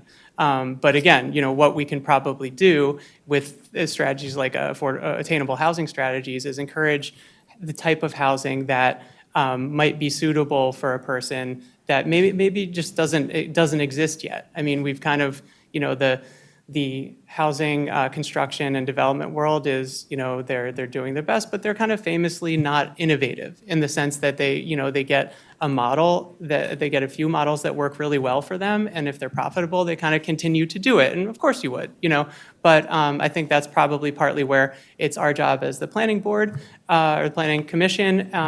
And again, this is already happening, but to encourage other types of housing that that just haven't really been explored much recently. And I just want to jump in to add the layer of analysis that's absent from this work, just given the availability data, is home ownership versus rental, and low-income households are overwhelmingly renters. So it's sort of another conversation of how to get people into the right type of housing, as Ben talked about, and as I think I said the last time I was before this board about how do we increase home ownership rates. So, No, yeah, just to jump to piggyback on what folks have been saying is that sort of dichotomy, that splitting there, is exactly what you would expect to see in a situation in which higher income earners are outbidding people for the available housing and you have a split in your housing market. It's exactly the type of thing you would see. It's just more extreme. It happens to be more extreme in Montgomery County. Since we have a fair amount of substandard, very old, very substandard housing that tends to be rental, it also tends to be overcrowded. That's what is occasionally referred to as naturally occurring affordable housing. It's not naturally occurring, but it's all based on policy. It's not mushrooms after a rain, but anyway.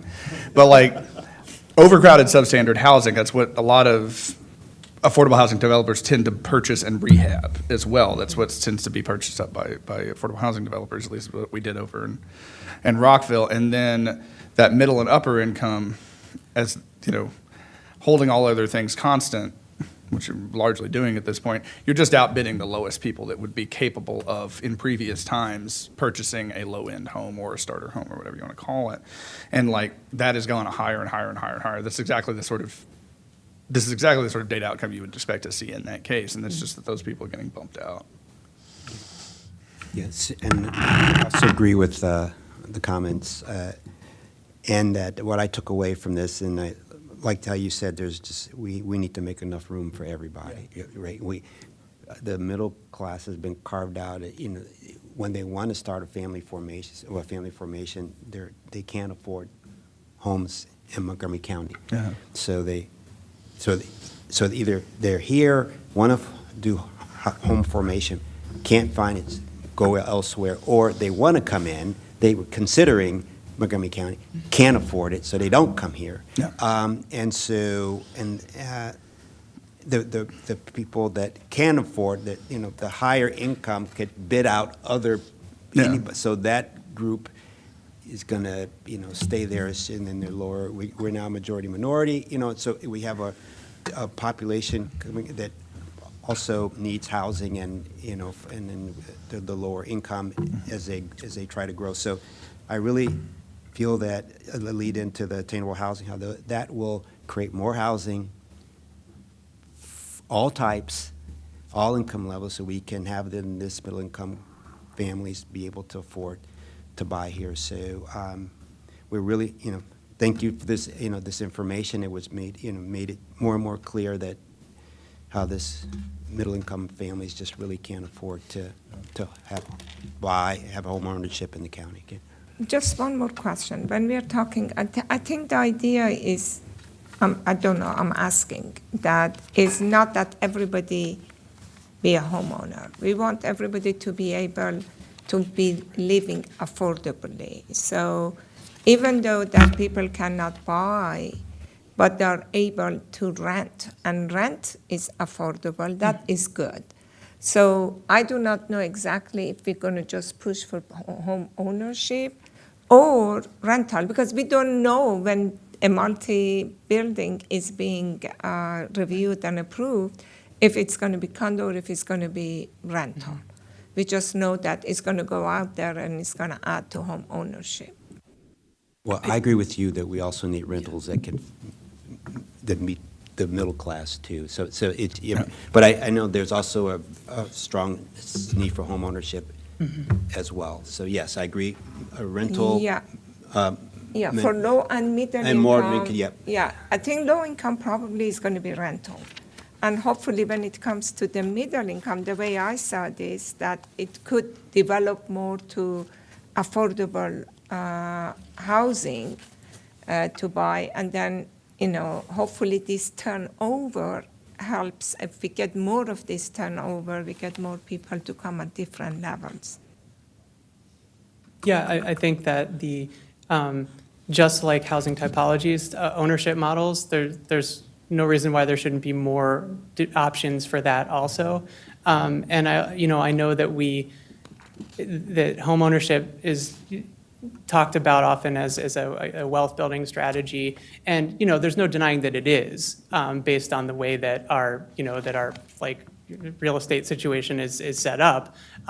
But, you know, if you can get rents, if rents are actually cheap enough, then in some senses, renting can compete with homeownership as a wealth building strategy if you can save enough of your money that you would otherwise be paying on rent, and you just, you know, into a stock market index fund or something like that. So there's other ways so that can also be part of it. And I think the question of whether, you know, it's renting and owning should both be options. And I don't think we need to be. I think we can kind of be agnostic as long as we know there's enough options of either way for most people. Yeah.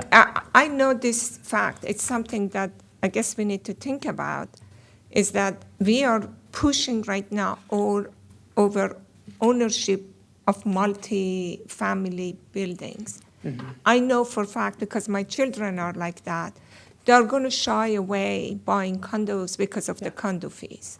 Mm-hmm. So that is something that we need to think about, because I do believe that if we're going to create a lot of these kind of condos, we may end up to be less ownership and more rental, because a lot of the younger population, they're afraid to buy these because they're going to be stuck with the condo fee. Yeah. That's something that we need to think about. I think that has a lot to do with supply. It comes back to it because I think a lot of the condos that we're seeing, even apartments, you know, tend to be what's called luxury, even though that's just, you know, I see the air quotes up there. But a lot of amenities tend to come with it because when supply is, you know, limited, that's that's where developers can make the most money. And so if there is more supply, then we could start to see condo and apartment buildings with maybe without all the bells and whistles that are part of why fees can be so high. You know, when you have to also pay for the pool maintenance and the fitness center that a lot of people don't need or don't want, and that frankly the county can provide and does provide in a lot of places, where the extra tax money or something could go to providing community amenities rather than specifically private condo-based amenities. So I think you supply make would a help very with that. good point. And I think that, and I do not know that if we even incentivize that, because right now we are not. We don't care what they do and how they do it, and they're just going to do what market drives. Mm-hmm. But that's a very good point, and maybe this is something that we should think about. If we want to make these multifamilies affordable for ownership, something needs to be done, because the way that it is going right now, the young generation, even me, I'm afraid, because when these buildings get older and older, the condo fee goes way beyond even the mortgage price. And I think what he's saying is that a larger supply and a larger pipeline of supply through there mitigates that piece, because luxury is basically whatever everything's been marketed as luxury all the time. Nobody ever markets as it's like low end, maybe Five Below. But those luxury things that you charge condo fees are, relative to the overall cost of the construction and the building of the thing, relatively cheap. But you can add the fees on top of that in the long-term, condo thing, and it's maintenance and it's everything else, but it's a relatively minimal investment compared to the overall investment of the financing and the construction of the building itself. So take the bells and whistles away, put a few extra houses where the units where the swimming pool went, and all you need is a guy at the door. So, Ms. Kraft, this was a wonderful presentation. We're going to move on to our next one, we look forward to many more of yours. Okay, thank you. Thank you. So we're going to just take a 2-minute break, and we'll start with item number 9, which is incentive zoning update study, where staff is taking us through our work session, the first work session. So thank you.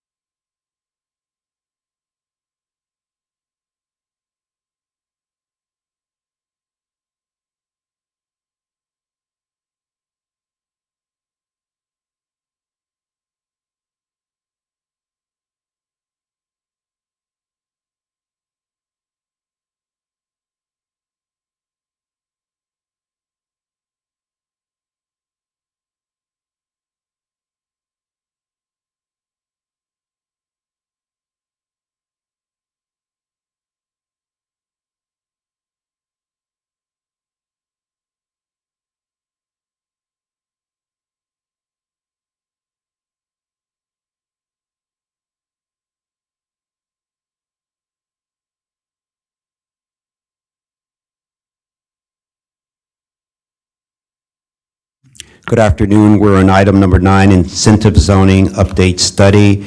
We had allowed people to sign up for the public listening session. Since no one has signed up, we'll go directly into the work session where Mr. Atul Sharma and along with Grace Bogdan and Lu Wei Wang will be presenting. So welcome, and we're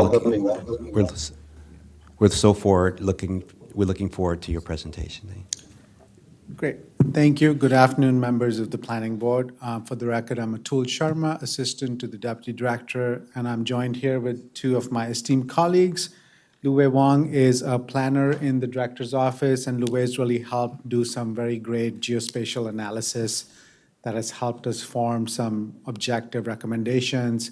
And Grace Bogdan, who's a regulatory reviewer in Down County, who's brought tremendous regulatory development review application experience to make sure this policy is full of implementation ideas that are easily put to work. In addition, I believe we are joined by our consultant, Hyatt Brown. We have Don Pitts, who is the Senior Director of Hyatt Brown, which is a local real estate consulting firm in the DMV area. And before we kind of get going, I just want to see if Deputy Director Robert Cronenberg want to say a few words to kick us off here. I would like to, and thank you, Atul, and the rest of the team. So the board has seen this, the lead into the presentation today a few times, and this is the first time you're going to see the recommendations. And so I just want to say this is the amount of thoughtful consideration that went into the preparation of this is incredible, and the team has done a fantastic job along with the task force to really come up with what you're seeing today in terms of recommendations. So looking forward to it. This is a great step, I think, for us as we updated something that's 14, done in, it's 10 years old already, that was needed. So I'll turn it back over to the team and let them go through the recommendations. But this is a fantastic project for our department and for the county. Thank you, Robert. And I also wanted to mention that some of the work that you see here today has been made possible by contributions of many other people, including Bilal Ali, who is now working at Council as Council staff. So we have many partners and collaborators across departments, and we'll cover those sufficiently. I want to just sort of start with explaining where we are in the overall process. We've started this project in 2023, did a lot of early conversations with stakeholders, dove into data analysis, and then we came to the board in December to provide our key findings of our data analysis. The board gave us some very good feedback, and we've tried to incorporate that into the recommendations, the draft recommendations that we're putting forth today. We have 4 planning board sessions scheduled with the board. Today is the first of them.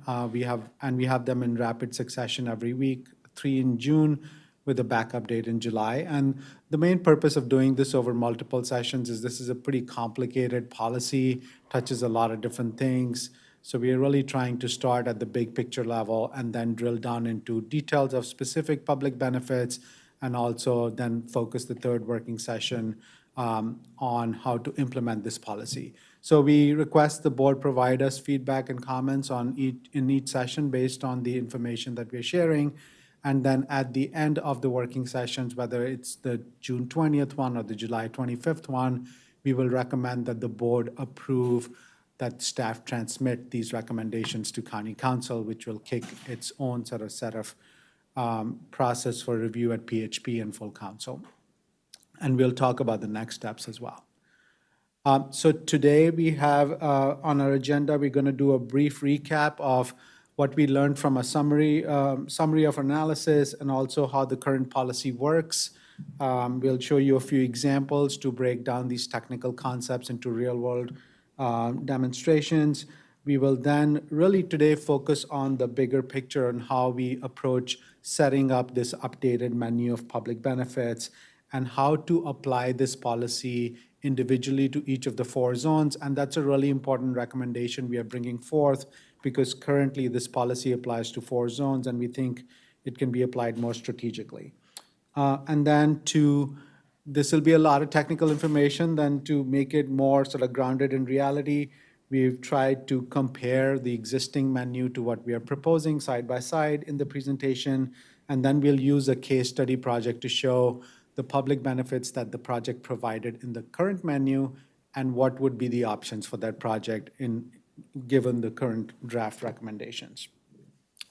So I also want to mention that we did a lot of outreach and engagement as a part of this effort, and we did several things. We set up an internal working group of staff from master planning and regulatory review teams that really provided an on-the-ground view of how they use this policy on a day-to-day basis.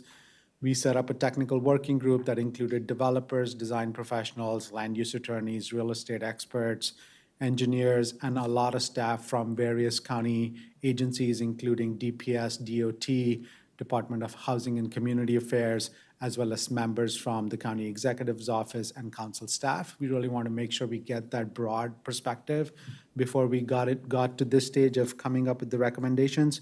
We met with the technical working group on a monthly basis in the beginning of the project, then we took a pause to develop the recommendations, and then we took the recommendations back to them for feedback. We also met with a lot of advocacy groups and minority groups and interest groups who we think might be either interested in the policy or should be aware of this policy or might have a perspective on how this policy should be changed. That included everybody from the Sierra Club to Home Building Association members to regional service centers and various chambers of commerce across the county. So we had a lot of good opening conversations with them.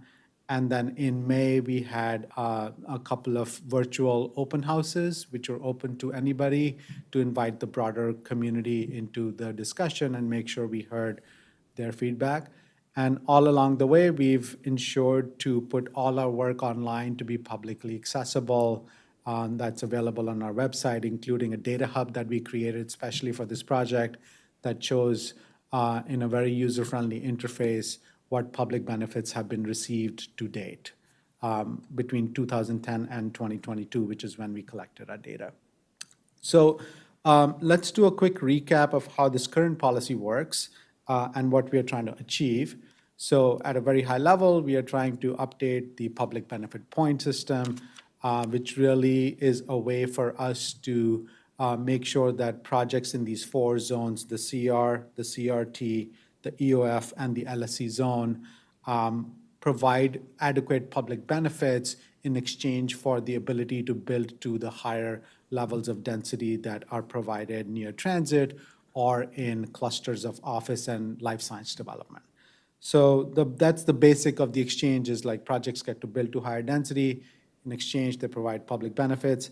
And I would say that these are small but mighty zones. They cover only about 3% of the land area of the county, but the planning board approved close to 37 million square feet of development in these 4 zones between 2010 and 2022. So they're really kind of are the working horse of accommodating development in the county. So the other zones are not included because it's not applicable. They're just residential and smaller. So these are just the intents. Okay. Yeah, that is correct. Got it. Thank you. Yep. And so what we're trying to do is comprehensively update this policy in a way that would get us the much-needed public benefits that are required, but also while striking a balance between that and the cost of development and what, as a county, we are trying to achieve in terms of key priorities. We've done that by using a data-based approach, and we'll share the numbers with you. We want to bring this policy up to modern times. It hasn't received a comprehensive update in its 14 years of existence. We want to streamline and clarify the requirements that are related to the various public benefits. And most importantly, we want to align it with things that have been put forth as future guidance in documents like Thrive Montgomery 2050 and the Climate Action Plan. And the timing is really good. This policy was initially created just for a single zone, which is the CR zone for the 2010 White Flint Master Plan. Over time, it got expanded to various other parts of the county and included other zones. But it really has not benefited from a comprehensive review and update. Importantly, in the past 5 years, the county has really passed some really landmark legislations and programs. So that includes our general plan update, Thrive Montgomery 2050, our climate action plan, and also our Racial Equity and Social Justice Act. And we think it's really important that this policy become directly aligned with the goals of these broader policy changes that the council and the county has adopted. And not to mention, in the middle of all that change, there was a global pandemic, that red dotted line that really appended a lot of assumptions of real estate development, market feasibility, et cetera, et cetera. So, there's a lot of reasons to look at this comprehensively. And we did that through our analysis. We did a lot of different types of analysis that we brought to the board in a summary form in December. We looked at the theoretical underpinnings of this policy, looked at financial assumptions. We looked at how other jurisdictions were doing similar programs in the region and nationally. And then we synthesized that all into some key data-driven takeaways. And what we learned was that essentially there's been uneven development activity across the 4 zones. Of the 67 site plans that were approved between 2010 and 2022, 98% of those were just in the CR and CRT zones. We received 1 project in the EOF zone on a property that is now CR zoned, and we've never received a project in the optional method of development in the LSC zone. So big disparities in how this was utilized through development. We also noted that the point system is bigger and it's broader than any other jurisdiction we compared ourselves to. But even with that, we get the same small subset of public benefits over and over again. And we'll sort of talk about what those are momentarily. We also recognize that while cost and feasibility were considered in the creation of the original policy, they didn't become sort of guiding and determining factors in how the policy was finally adopted. This is very different from how other jurisdictions do it in the region and nationally. Some jurisdictions focus solely on the dollars and cents of how much density you're asking for and what's the value of that and what's the cost of the public benefits you're going to give us. Particularly jurisdictions in Virginia, which have a different type of state charter, they really rely on the proffer system to make sure that they are evaluating public benefits and density in terms of costs. But even beyond that, we are very unique in that we use a point system to evaluate what density we should be approving. Other jurisdictions which did not use direct financial metrics to evaluate public benefits still relied on a much more direct sort of ways to measure public benefits. So if somebody was asking for FAR, the public benefits were also evaluated in terms of their worth as FAR versus sort of this points-based system, which is more of a scorecard than anything else.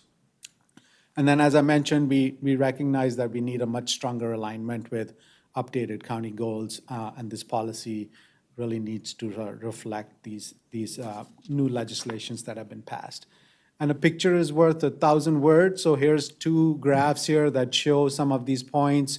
The upper graph is the 36 public benefits kind of laid out side by side, and you can see that some public benefits like structured parking, building lot termination, transit proximity have been sort of earned or provided over and over again, whereas some other public benefits like live work units or habitat preservation, et cetera, have either never been provided or provided once or twice. So there are kind of these repeat public benefits within a larger menu that we've gotten over and over again.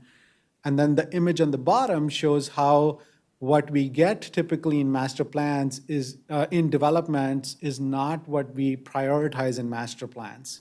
So the blue bars show the public benefits that were prioritized in the various master plans between 2010 and 2022. And the red bars show the public benefits that were actually delivered to development projects. And this sort of separation between what we are prioritizing through the master planning process and what we are getting through the development review process, bridging this gap is really critical, and we have some ideas on how to do that. When we came to you all in December, you provided us with some high-level but very good feedback, and you essentially said we should look at simplifying the system, that housing for all and environmental resilience were key policy goals, that we should find ways to provide flexibility to master planners, regulatory reviewers, and applicants to implement the policy, and that we should try to streamline the policy and make development as close to by right as possible where it makes sense. And we think we've really worked hard and found meaningful ways to incorporate these ideas along with our data into the recommendations that we'll share today. So before we get into the recommendation section, we just wanted to do a quick recap. I know this is a very technical sort of policy, so I'm going to let Grace walk us through a little bit about how the current policy works and also define some of the key terms that you'll be hearing us use repeatedly over the next few weeks as we come to you in the working sessions. Hi, good afternoon, everybody. Grace Bogdan. So the first thing that we wanted to cover is floor area ratio. Now, I'm sure you've heard us say FAR many times before the Planning Board for regulatory projects, but we just want to briefly remind you how exactly that's calculated. And so floor area ratio is an equation where it basically takes the proposed square footage of a development, a building, multiple buildings, and divide that by the land that it's proposed on. And that usually ends up with a whole number. And so when you have FAR, it can be delivered in a variety of ways depending on other regulations such as lot coverage. So the image on the left side of your screen shows how one FAR could be delivered on a site with 100% lot coverage as a one-story building. And then as your lot coverage requirements gear up, you could have the same amount of FAR delivered on a site with 25% lot coverage as a four-story building. So we use FAR in zoning to set development maximums. And so you can see here as the FAR increases, you can see how development can go from low-rise to mid-rise to high-rise buildings. And so within the four zones that we're covering today, there is a standard method of development and an optional method of development. And so essentially the standard method of development is of a lower FAR, and it depends on the zone, but there's a threshold of either 0.5 or 1 FAR.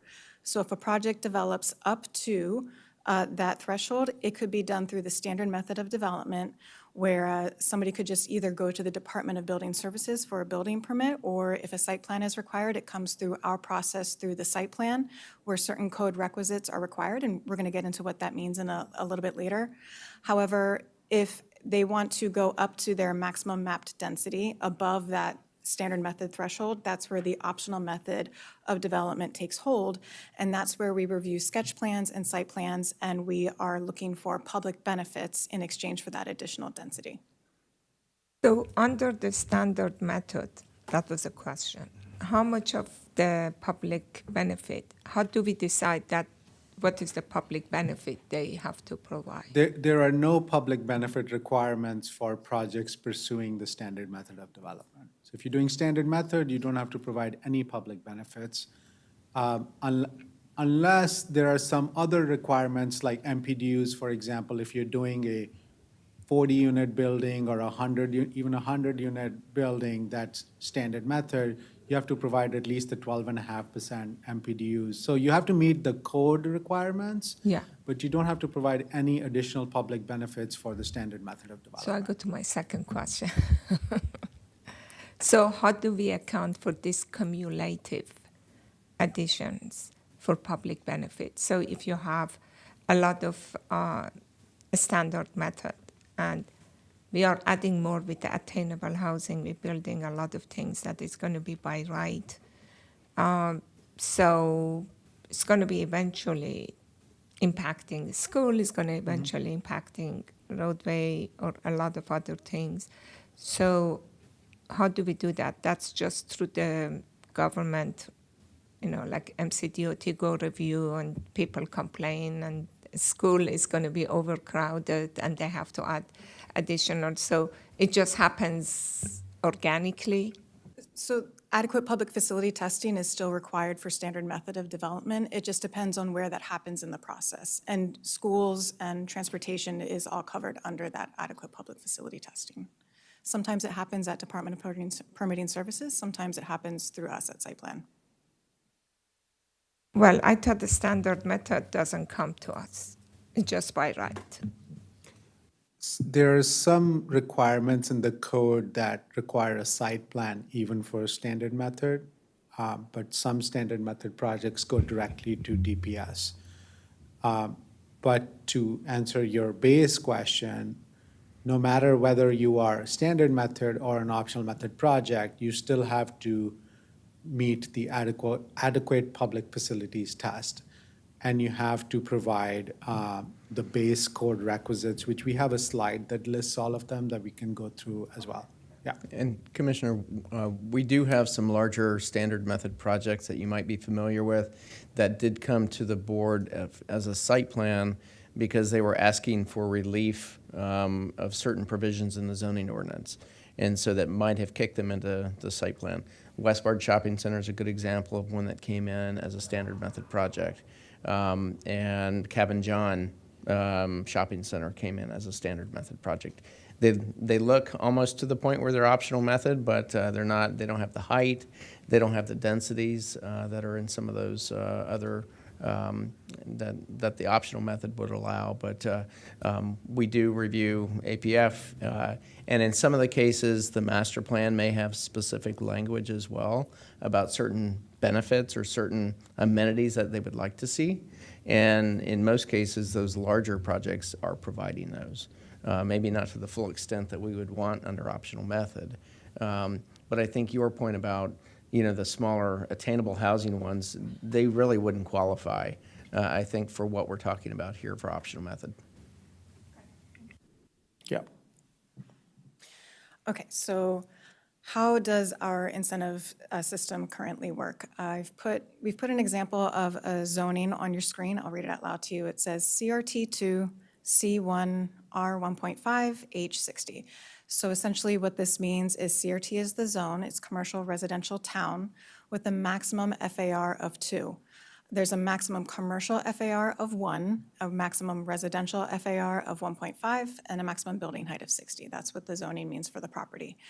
So if this property were to develop under standard method, the standard method as it currently exists in the CRT zone is 1 FAR.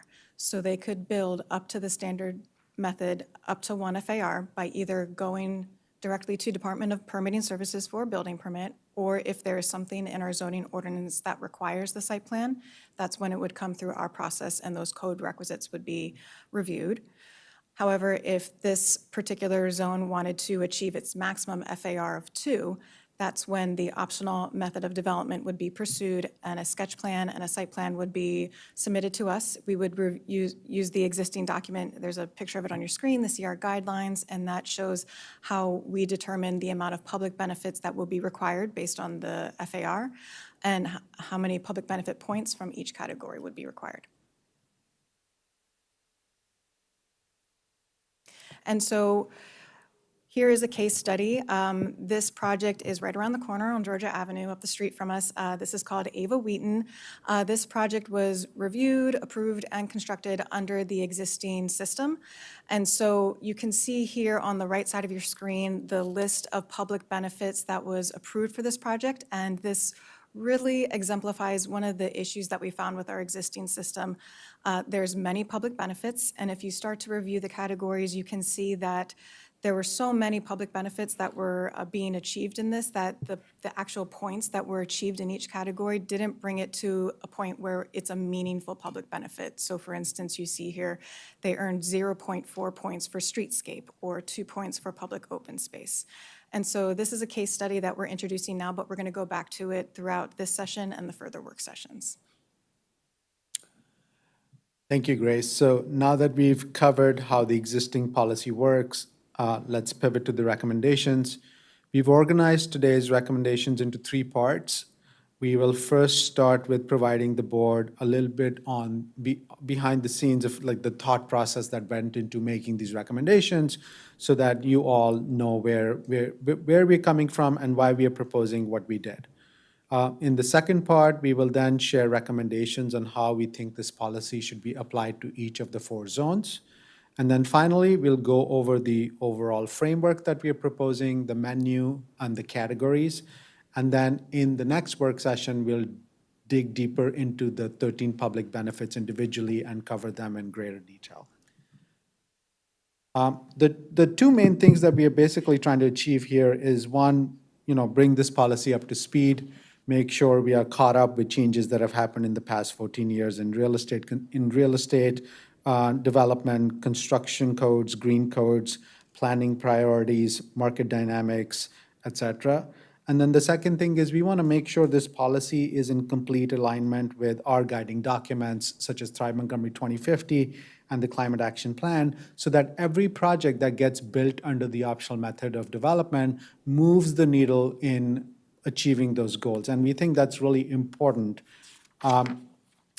Some of the key points we want to share with you is that all the recommendations that we're putting forth, not one of them is a qualitative opinion of an individual not sitting on this table or anybody else. We've really looked to making sure all our recommendations are based on data, peer jurisdiction research, stakeholder input, and financial feasibility analysis. We've done a lot of work with our partner agencies, including a Department of Permitting Services, staff from Department of Transportation, staff from Department of Housing and Community Affairs, Department of Environmental Protection, because this policy touches so many things, and these agencies are the implementers of development on the ground. So we really want to make sure that the ideas we put forth are things that will be implementable. And there are a few places where we didn't fully sort of come to a full consensus, and we'll raise those with you, particularly in the second work session, to get some guidance from the board. We also work with other agencies like the Arts and Humanities Council, the Bethesda Urban Partnership, and the Office of the Agriculture that you all saw some letters of support from to make sure we were tackling some of the benefits that are more specific to what those agencies cover. We are maintaining a menu-based approach as it exists today because it makes sense. We don't need to reinvent the wheel, and it provides flexibility, although we're going to sort of recommend a much more streamlined and tailored menu. We are recommending that the policy be applied differently to each of the 4 zones, and we'll cover that in a second. And last but not the least, we want to make sure that we continue to recognize high-density, mixed-use, transit-oriented development as a desired outcome. But also make sure that the projects that are being built in that manner provide meaningful public benefits to the greater community, which was the original intent. Those two were the original intents of this policy. And we want to make sure that this policy really starts to focus on what's missing, what's needed, and incentivize those things, even when some of those things might be regulatory requirements because of other laws that exist in the county. So in essence, allowing this idea of double dipping to occur where it makes sense and where it gets us the things that are most needed. We've done this to some degree. For example, with housing already, we give public benefit points when you provide 15% affordable housing in high-income areas, even though that's a requirement. But we want to expand that to make sure we get the benefits that are needed. So at a high level, our recommendations are trying to make a system that's more simple. We are shrinking the menu, shrinking the categories to make sure it is more sort of focused. We are tailoring the public benefits by each zone. We are recommending the removal of unnecessary benefits and complicated requirements. And we are simplifying the regulatory review process, aiming for by right where feasible. And there's a couple of zones in particular where we are doing that. We also want to make sure this policy is more proportional. So implementing a FAR-based evaluation system for public benefits versus the yes or no, in or out version of points that we have today. And we want to make sure that the public benefits scale with the intensity of development. So smaller projects are being asked to provide fewer public benefits, and larger projects are being asked to provide greater and more intensive public benefits.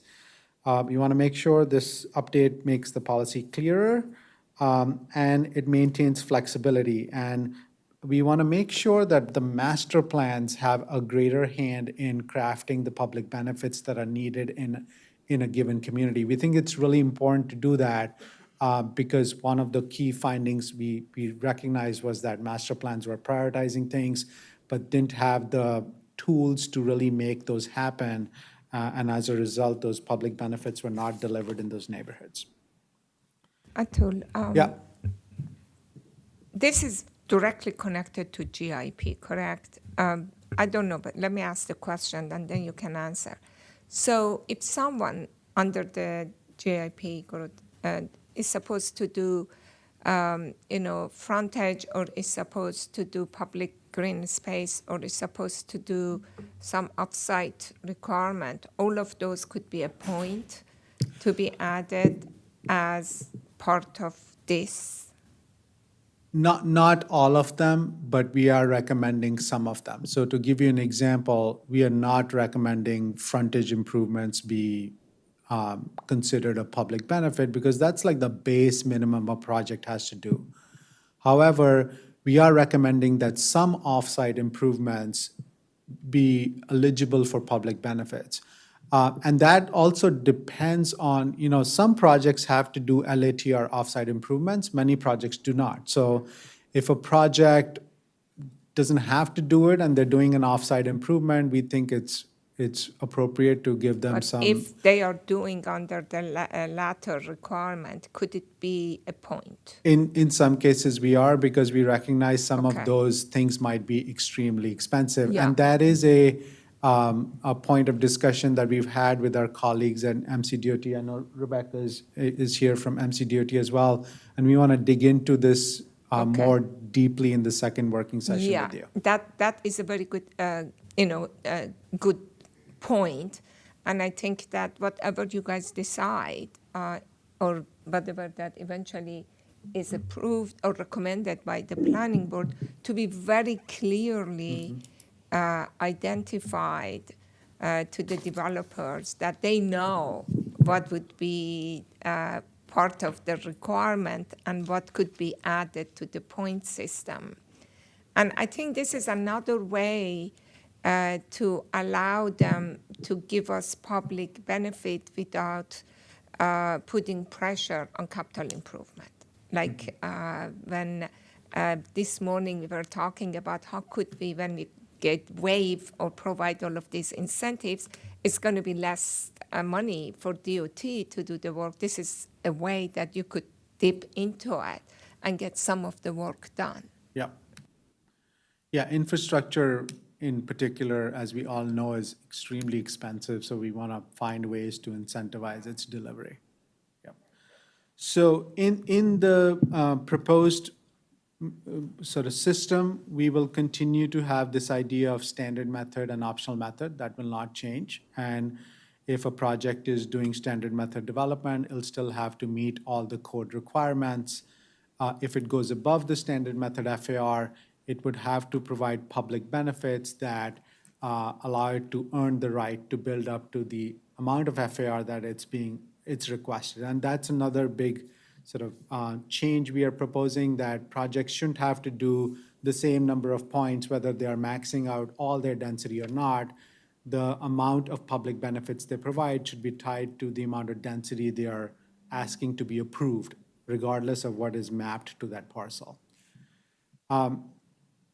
And this slide kind of lists all the code requirements. Can I just, if you Yep. go back there, I didn't know that the top one, additional Excel to build density. So they can really go over the maximum height in the FAR that is done if they do that? I didn't know that is a possibility. This exists only in very specific parts of the county, and it's covered by specific master plans. Oh. So, yeah, sorry, I should have clarified that. So the additional Excel to build density only exists where the master plan has created a mechanism for it. For example, in Bethesda with the overlay zone, you can go beyond your mapped FAR, but you have to provide specific public benefits to earn that density. And those public benefits are, you discussed those public benefits to get the Excel to build? Yeah, we essentially are saying that the same menu would apply to all those things. We are proposing a process to evaluate those requests, which will be really one-off requests. Okay. But at the first step, the master plan has to create that option. If that option doesn't exist, then you can ignore the top square, which is meaningless in that area. But we do think that it is a good practice that has been used in Bethesda. It might be used in other places, so we want to make sure that this policy, again, supports that best practice that we might be seeing more in the future. Thank you for that explanation. And just to clarify, really the only provision in the code for you to go over the mapped FAR or density is for affordable housing. You don't really get other opportunities to go above that mapped height unless it's spelled out in the master plan like Atul's saying. So are you saying that even though if it is not in the master plan, if you want to do affordable housing, you can go more than mapped FAR? Yes. Yes. And mapped Is that height. true everywhere in That- the county? yes.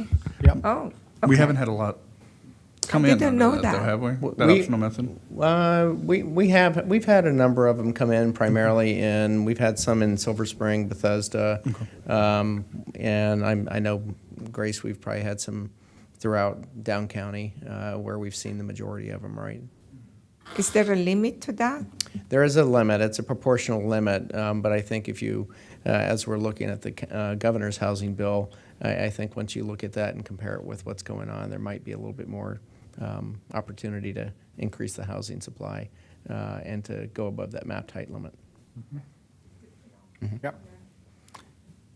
So for the standard method projects, every project has to meet these code requirements, and we just want to list them out here. It helps to see how much even a standard method project has to do to build.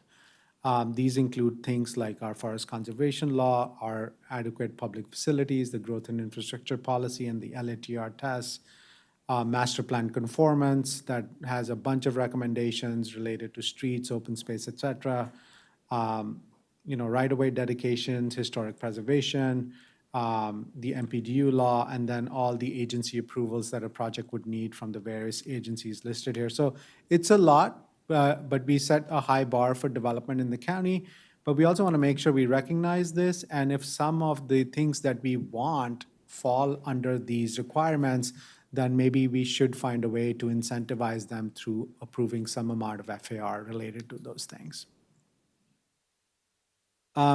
We also did a lot of work with our consultant Hyatt Brown on testing the financial feasibility of these ideas. We wanted to make sure these ideas were fiscally strong and sound. And I'm going to turn to Don Pitts from Hyatt Brown to give you an overview of how we went about doing that exercise. Sure. Thank you, Atul.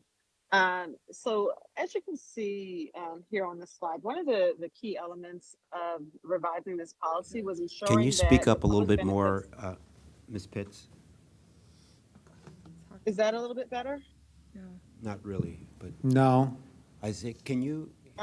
Okay. Oh, Give me 1 second. I'm going to No, try something you're better else. now. It's better. Is that better now? yes. Yes. Okay, perfect. So, do this, sorry.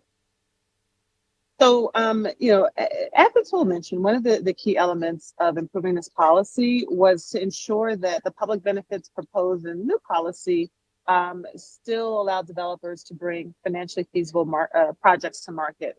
And so they worked with Hyatt Brown, or my team and I, to first estimate the cost of providing public benefits.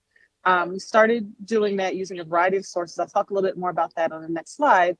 And then the other part of that was developing a range of costs for each tier in the proposed program. You'll learn a little bit more about the tiers and the way that they're set up, but we essentially took this in two different key steps.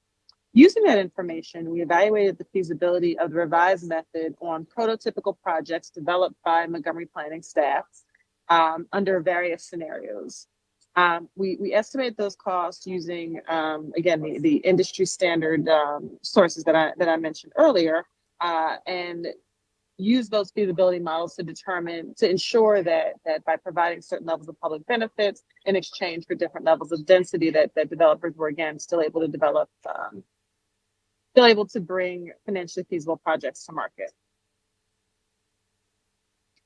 Next slide, please. So this talks a little bit more about our costing methodology. We used a variety of sources: RS Means, Marshall & Swift, IREM, which are industry standard sources, in addition to our internal database composed of projects that we worked on both in this region and nationally. And finally, we then took those numbers back to developers in order to ensure that we were directly in line with market and what made sense. So using all of that information, all of that analysis, we developed for the new policy a set of cost ranges by tier that we thought was in line with the amount of density, the amount of additional density or additional FAR that we provided for a given public benefit. Thank you, Dawn. And we will share more information about the development prototypes and the various scenarios in the next working session when we get into the details of the public benefits as well. I just want to note that this was a really helpful exercise for us because there were some things that we had initially thought about that were the costs were either too high or too low, so we were able to iteratively adjust our recommendations to make sure we fell within the overall guardrails of having feasible projects. So now that we've kind of talked about how we approach the recommendations. I guess you're going to go through that the next time. At the second session, yes, we'll go through that with you. We want to make sure we kind of, before we get into the new menu, really go through each of the 4 zones and say how we think this policy should be applied to it. And it's really important to think about it on an individual zone by zone basis because this policy has been used so differently in the 4 zones. On your screens, you can see that 98% of the projects have been in 2 zones, and the other 2 zones we've never received any projects or just 1 project. So I'll turn to Grace to walk us through some of those recommendations. Okay, so the first zone up is EOF. This stands for the Employment Office Zone. And so this zone, properties within this zone are typically larger properties that are developed with office or light industrial type buildings. As you can see, some examples on your screen show that older type of development with surface parking. And given this development type in the recent market, these assets have really struggled, and we haven't seen much reinvestment in these properties. Lu Wei?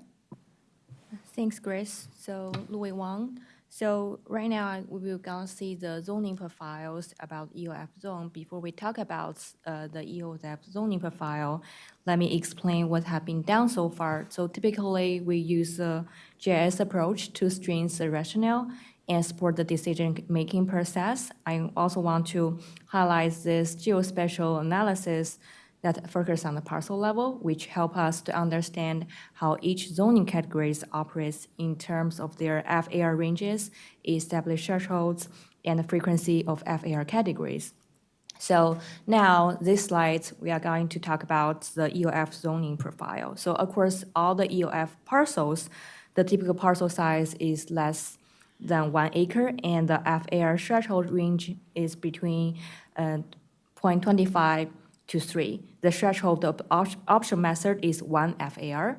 So when you can close look at the frequency of FAR categories at the bar chart below, the horizontal axis represents FAR categories in EOF zone, and the vertical axis represents the number of parcels falls in each FAR categories.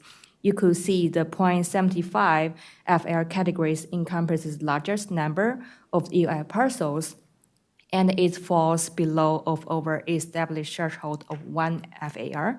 So this is a condition telling us that the majority of the EOF zoning parcels and their developed potentials that are limited to the standard method, plus only 1 EOF project that has utilized the option method to gain the bonus density since 2010. So we believe removing EOF from the listed zone that require public benefits is both reasonable and efficient. I'm turning over to Grace to talk about the detailed recommendations. So as Louis just said, we are recommending to remove the EOF zone from the optional method of development, which essentially would allow those properties to develop up to their full mapped FAR through standard method. And in doing so, we are recommending that a site plan be required for any project above 0.5 FAR to ensure that those code requisites that we described to you are still being met. And if they have a parking lot that is not part of FAR, what about if they do structure, parking structure, that's not FAR? Correct. So when you say that 0.5 FAR, that doesn't include any parking structure, it's actually office. But that is the zoned capacity. That's not even what exists. So Yeah. what that slide was, I understand. yeah. Yeah. But it does for not future. include any parking. Doesn't, No, yes, yes. doesn't I include any understand. parking. I think, yeah. And, you know, when we look at these properties, they're really kind of Class B or C office buildings or light industrial uses. We don't anticipate these properties sort of turning over with large amounts of development anytime soon.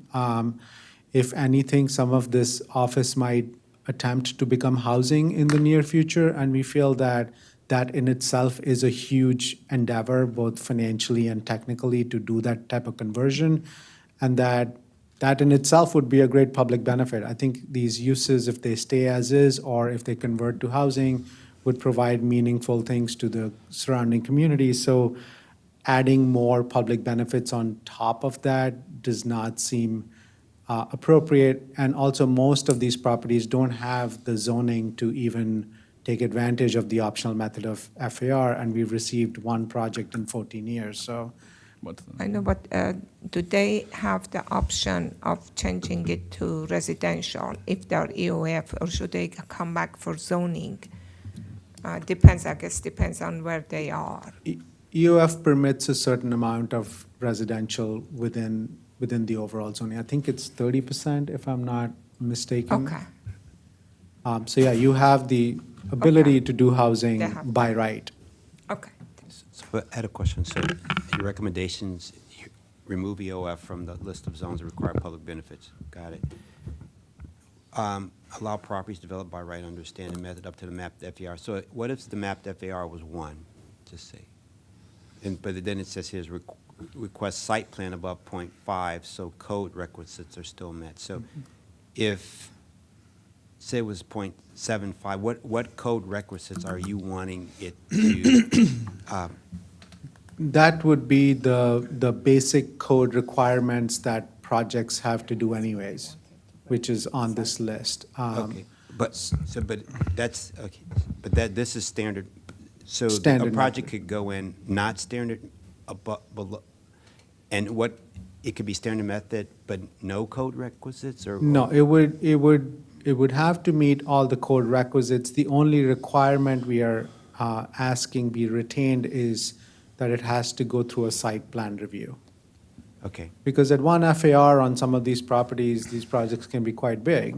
Okay. So we want to make sure the board at least gets to review them and make sure that they're being built in the way we see them, but not asking for additional public benefits on top of just what they're trying to achieve on these properties. Okay. So just say it was 0.4 FAR and it went to, That would go straight to building DPS. permit unless there was some other aspect of the policy that required a site plan. okay, and if it went to DPS, what box would it have to, like, we know what the code requisites are for, but what wouldn't it have to do? Like, for example, what are they just checking for that you? It wouldn't have to come to us or to the board, essentially, for a site EPS plan. reviews to make sure all the code requisites are taken care of at that point. But if it is more than 0.5 FAR, then it comes to planning board to check it. The only difference is planning board or no planning board. The requisites remain They're the same requisites. Yeah, which all by right properties have to do. I think one of the major differences would be with the code requisites, when you go to the planning board, we have to make master plan conformance. And so those are some of the bigger visions that we have control over in these larger projects. Okay, great. Great. So yeah, that's the recommendation, given the infrequency of the use and the limited zoning potential, that we eliminate this from the requirements to provide additional public benefits, but require a site plan above 0.5 FAR. And we're not asking for a final vote today. We can generally.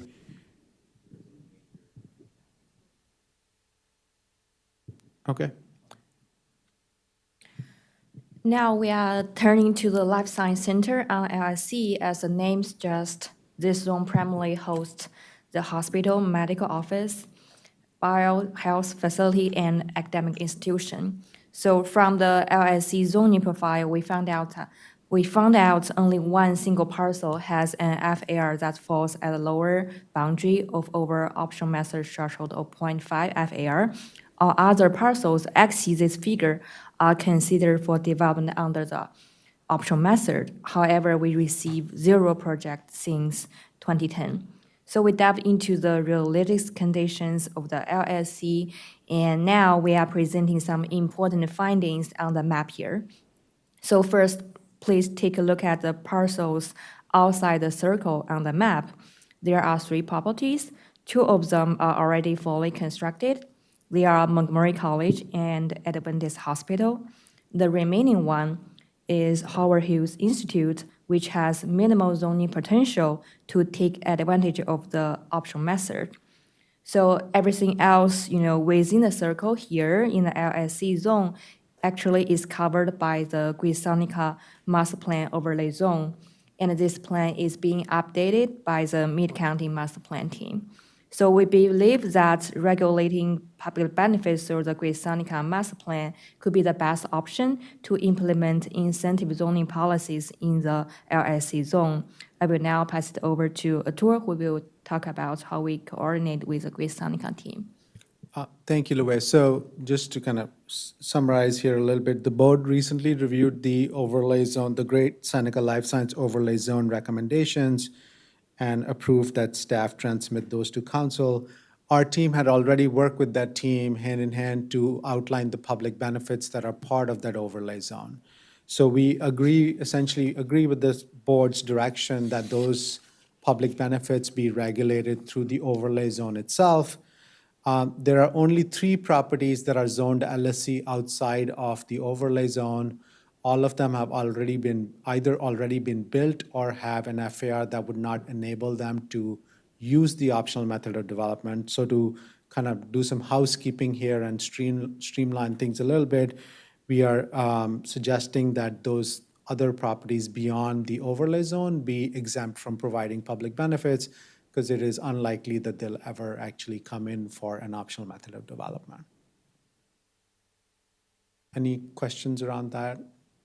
Just one clarification. So I had heard that some new projects in the North Bethesda area were going to try to come in as more bioscience life. So would those projects trigger? I'm just trying to think. But they wouldn't. Could they be built in the CR? Yes. So they wouldn't have a life. Yep, that's absolutely right. There have been several projects in the CR zones, especially in the North Bethesda area, that have proposed sort of a biotech campus. There's been a biohealth building within Pike and Rose, which is also CR zoned. So those projects don't have LSC zoning. They most likely have CR zoning. I'm guessing here, but that's probably highly likely. So they would still provide public benefits, but because of the underlying zone being CR and not LSC. So if they are LSCs or life science zone, the benefit they get versus when they are not is speed to market and also some of the waivering requirements for the impact taxes, correct? Mm-hmm. So if they build the same building, not in life science, but build it somewhere else, they're not qualified for this requirement that we have under LSC? I believe the speed to market still applies to CR zoned properties as well. So they could benefit from that. What about the waiver of some of the fees? I'm not sure if the waiver is tied to the zone or the actual building use. I'm not sure about that. Okay, can you just tell me later? Sure. Yeah. I think What, you say waiver of fees? Yeah, because life science buildings, they are waived in some of the fees, if I remember. Some of the impact fees and other things, they have. Some of the impact fees, yes. Yeah. Yes. They don't pay that, so, but they're under life science. So if it is not under life science, but they are a bioscience, do they still qualify? Usually, yes, but we can get you that information. Yeah, Yeah. okay, thanks. It might be more tied to the building use than the zoning, but we can confirm that. Yep. Any other questions about this recommendation? Okay, so then we are really going to focus on the CR and CRT zone for the remainder of the presentation, because that's where our most sort of bulk of our recommendations and the changes are. So I'll turn to Grace again to walk us through some of this. Okay, so the CR zone stands for commercial residential. These zones are typically found in central business districts and along Red Line metro station areas. And development in the CR zone can vary. So on your screen, you can see some images. The Marriott headquarters located in downtown Bethesda is a tall office building. Typically in those CBD areas, you see higher high-rise buildings with mixed use, ground floor retail, residential above. In the mid-county areas, you can see them resulting in mid-rise buildings, usually for multifamily uses, and again, ground floor retail or other activating uses. However, in the up-county, typically when you see CR zones developed through the optional method, you can get, like Century Germantown, for example, a townhouse-style development that has a retail center. So let's take a look at the CR zoning profile. So in this zone, their FAR values are wider than those in EOF and LSC, ranging from 0.5 to 8, but parcels are commonly less than 1 acre in size. The bar chart here telling us that from the 0.5 FAR threshold, 98% of CR parcels qualify for the optional method under over incentive policy. So, and the CR zone is the latest zone where to talk about that we have received the most approvals with 53 projects approved under the optional method development. So passing to Grace, keep talking about CRT. Okay, CRT. This is the commercial residential town zone. These properties are typically found on the edge of central business districts or along our growth corridors and along other transit stops like BRT or other bus station stops. And typically the type of development that you see here are mid-rise multifamily residential buildings, again, often with ground floor activating retail. Here is the CRT zoning profile. Once again, it features a FAR range of 0.25 to 4.75. The typical parcel size is less than 1 acre. The optional method threshold for CRT is 1 FAR. The bar chart tells us that predominant number of CRT parcels adhere to the standard method. And since 2010, we have proved a total of 13 projects that employed the optional method development in the CRT zone.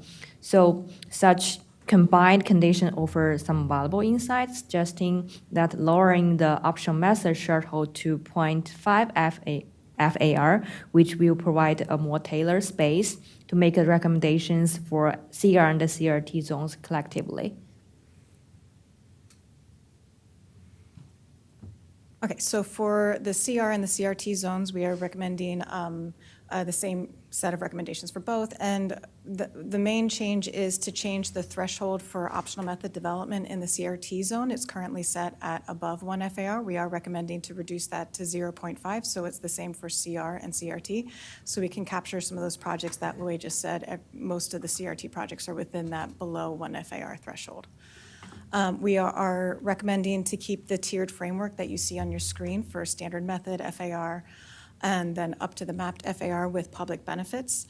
But we are recommending to change from the point-based evaluation system to an FAR-based evaluation system. And so essentially what that means, if a project is zone CR5 and they are proposing 5 FAR, we are recommending that public benefits be provided that equal that 5 FAR proposed.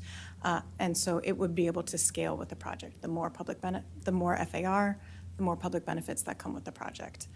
And then lastly, we are recommending that master plans have the flexibility to modify the list of public benefits that we will be explaining to you in the next work session based on the needs that they find in the master planning process. So are we changing a standard method FAR now from 1 to 0.5? That is a recommendation for the CRT zone. It's already 0.5 in the CR zone.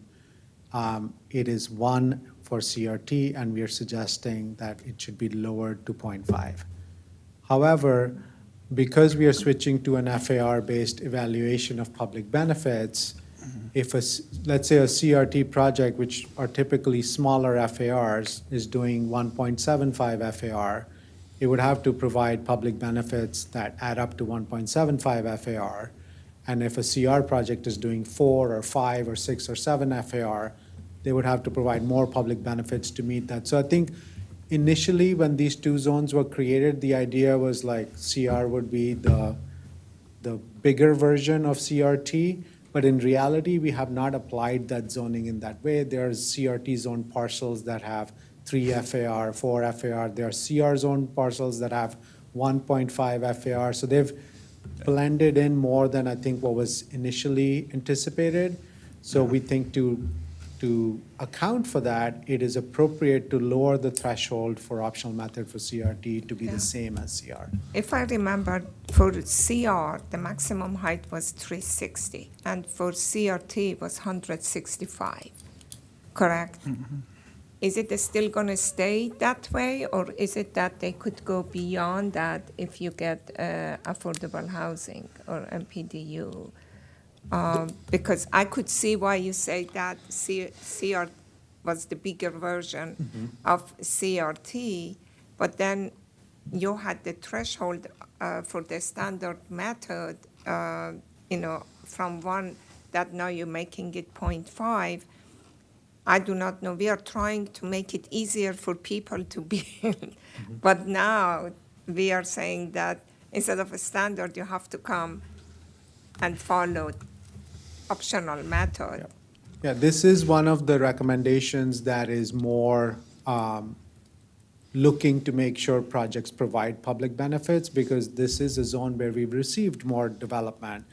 And when you look at the zoning capacity, most of these parcels are not zoned to provide any public benefits. And as we do corridor plans in particular, we anticipate that this type of CRT zoning is going to be applied to a lot of corridors. So we want to make sure that those projects that are benefiting from being near transit and along bus lines do provide public benefits. And we think that if that recommendation stays at 1, a lot of projects will kind of go below that and not provide many public benefits. Got it. I still think, can we go back to the slide? I think it was right before this, which was the track link. Yeah, there we go. I understand the need for public benefits. I do. One of the benefits that we get is the development on the parcel to begin with. I think I'd prefer us to bump everything up to 1 FAR as a standard method to match the CR zone existing. And honestly, we're getting to the point where we haven't really, like you were saying, established a whole bunch of difference between CR and CRT to begin with, practically speaking. So why not just eliminate one of them entirely? I think before we do that, we have to see what is Or the recommend impact to to the. eliminate one of Yeah, I'm okay as long as it's not a big impact. My concern is that if instead of half we up it, then we create an equity for provisions of the public facilities. But I do understand. That's the first thing came to me, that if you just make it from 1 to half, instead of making it easier to build, we make it more difficult to build. But then I understand the issue that you're saying. So before that, we be able to decide which one is better. I like to say I do not know which one, what is the impact of each of those. I think we should maybe see the whole picture. But your comments, interim comments are just fine to give. But my question is, in this slide you're showing, the CRT 0.5, so those 2,136 projects did not come through you? They went directly to DPS? So this is just zoning data. It's not like real projects. Oh, This is okay. all just the parcel data. So there's about 58% of the parcels in the CRT zone currently could go straight to standard method and not provide public benefits in addition to any of the code requirements. Right, right. I was just also saying, thinking just down the road, from a staffing point of view, if what would, if you lowered it to 0.5, and they come to you instead of DPS, I don't know, but these would have had to come to, regardless, if they were all standing, would these projects, they would all still come to you? Just say this was. The site, yeah, I mean, if, I think under the proposal to lower this to 0.5, yes, they would. Not all of them come to us right now, though. and to put this in sort of context, we've received 18 projects in 14 years. Yeah. So Right, this is okay. not, Understand. that level of work. We personally would be more concerned with raising the standard method threshold to 1, because then you would see a lot of projects that would not provide public benefits that are needed to meet the goals of Thrive, Climate Action Plan, creating compact growth, creating complete communities. Right. There would be a lot of projects that would not have to provide those public benefits, and we'll get development for sure, and that's a public benefit in itself, but we will not get some of the other needed amenities that are Understood. Yeah, also important. Yeah, because as you go through, the point is, what would you not get if they were able to go through without? Yeah. So just as we Yep. continue, just Yeah. what would we not get that's so important Yeah. as we go along? But certain aspects of the public benefits that we get are not specific to the project, but not specific to changes in the project's plan. Like its proximity to transit is just based on the parcel. That has really nothing at all to do with changes or updates that they would make at all. That's just where it happens to be. Yeah. And so I think there are plenty of public benefits that we get from certain aspects of this development, and this is the higher that we go in the FAR, we're still talking about the small-isher developments and the ones that are more likely to have trouble penciling out. And I think that the wider we make that standard method development, we minimize the friction between one and the other. And I mean, we may not get the design excellence or what have you, but there are certain aspects that we're going to get from just a development that are better than not having a development. And I think at this level, you might be actually affecting whether or not one is reasonable or not to produce.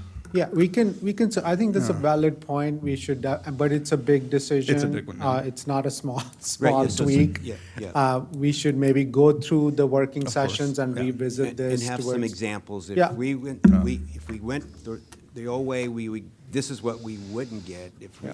What we would get, and this other way, this is what. Yeah, Because quality of life is extremely important. Yeah. Okay, we invite people. We just don't want to densify with no quality of life. So they need to have everything else. Even though if they're close to transit, they need to have walkways. They need to have bikeways. They need to have green space. They need to have everything else that they need to have a complete community. Right. We just don't want to build density with not providing them what they need to have a quality of life. That's the goal of Thrive. Right. So when you look at those to see the impacts, please consider all the things that create a community. Yeah, so I both of think your we've- points well taken. Yep. Were you- I'd No, like I you was to just going to continue. say, Yeah, and- all good points, and we've tried to thread the needle, and we have some information even in today, and especially in the next working session, that will shed some light on this and how easy or difficult it might be for, let's say, a 0.75 FAR project to meet their points versus a 3 or a 4 or a 5 Yeah. FAR. So we can, and this is tied to the idea that you allow double dipping, right? So this is a comprehensive kind of consideration. If you're allowing projects to earn FAR by doing the base requirements, then doing optional method becomes a lot easier. That's, So, and- so we'll share all that information, No. and I think, but this is a good, important point. So, so let's get to the exciting part here. So the proposed structure that we are providing here, we are we're very sort of eager to hear your thoughts on this. And these are some of the bigger changes that we are proposing. And this would apply only to the CR and CRT zone as we discussed. So number one, we are recommending that the 4 categories of public benefits be completely realigned to match our county's policy priorities. So we have 7 public benefit categories right now. We are proposing they be brought down to 4. Housing for all, we believe, deserves its entire category devoted to it. We think it's very important to elevate this public benefit to this level, given the affordable and attainable housing crisis we are currently facing. And by doing so, we will incentivize the delivery of not only affordable housing, but also market rate and attainable housing. Environmental resilience will help meet our climate action plan goals by incentivizing energy efficient buildings, green site design, and as well as buildings that achieve LEED certification. Infrastructure for compact growth is really important to meet Thrive's recommendations for focusing future growth along our corridors. And these will incentivize the provision of walking, biking, and transit access facilities. And then complete communities would incentivize the creation of neighborhood services that don't exist within current communities, such as retail, meeting space, art, design, et cetera, to make sure that people are living in a high-quality environment and are able to meet most of their daily needs within a 15-minute walk or a short bike ride. So these are the 4 overall categories we are proposing. Under these, we are proposing a slimmer menu of public benefits. There are 13 public benefits instead of the 36 we have today. Under housing would be the provision of MPDUs beyond code, providing family-sized units in both market rate and affordable housing, and also providing deeper levels of affordability as an average AMI. We worked hand in hand with our colleagues at DHCA to come up with these recommendations. Similarly, under environmental resilience, we have energy efficiency and renewable energy, green buildings, as well as sustainable site design. We work with our colleagues at DPS who are updating our construction codes and green codes to make sure these align with how they aim to achieve the very ambitious target of eliminating greenhouse gas emissions from our building and transportation sector by 2035. Under infrastructure for compact growth, you have things like providing off-site improvements that include sidewalks, safe biking and walking facilities and transit access, providing public facilities like bus stops, BRT stops, et cetera, and then also extending the street grid and trail extension. So this would be another category where in today's sort of regulatory review, we typically don't give points for creating new street grids, but we recognize that to have compact growth along corridors, you need a grid of complete streets that has sidewalks, that has streetscapes, that has bike lanes.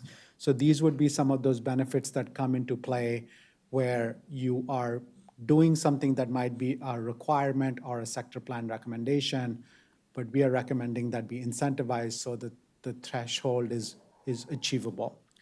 And lastly, in complete communities, we've expanded the public art category to include art and placemaking, which includes programming within communities. We work with our colleagues at the Arts and Humanities Commission. We continue to incentivize neighborhood services and mixed uses, which are really important to achieve the vision of 15-minute living in complete communities. In great public realm, we are incentivizing the provision of great public parks as well as privately owned public spaces, which are some of which are required through development. So in these cases, we would be asking that those things be provided maybe to a higher standard so that you do get high-quality spaces. And then in design excellence, we have created a list of very objective criteria that projects could meet to ensure that they are doing the basics right and are creating high-quality buildings, but we are trying to take out the subjectivity from those types of reviews. So looking at this, one might say, hey, you just reduced choice a lot. You've gone from 36 to 13 public benefits, and we've tried to address that by making sure that there are 4 levels of participation available to a project for each of these public benefits. So really, these are 52 ways to provide public benefits under 13 different options. And I'll give you an example, and we'll dig into the details of this in the second work session more. So this is an example of the renewable energy public benefit. And you can see there are 4 tiers of participation a project can commit to. Tier 1 is the least intensive public benefit, and Tier 4 is the most extensive public benefit.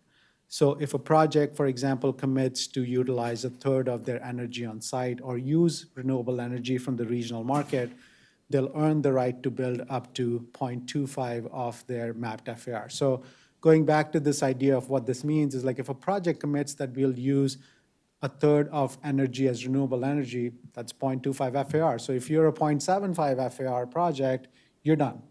You don't have to do more. But if you want more of FAR beyond the 0.5, you can increase that commitment to 2/3 or 3/4. And then each public benefit has a tier 4, which is a top tier public benefit. These are the aspirational public benefits. These are costly. And we think that in this case, for example, a project would have to generate 100% of its energy on site, which is a high bar. In those cases, we would recommend that these projects be exempt from providing other public benefits, period. This is not that uncommon from how we treat affordable housing today, where if you provide 20% MPDUs, you don't have to do other public benefits. So we think that's a good way to get meaningful big ticket items, and we want to expand that beyond housing to these other public benefits as well. Any questions about these before we do a quick comparison of how this compares to the existing system? So just a couple questions. Some would say, like design excellence, you said you're going to put, we all want it, and why don't we just put it as a base value with all of the, I'm just some, like, so in what that means, whatever we want, setback, I don't know whatever the criteria, because you're going to have a criteria for it now, right? So is that all that? I mean, you can only have to answer now, but the school of thought of put it as the base if that's really important, or versus having points for it, And then also my other question as you go along is, would you be, if a project did 100% renewable, you would be okay if it did nothing else? Yes. Okay, that was. That's the recommendation, because these tier 4 public benefits are difficult to achieve at best. And you're going to see them across. These are things like creating some of the other benefits is like creating a 3-acre urban recreational park, or providing a theater facility that's at least 20,000 square feet. And so these are big things. And we do think, and it's not that different from today, where we do have major public facility category where we give points for it, but we go up to 70 and stop there. And we think that we haven't received a lot of major public facilities because we've kind of maybe stopped short on the incentive, and this would be a good way to really sort of incentivize the big ticket items. And to the other question that you mentioned, Chair Harris, there will be some design criteria that are a base requirement, which are codified in the sector plans and the urban design guidelines that we create. These are saying, okay, can you go a little bit beyond the base and get some incentives for that? And we'll go through the details with you all. Thank you. Yeah, and I think that we should make a base something that is easily achieved, that then we incentivize it for getting beyond that.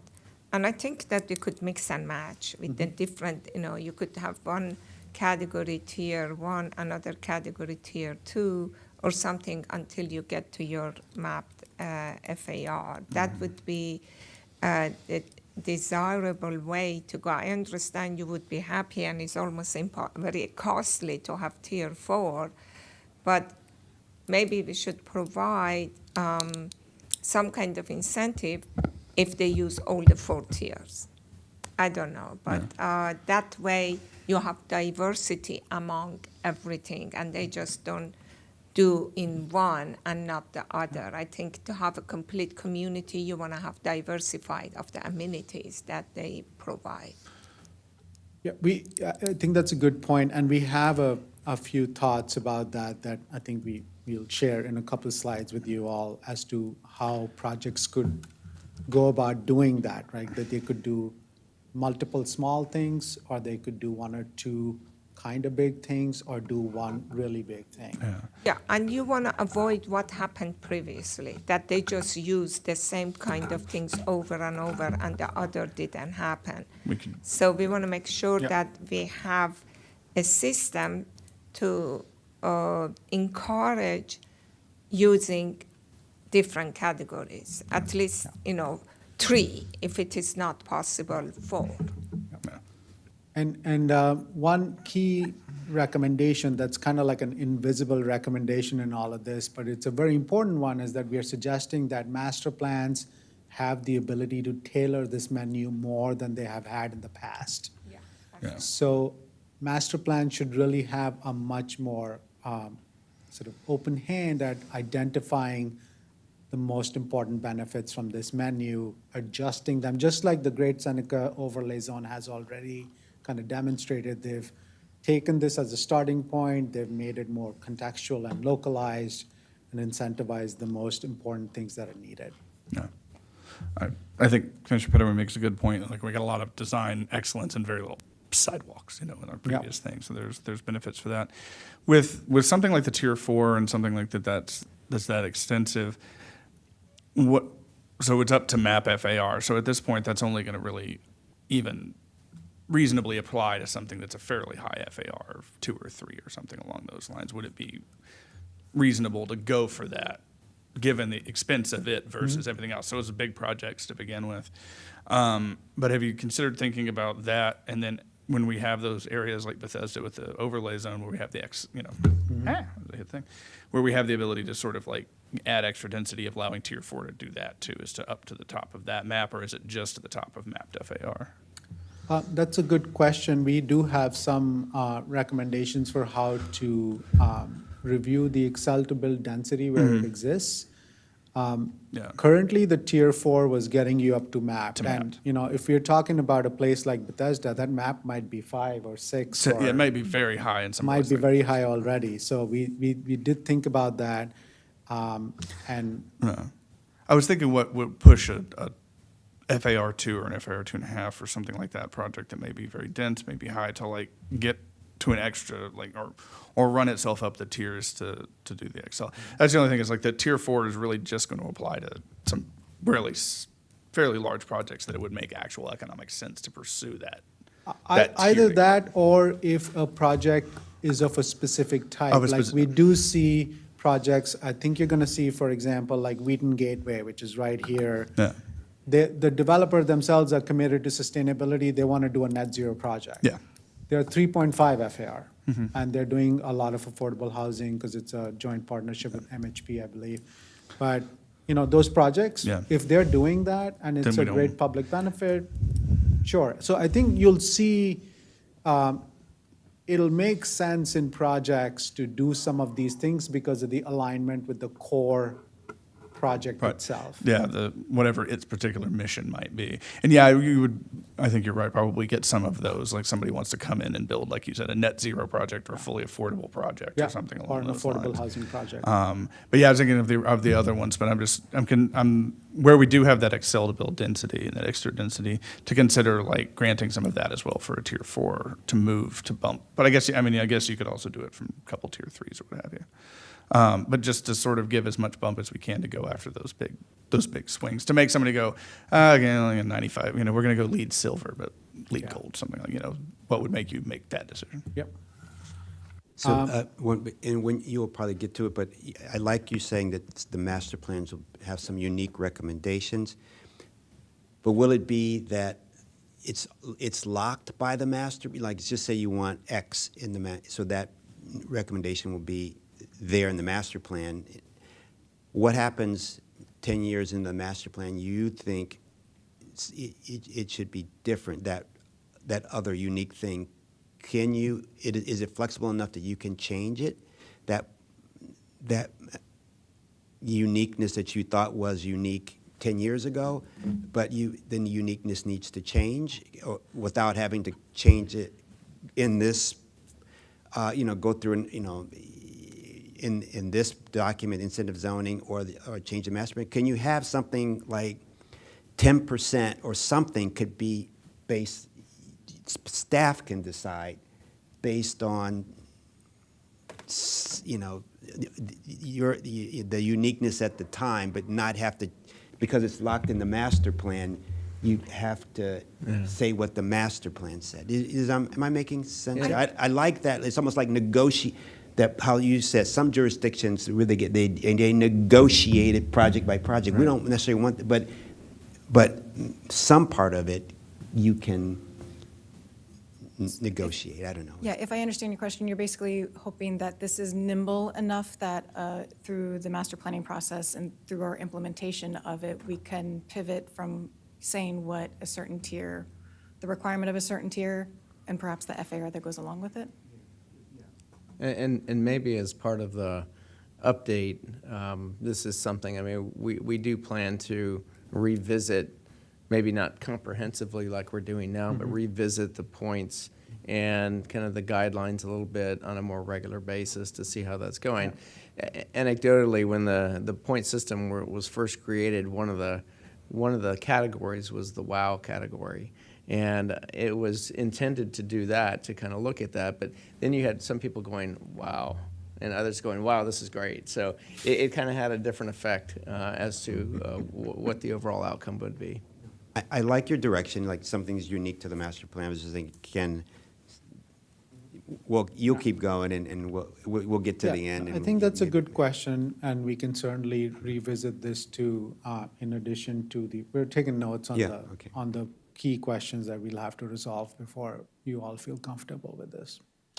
So we'll do a quick side-by-side as to how this compares to the existing system, just so that you can see it.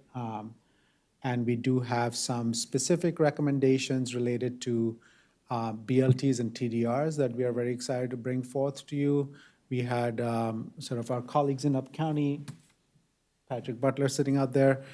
They helped us a lot to liaison with the Office of Agriculture and various stakeholders from that sector. And I think we have some good thoughts around how we could increase the uptake of some of these and also incentivize additional development near transit by using that. Okay, so let's do a quick play-by-play. So in our existing system, we have 7 categories. Those are listed on the left side of your screen. And we are proposing to consolidate those into 4 categories that better align with our county policies. And within those existing 7 categories, we have 36 options for public benefits listed on the left side. And we are proposing to consolidate those down to 13 public benefits nested within those 4 major categories. And then within the existing system, it's a point-based system. There's a calculation that basically states how many public benefits from how many categories. That threshold for the calculation is rather low, so it typically spits out the result of 100 public benefit points from 4 categories. And in hindsight, this means that perhaps we're asking too much of some of the lesser dense projects and maybe not enough of the higher density projects. So we are recommending to move that to the FAR-based evaluation. So the more your project scales with intensity, the more the public benefits that get delivered or the more intensity of those public benefits get brought forward. And so Let's talk about double dipping really quickly.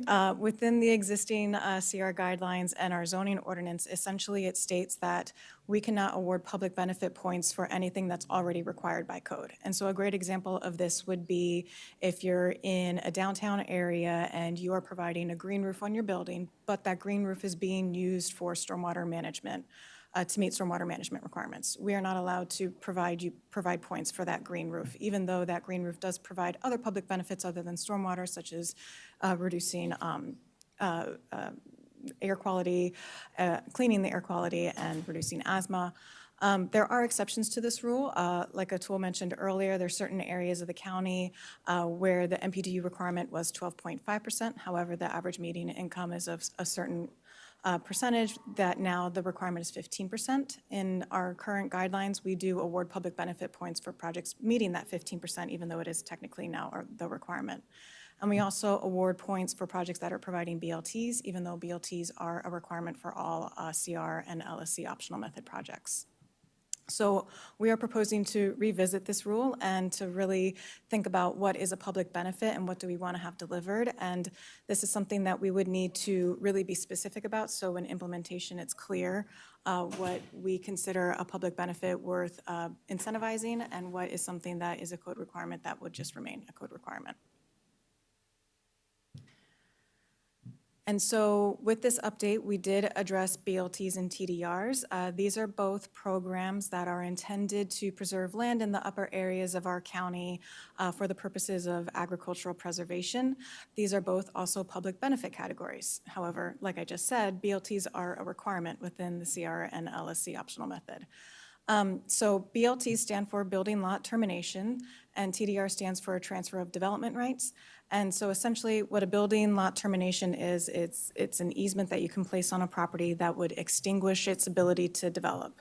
Whereas a transfer of development right would transfer that density from the upper areas of the county to a receiving area in the areas of our county where we want to see that development. One of the other distinguishing differences is that a BLT payment you can purchase a part of a BLT, however, you must purchase an entire TDR. And then additionally, that payment for that partial BLT can be received by the Agricultural Land Preservation Fund. However, if you purchase a TDR, that is something that would need to be negotiated directly with that property owner.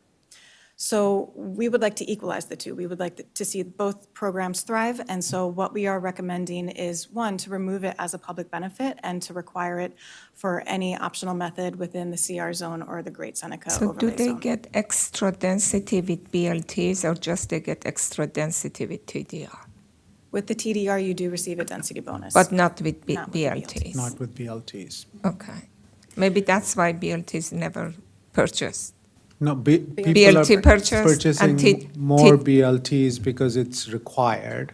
Oh, it's a requirement. TDRs are optional, but even though they come with the density bonus, the process to procure them and you have to have a receiving zone, your project has to be in a receiving, it's very complicated. So as a result of that, we've never received a TDR public benefit in the 14 years that this policy has been in place.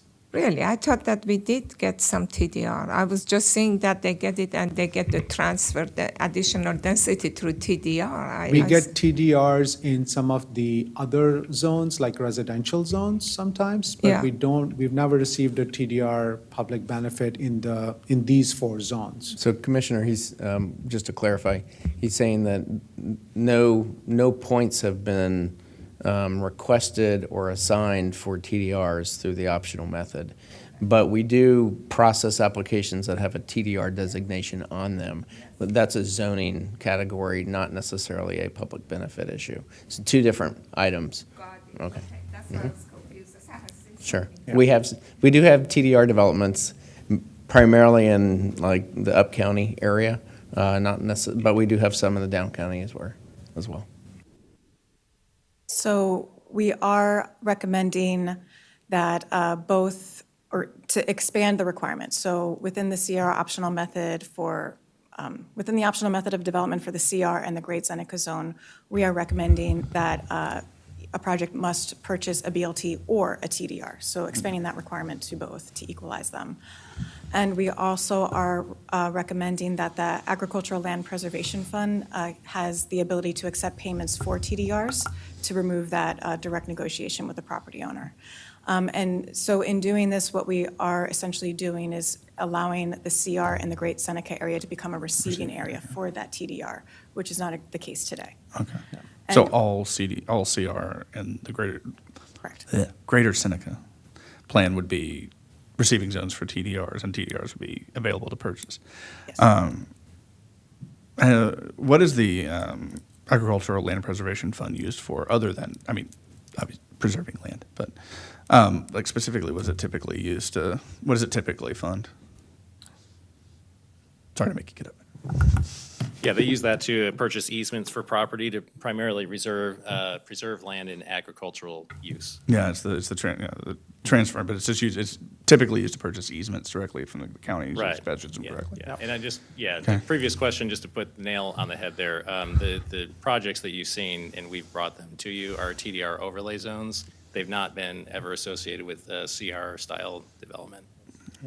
So we're attempting basically to transfer development rights from the agricultural reserve into density. Right, right. Yeah. So what this, Not yes, as and I'm not optional. going to get into the details. I'll still let the team continue to go through this, but this really is a recommitment to the original idea of the sending area, receiving area of the TDR program.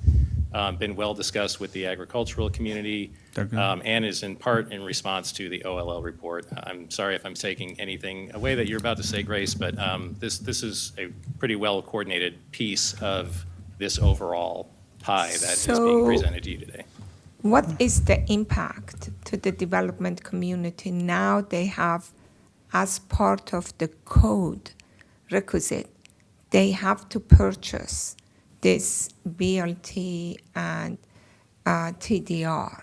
We are making it codified rather than optional. What is the It's impact? already a de facto requirement. So in the CR and LSC zone today, even though this is a public benefit, it's a requirement to purchase it. It's kind of like providing. Yeah, they get the points for it. Yeah. Now we say you're not going to get point, and you're going to just do it as a code. What Yeah, what but- is but their it- response, development the- community?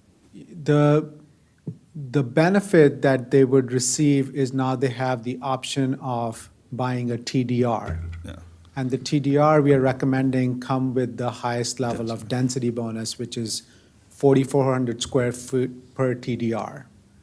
So we think that, yes, we are making it a full requirement versus a de facto requirement, but at the same time, we are offering the density bonus that the TDR would provide them. But they may not And need let me, it. sorry, let me say it slightly differently. We're not actually proposing to change the requirement that already exists today per se. We're opening up a different option to, that calculation stays the same for the BLT purchase. However, with that amount of money, you can choose to, if this moves forward as Buy the proposed, density. you could either buy TDRs or that BLT, and with the TDR, you could get additional incentive density to go along So with that. currently, BLT is part of the requirement. Exactly, for the code. precisely. So we haven't Okay. changed the base where we're starting from. That is staying the same. What you can do as a result of that calculation, that is what we're essentially proposing a change to.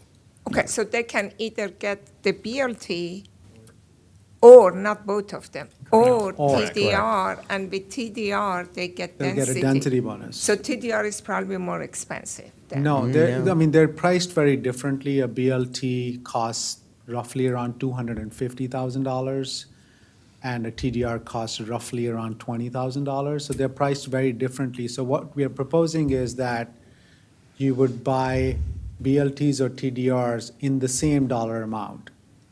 So you can buy one TDR or a fraction of a BLT, and that requirement would be 7.5% of your incentive density, which is what it is today for BLTs.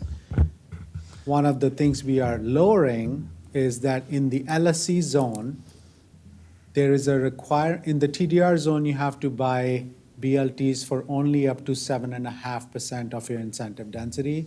In the LSC zone, that requirement is 50%. So it's almost 6, 7 times the requirement, and we are saying that it should be lowered to 7.5%. We actually think this might be one of the reasons why we don't see any optional method projects in the LSC zone, because the BLT payment requirement is so high. And we've talked with the farming community and the stakeholders in the Office of Ag about lowering it to 7.5% in LSC as well. And they seem supportive because they recognize that a benefit on the books is no good if you never get it. Yeah. So they've been very, I think, open to that.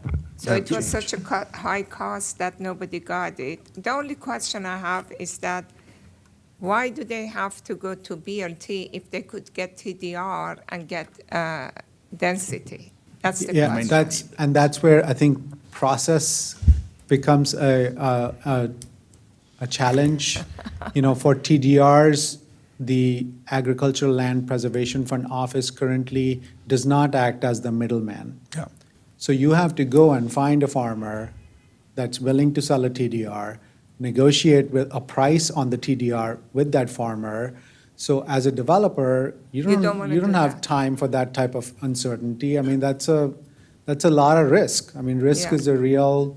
So how's it going to happen now? So what we have talked to with the Agricultural Land Preservation Fund is that if we approve these and the council approves these, they would be willing to become the middleman for both TDRs and BLTs. They will negotiate They with would the buy farmer. TDRs and sell them at cost, just like Okay, they will buy them. Okay, they would buy them, and that would take out a big process step from that negotiation. Yeah. But still, if you make it easier, so I see that they would like to go to TDR instead of BLT, because BLT you just pay, you don't get anything. Yep. TDR, you pay and you get density. If the Yeah. price is the same and someone is going to do the work for you, then if I'm the developer, I say, okay, I'm going to get the additional density and keep it there if I want to. Yeah. Is that something we want? We're trying to reinvigorate the TDR program. So this is, yes, Okay. this is intentional. Feature, not a bug. intentional. We're yeah. trying to give a true Intentional. I incentive see how for it purchasing the works. TDRs. Yes. Then maybe in 4 years you have to invigorate the BLT. Yeah, Well, and by doing this, I think it'll create some healthy competition between the Okay. pricing for TDRs and BLTs too. If one becomes too expensive, people will start buying the other one, and, Yeah.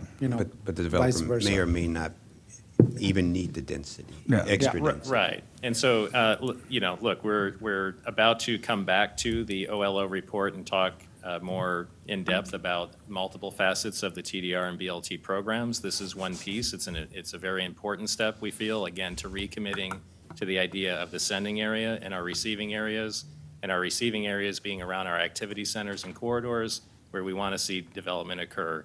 And so we're trying to help reinvigorate that market for the transfer. So we'll get into more of the TDR BLT discussion, but I guess focus back on what we're trying Do to you propose here as part decide of this. where are the receiving areas? Or is it in the master plan, or is it something that? So it could- typically, that's another sort of process issue. So no master plan has created TDR receiving areas since 2012. So by doing this, you would automatically be recommending that all CR zone properties and the Great Seneca Life Science Overlay Zone area become a receiving area. And correct, perhaps an unintended consequence of the focus on the CR zone and public benefit points and the area of focus that we had over the last 10 years, we sort of unintentionally moved away from a TDR overlay zone and more to a different family of zones, CR, and the BLT ended up incorporated in a little later, but and the TDRs were always there as an option, but this is like a stronger recommitment again to that original idea of trying to bring the TDR program to its conclusion and allow the transfer of that remaining density to our activity centers and areas that we want to see growth occur. And to Mr. Butler's earlier point, the CR zones were not receiving sites for TDR density for designations. It was typically your R60, R90, and R200, maybe RE. 1 and 2 sites, those were your traditional receiving zones for TDRs. And the master plans designated what the density would be. So if it was a TDR 3, which meant 3 times the density, or 4 or 5 or 1, you look to the master plans for that designation. Okay. So thank you for this primer. Sorry, we got a little bit of, No, got you not up, at all. but it was, you can move on to It's the an next piece. important. I think this is a really It's good- an very important helpful. consideration.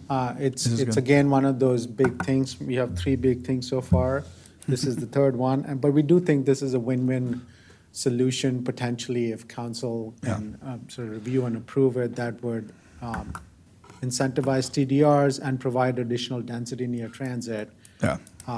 So we feel good about this recommendation. So we just want to show you very quickly how all of this would apply to projects in the CR and CRT zones. So as we mentioned before, if you're doing standard method, you do the code requisites. If you're going above the standard method, you have to provide public benefits.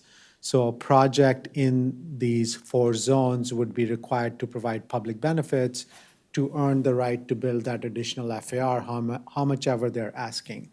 One of the recommendations we are making is that projects provide at least one public benefit from either housing and environment, or at least one public benefit from infrastructure and complete communities. And this goes back to some of the questions that you were raising. Can we make sure we get multiple public benefits and not just one? The exception here is if a project does go all the way and provide a tier 4 public benefit, in which case they wouldn't have to provide any other public benefit.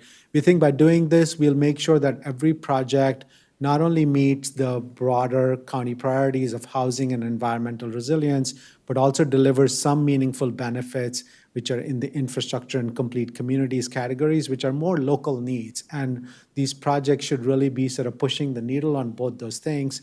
And this would be a healthy way to find that balance. And so, this is just a diagram showing how that might happen. A project could do a variety of things. It could do a mixed bag approach where they could pick from all 4 categories a variety of different public benefits to get up to their requested FAR, or they might focus on just 1 or 2 things which align better with the type of project they're building, which would be a sort of 2-category approach, or they might go all in and do just 1 public benefit from any one of those 4 categories and not have to provide other public benefits. So we're back where we started, and we are close to the end. And we really appreciate your patience as we go through a lot of this sort of technical and complex recommendations. So this project was approved by the board a few years ago. It has 324 units. It provided the minimum 12.5% MPDUs. The property is zoned CR4, but the built FAR of this project is only 1.75. So right off the bat, you can see that even though this project was asking for less than half its mapped FAR, we required public benefits that were going to add up to the maximum 100 points. So in the new system, when you talk about FAR-based public benefits, that scaling would be much better. This list of public benefits looks long and impressive, but many of these points they received just by virtue of the location. Through transit proximity, they got 30 points, or by doing things that they had to do anyways to build a project, like provide structured parking, et cetera. And then the other public benefits like wayfinding or a through-block connection, they were asking for so few points for it that the quality of those was really not up to speed. A good example of this is the through-block connection, which is on the far side of this building. It's supposed to be a public benefit, but because it was not designed and built to a high standard, it's become a place where there's a lot of crime and problems. So we want to make sure we're getting public benefits that are of a decent quality, even though we might get a fewer public benefits. So what would be the options for the same project under the recommendations that we are proposing? So here's sort of 3 scenarios. The first scenario is a mixed bag approach, where this project would have to earn the right to build up to 1.75 FAR versus a 4 FAR. And they could do things like do a slightly more energy efficient building, provide 5% of both market rate and affordable housing units to be 3 bedrooms or larger. They could provide public-facing amenities like bus stops and bus stops and bike parking, and they could make improvements to existing parks within the sector plan area, such as Wheaton Urban Park. If they decided to have a more focused approach, they could really focus on creating a very sustainable LEED Gold building and provide some off-site improvements like creating safer pedestrian crossings in downtown Wheaton, and that would be the entirety of what they have to do. Or if it was a project that was really focused on affordable housing, they could provide a Tier 4 public benefit, which would be 25% MPDUs at 60% average MI, in which case they would not have to provide any other public benefit.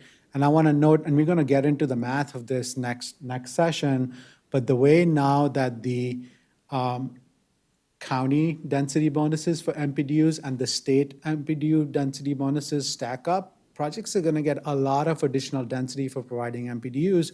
And in some cases, we think that really might turn the corner and the needle on projects going from stick construction to maybe even concrete construction and sort of maximizing density on some of the sites, which we think is great. So, so you can see in each of these lists is shorter, but it does provide more impactful, more meaningful public benefits, not just for the residents, but also for the greater community. And in addition to this, we have two more sort of concepts, and these are the last two concepts that Can I ask a Don will quick question? cover. Wait, suppose the master plans at this location said, and I think you did need a cut through, not a cut through, it was just connection from the library to this site, and would they not then get credit for a connection as a point if the master plan said you had to have it anyway? If the master plan recognized that as an important connection and included it in the public benefit menu, then absolutely, yes, they would get credit for that, which is why we think it is such an important recommendation that master plans have that ability to do that. Today, master plans can just choose from the menu, with the exception of Bethesda that changed the menu, and has gotten the public benefits they found to be needed in that community. Master plans have very little control on how these public benefits are delivered. But in that case, Chair Harris, if the master plan recognized there's a library here or a community center here and we really want this connection, they would be able to get incentive density for that. Even better, some of the times we get these through block connections as a replacement for full street connections. Right. And we currently do not provide incentive for building the streets recommended in a master plan. If a master plan does recommend that streets are an important public benefit, hopefully we will get a full street connection that has sidewalks, the bike lanes and all of that. And that would be even better than just getting a pedestrian connection. But in either cases, the project would be eligible for receiving Did they incentive have to density. build it if they get 25% MPDU and they don't want to put that street connection? Are they required to do a street connection? Because if it is getting a point, they don't need the point because they want to do 25%. So That's a great question. I think, and I'm kind of punting this to master plans, but the master plan would have to consider these things and really make recommendations that are in keeping with what they want But to they're not required prioritize. because we can decide that which one we want more. Yeah. If we want the MPDU or if we want the street connection. I know that what Commissioner James would pick. So, well, again, I think we need to lean on what the other requirements are for approving a site plan. And again, that's back to master plan conformance. So if a master plan is recommending a through block connection, I think we could find other ways of having that be built into a project other than in the public benefits. Okay. So theoretically, you could get both, Yeah. but you would have to position them appropriately within the master plan and also make sure that you're not just asking for so many things that it becomes untenable to provide them for most projects, which is a good segue into our last two things, which is the Excel to build density and the payment in lieu options, Mm-hmm. which we'll have Don cover for us briefly. Can I ask a question? What, before, suppose the master plan recognized there's a library here or a community center here, and they would they not then get credit for a connection I just want to confirm, can you hear me this time? Is that a little bit better? Yes. Okay, perfect. So we talked a bit about the Excel to build density and how that might work, but wanted to share a little bit more detail on the program as proposed. So first of all, when we think that developers should consider Excel to build density, and I think as the tool mentioned earlier, the key element here is the fact that you only consider in any Excel to build density after you've maxed out all the FAR that you can achieve through the standard density bonus program. So developers will have already provided a standard suite of public benefits to the county. They can, however, if there's additional height for the sector plan available, they can propose an Excel to build project. In order to do that, they would submit a formal request with a comprehensive development plan specifying the additional density, providing some backup on the need for whatever public benefit that they're proposing. Typically, we look for something that's not already covered in the program itself and something that would align with the master plan priorities. In addition, we'd ask for the cost to provide that additional benefit so that we understand what we're exchanging for the additional density. In reviewing these proposals, We lost you. additional benefit is. Oh, can you hear me now? Yeah, we can hear you now, you but hear we me? lost you for a minute, half a minute. Okay.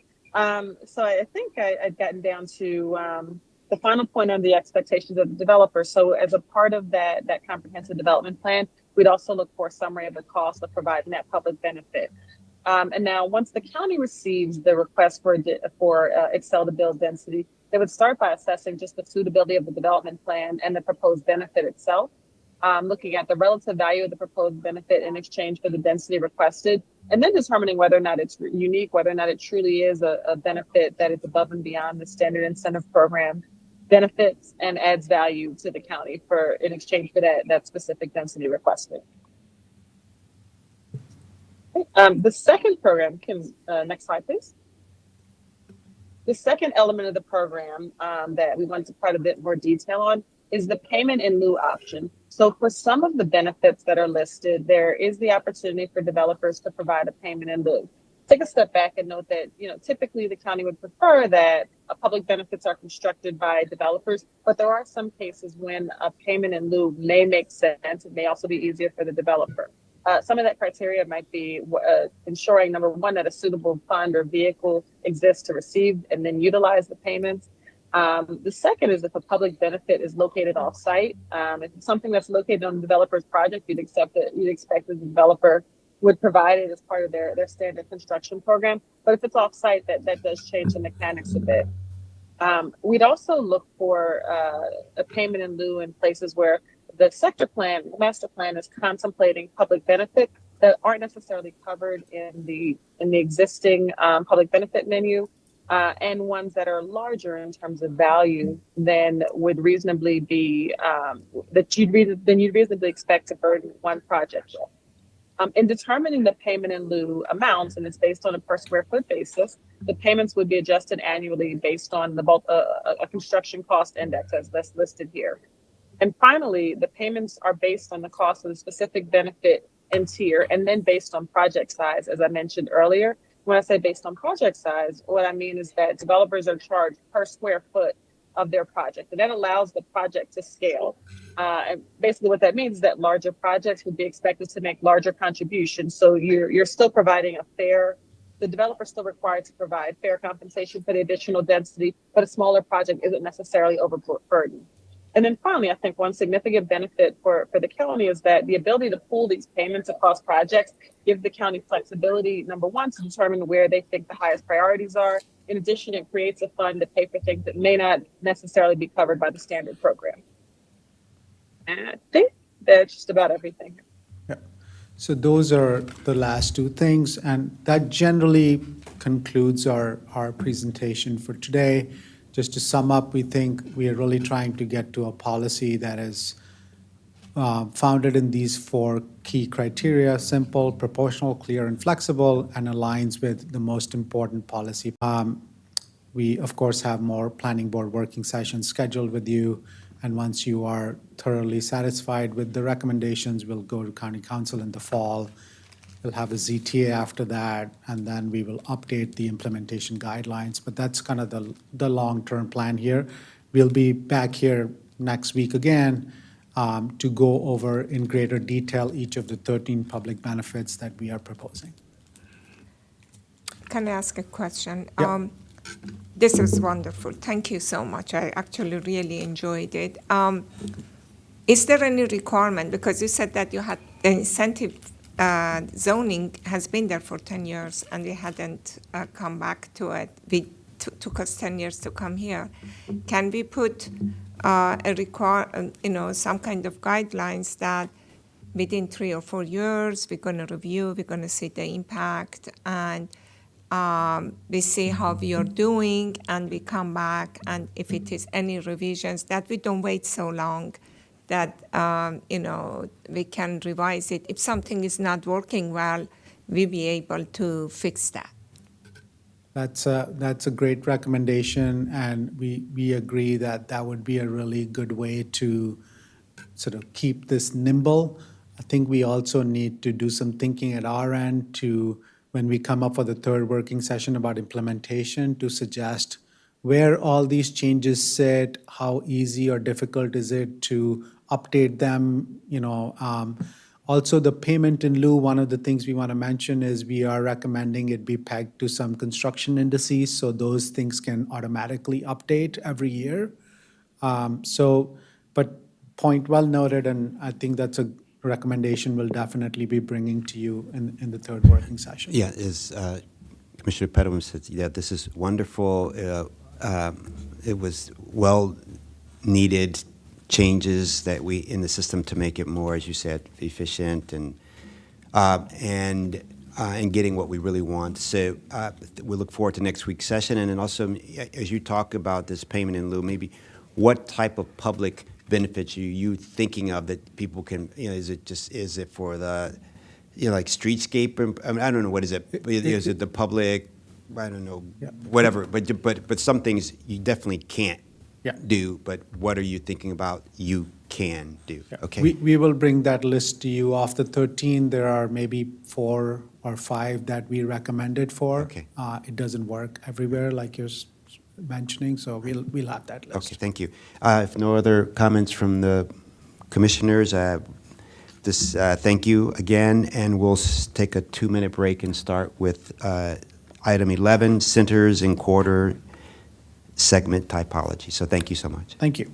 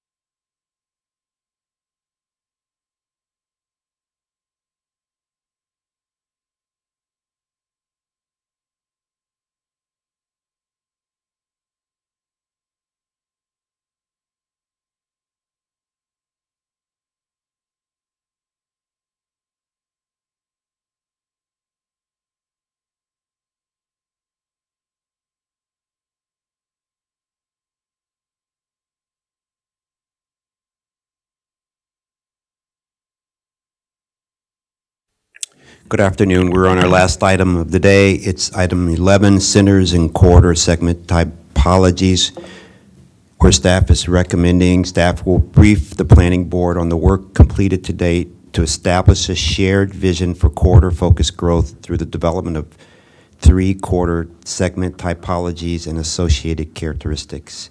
And Jessica McVeary is here today to lead us through this presentation. Great, thank you, Chair Harris, members of the Planning Board. My name is Jessica McVeary. I'm a master plan supervisor with our Mid-County Master Plan team, and we're really pleased to be here with you today to talk about specifically the corridor segment typologies that we've been working to develop internally. I do want to acknowledge that this has been a team effort, and so here today with Larissa Clevin, Rebecca Ballo, Dave Anspacher, and Atul Sharma. Danelle Ziegler also supported this effort, but couldn't be here with us today. So we're really pleased to be with you. As we walk through the slides that we have prepared today, it's our intent for this to be informal, conversational, so please do feel free to ask questions as we move through. So just to give you a little bit of sort of background on what we're going to share today, this has really been a staff-led effort that we have undergone really since the adoption of Thrive Montgomery, actually a little bit prior to the adoption of Thrive Montgomery, to think about the way, Thrive Montgomery 2050 talks about corridor-focused growth. And while we've been planning for centers for a very long time, the idea of planning for corridors is a relatively new concept for us, particularly from a land use and zoning perspective. And so we wanted to kind of take an opportunity to talk among our department about what corridor-focused growth meant and really to develop a shared vision for that. So we'll talk a little bit about the background and process, the corridor segment typologies, and also the centers, and then the development of transportation and urban design elements, as well as baseline assumptions that were developed in support of the images that we'll share with you. We'll also then discuss some next steps. So you are all very familiar with this map, and I'm sure you've already seen it a few times today in your agenda. So this is the growth map in Thrive Montgomery 2050 that shows the growth areas, the centers, and then the growth corridors. For this effort, we are really intentionally focused on what are identified as the growth corridors, the black lines.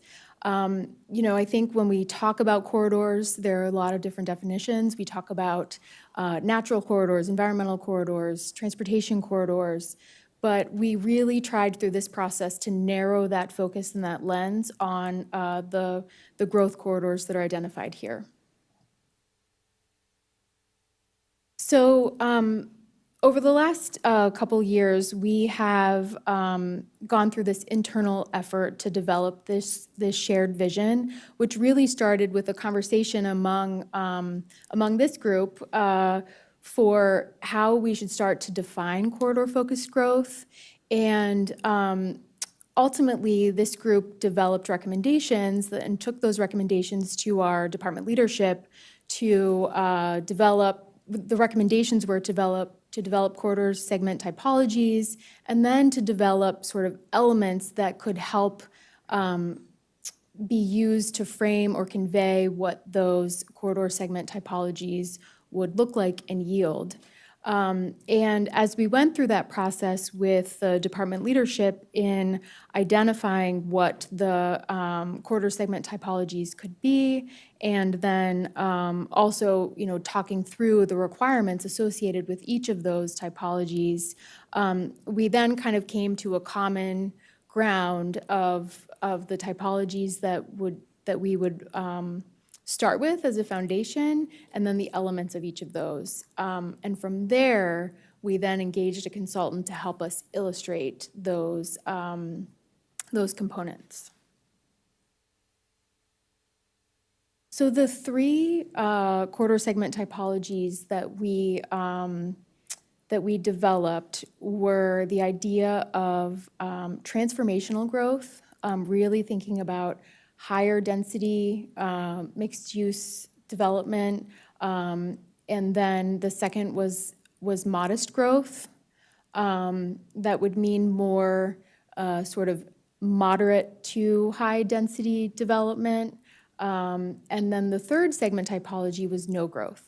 I think that often when you think about growth corridors and you have a segment typology that's no growth, there might be a question about why. And we felt as though there were some corridors and some segments of corridors where growth might not be appropriate due to stream valley buffers, for example, intersecting with the corridor, or even where the development pattern today is such that it really turns its back on the corridor and fronts sort of a parallel community or network. And so in that case, we really focused on the growth pattern that would be parallel to the corridor, as well as sort of coming together at centers, major centers along the no-growth corridor, that's where development would really focus. So I'm going to walk through, or start to walk through, and I'll ask my colleagues to help in this discussion as well. Just a note about some of the visuals. This was really intended to be sort of an internal, effort that could help our staff before we start a corridor plan have, that shared vision or a foundation upon which to advance subsequent corridor plans, so that each plan was kind of starting from a consistent foundation. And so we developed materials that would help staff kind of understand the different typologies, both from a street section perspective and then the elements associated with the segment typology, and then also from a sort of bird's eye view aerial that really conveys sort of mass scale relationship to the street, but not necessarily be one, be a state that would be something that's readily used for public consumption. But we also felt like it was really important for us to have visuals that we could use to share this vision and these ideas with the community. And so we actually took these models and went a step further and had them rendered. I'm going to actually kind of go back and ask Mr. Ansbacher to walk through the transportation elements associated with the Typology 1 Transformational Growth Corridor.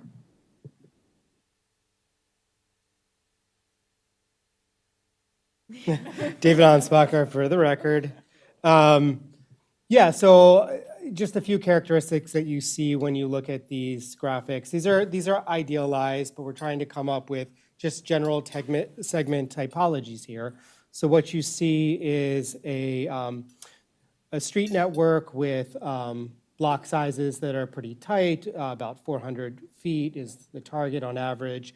You see the main thoroughfare, which we envision being 2 to 4 lanes of general purpose traffic, but then ultimately a median BRT in the middle, bikeways on either side, wide sidewalks, again, along this main boulevard, and then a parallel network of streets on either side of the road, 2 lanes wide, everything operating at very slow speeds, 25, 20 mile per hour target speeds, and again, protected crossings, traffic signals, et cetera, focused at each of the intersections.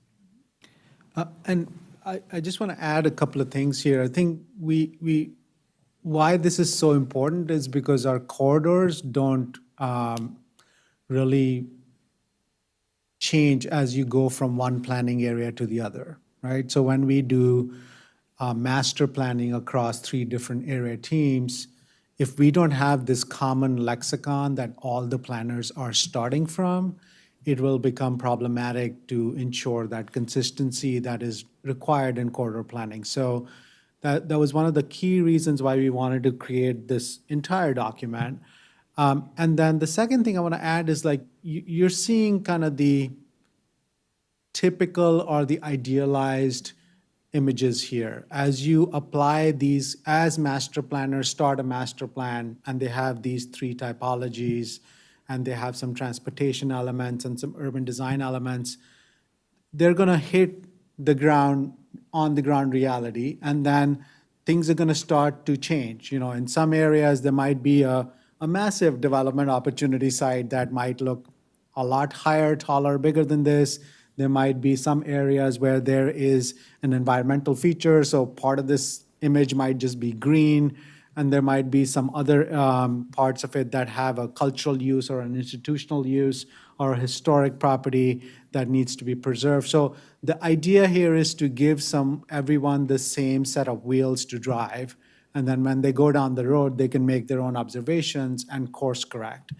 And in addition to the transportation piece, there's also a lot of thinking, at least in this framework, about the form, because one of the other things we are trying to achieve through corridor planning is more of a focus on form and less of a focus on use, so we can provide that flexibility for future development to occur. So as a result of that, in this image, you do see buildings that are of a certain height. In this case, they're 7+ stories. The intensity here is considered moderate to high. And you do start to see things like parallel streets and the building heights going down as they approach kind of some of the single-family neighborhoods, which in the future will also have attainable housing in them at those heights. But I think the board in particular had a lot of questions about the large-scale attainable housing recommendations. And these images, I think, really start to show what master plans would be starting off with when they start to think about those type of recommendations for corridor-focused plans. So I just wanted to add that. And then there's a lot of prerequisites here that we want all development to do. You know, we want these buildings to be up against the street. We want the streets to have safe walking and biking facilities on them, transit access to be good. We want open space to be a part of this type of growth. So those are all packaged in these images, and we think these images will really help our master planning staff have a common kind of mental picture before they start the process of engaging communities and fine-tuning all of this. So could you show where is that on the map, transformational growth? Could you show on the map? Because you're talking about this is the highest level, and that's around 270. And I said, 270 doesn't look like this. Yeah, thank you for that question, because that's an important piece of the background, which is that as we were developing these typologies, we intentionally did not assign a typology to a specific corridor segment. We feel strongly that these provide a foundation to start corridor planning work in consultation with the community through a master planning process. So for us, it was important to define the type of corridor segment through a subsequent corridor plan process rather than through this internal staff-led effort. So could you go back to the map? I'm just trying to envision. Could you show I-270? That's the northwest, north-south. That's the black line. Yeah, so I-270 actually isn't identified as a growth corridor. I-270 is this blue line here. Yeah, so is I-270 a growth corridor? No, Doesn't look like that. the growth corridors are shown in the black lines. So the black line that's moving parallel to I-270 would be 355. Okay, so although 270 is in that, I thought the growth corridor was, okay, I know you say corridor, but I was always, to me, the corridor was the light blue color that you have. That to me was the corridor, because it's a bigger area and everything in that area is the growth corridor. Am I correct? It's not just the 355. So There is the corridor focused growth area, which is sort of envision and thrive as the highest intent, or the most development would be focused there in the corridor focused growth area over. Area, that's through- the light blue. The light blue, exactly. Through that, though, there would be our growth corridors, most of which, but not all, are planned for transit currently. And so this effort is really focused on what potential development could, what form it could take along those growth corridors. Okay, so basically these black lines that you call them growth corridors are the highways or the roadways that it's Weir's Mill Road is Route 29 is Yes. 355. So they're actually the roadway network that you have within those corridor areas. And that picture is what you envision for these black corridors. One of the, so there are a few different images. Okay. And we've shown you the highest Highest, intensity so right. far. Okay, So- but we don't know where the other one would be located because you don't want to show them. Well, no, so I'm going to ask that we let them go through the rest of their presentation, because you'll get to see some of the others and how it will apply to different areas without Okay. actually us saying, here's where it goes. Okay. So, but I just want to tie it back to some of the other conversations that you've, as Mr. Sharma mentioned, that, you know, this ties back to the conversation we've had about attainable housing, when we're talking about Yeah.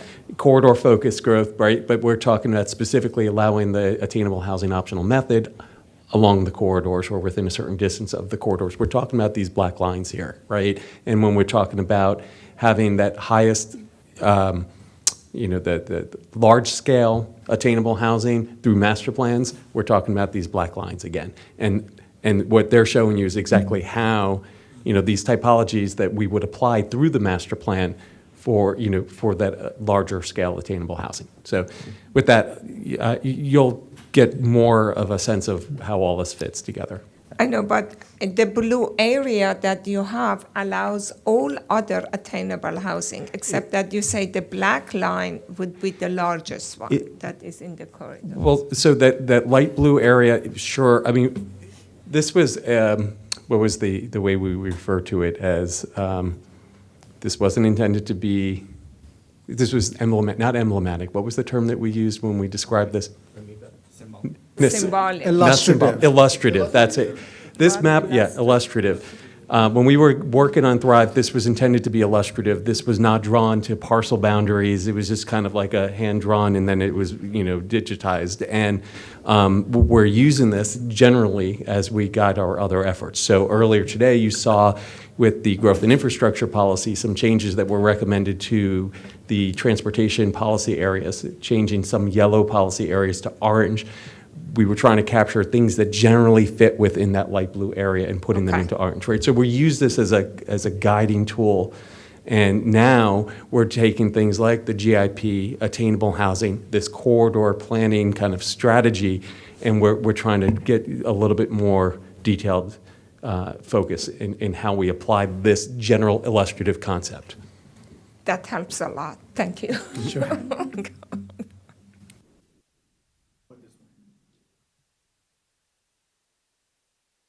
Okay, so again, these are just different, so basically this section is then shown in the section is taken from the A perspective. So these images kind of build on each other. And then this is a rendered version of that same view. Again, to really convey to the community what the idea of corridor-focused growth could look like, and also show the transition, you know, back to neighborhoods and communities.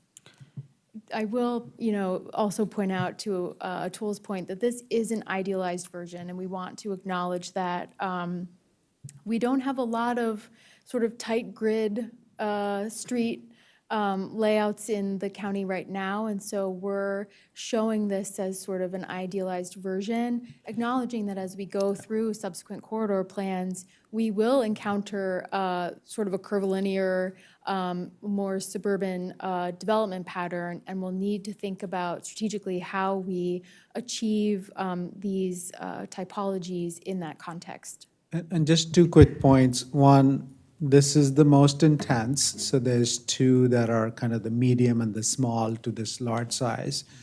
But also, none of those black lines are intended to be just one type of corridor. So that's where master planners will have to identify what sections of which black line are more like a type 1, or more like a type 2, or more like a type 3, because those conditions are going to change remarkably as you go from Connecticut Avenue, from Bethesda, all the way up to the Ag Reserve. It changes That is completely. a very difficult job. Yeah. I think. I do not know how you plan to do that. It's going to be a lot of intense with the public, coordination. That's how we do. Question. So the example rendering you showed us, we had a presentation earlier today, so I tie stuff together that you might not, but we have a shrinking middle income group. And so when I look at, and then we have an increasing higher income group, and we have an increasing lower income group. So when I look at this type of drawing and the housing that is depicted, I don't see missing middle housing. I see like high value housing. And then also when I look at like the buildings, I don't see like light industrial, I don't see like manufacturing, if that was a possibility. Because when we look at the stratification of work and the people who will be doing the work, and we look at the stratification and diversity of housing and where the housing need is, when I see this rendering here, it looks like all high-scale Potomac, North Potomac, Rockville kind of plan. And so that's just my observation. So no, that's a good observation. I think a couple of things we want to point out is even in that first rendering, you're seeing a lot of those building types along the corridor for sure, because that is where the highest intensity is supposed to be. But as you move to the parallel streets, those building types are all intended to be the missing middle type. So even in this image or in the previous images, once you get past the central street, you start to see 3 to 4 story apartment buildings that are surface parks, so they are less expensive to build, that are anywhere from 4 to 19 units. Those are kind of built into each of the 3 typologies because we recognize that those are very important. Your point about the industrial uses is a very good one. We have not shown them here because mostly we were trying to focus about growth, and what the growth is projected to be is mostly housing-related growth, at least at this time. But nonetheless, I think we should think Well, about. this drawing is all housing. It's no commercial, no It's mostly CR, mixed-use housing along the corridor. So in the middle of the, in the middle of the corridor, most of this is essentially a mixed-use building. This is conceivably could be an office building on the right. So the image on the left is more of mixed-use housing. The one on the right could be an office building or a life science building or housing that could have retail on the ground floor. When you get back is where you start to see more purely residential uses from the corridors, because you're also approaching some of the more residential neighborhoods behind the corridors. So I would also note that we were actually pretty intentional, which doesn't come across in the renderings, but we were intentional about not talking about use because Thrive really talks about form. And so we were trying to kind of really focus on the form, although you're spot on that the uses are implied in the renderings. I sort of skipped ahead to get to that comparison rendering, but we'll go back now and talk a little bit about typology 2. This one is modest growth or moderate growth, meaning sort of a smaller scale, 3 to 7 stories. You'll also note that in these typologies, we are intentionally building in ranges, again, that allows us to then have some flexibility with subsequent corridor plans to apply each of the typologies through the corridor plan. Dave, do you want to talk a little bit about the transportation elements of this? Yeah, I mean, generally, I think the transportation elements are very similar to the typology number 1, the transformational growth. I think looking at all the sort of parameters that are listed at the top left of the page, they're all very similar.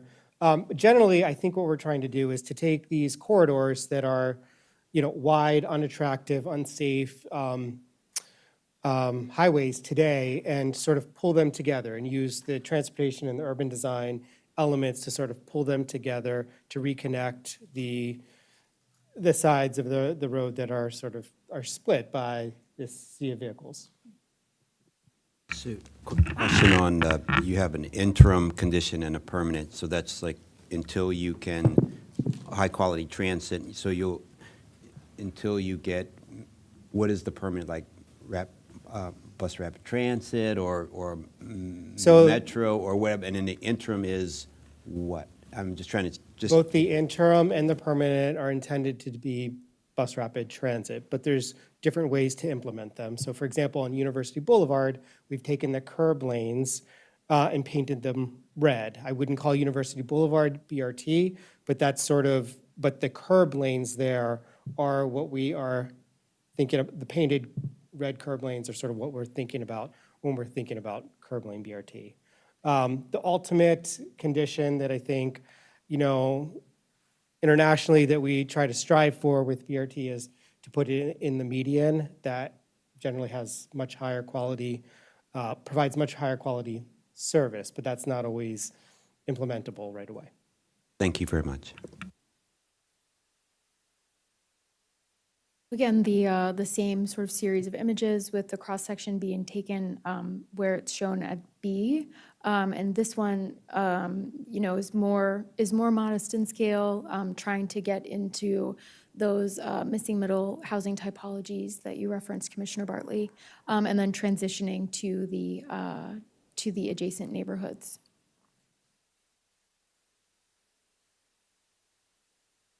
And then finally, we have the what we're calling the no growth corridor, which really shows development fronting on parallel streets rather than onto the corridor itself.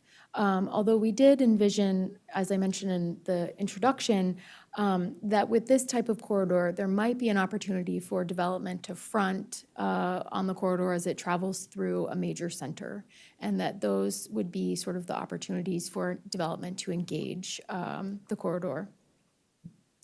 So the no growth is still within the growth-focused area?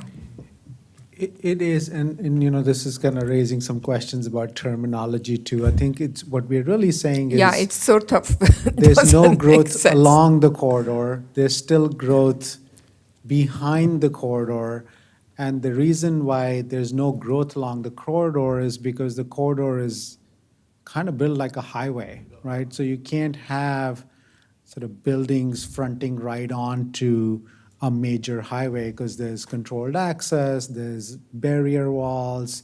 Like along 495, you don't see any neighborhoods that, or even along Route 29, when you go past New Hampshire, you don't see. I know, but maybe you want to change no growth to de minimis growth. Yeah, because it's still. Is it within the growth area? That's what it is. The beauty of this, though, is that when you're working on a master plan in an area, that you might see something that right now looks like this, but if the board's vision and the community's vision for that corridor is something different, you could say, we want to apply through this master plan a different typology to that corridor. So that's where the master plan process really comes in. So while, and actually if you could stay on that for a second. And so while in this image, in this typology at least, the growth is focused inward, there's still a need to get people across this major highway, maybe even a freeway. And so we're showing a couple of different ways that you can achieve that. At the bottom is a teardrop interchange. The idea here is to create a very slow, comfortable environment for people that are walking or driving or biking to cross beneath the interchange. This is applied, widely in European countries and in the state of Indiana. Additionally, you'll see, like, moving further to the north, an at-grade crossing, so that's an opportunity in some locations to get people across the street. And then even further to the north, you'll see a pedestrian and bicycle overpass, which again is a third potential opportunity.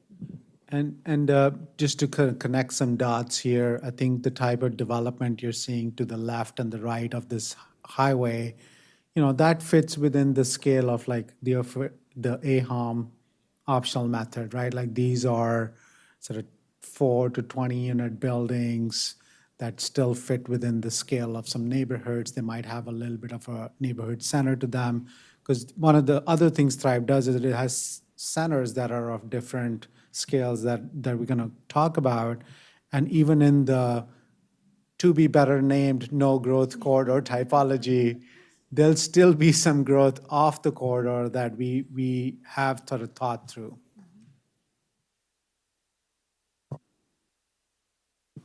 Atul touched on this a little bit earlier, but we also wanted to sort of in those charts that give detail about what's happening within each typology, we also have some elements that we want to ensure are considered as a baseline in all typologies. And those include the transit operates in exclusive transit ways, that we have safe, comfortable, convenient walking and bicycling, that we're thinking about resilience and climate adaptation, specifically thinking about extreme heat, storms, flooding, stormwater management, redundancy, shade, and that we're also thinking about design excellence, urban form, and flexibility of uses.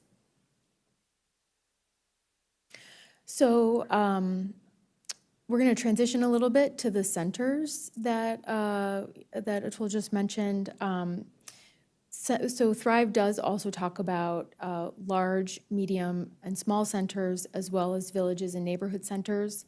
We feel like we have been planning for centers for quite a while, so we feel like we have a good set of tools to think about planning for centers. And so this effort has really been focused on, thinking through the corridor segment typologies, but corridors travel through centers. And so we understand that we need to also be thinking about how we perceive centers and those same characteristics and elements that we have developed for corridors. We also wanted to think through those for centers.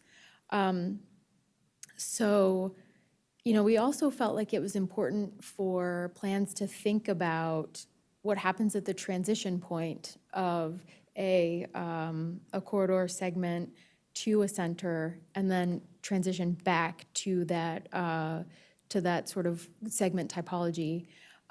This is just an illustrative figure to show that there will need to be consideration given to those transitions, both along the corridor, through the center, and then along the corridor, as well as back to the neighborhoods. And so this is just sort of a reminder that as we pursue corridor plans, to be mindful of what those transitions are and look like, and just as a sort of a reminder of think through the transitions at that planning scale. So is a large center buildings larger than segment 1? Because large center, I thought, Conceivably, in regard to tens. Conceivably, because there might be, for example, a metro station within a large center. So that would, I think, sort of point to the fact that there might be more density around a metro station than along a BRT corridor.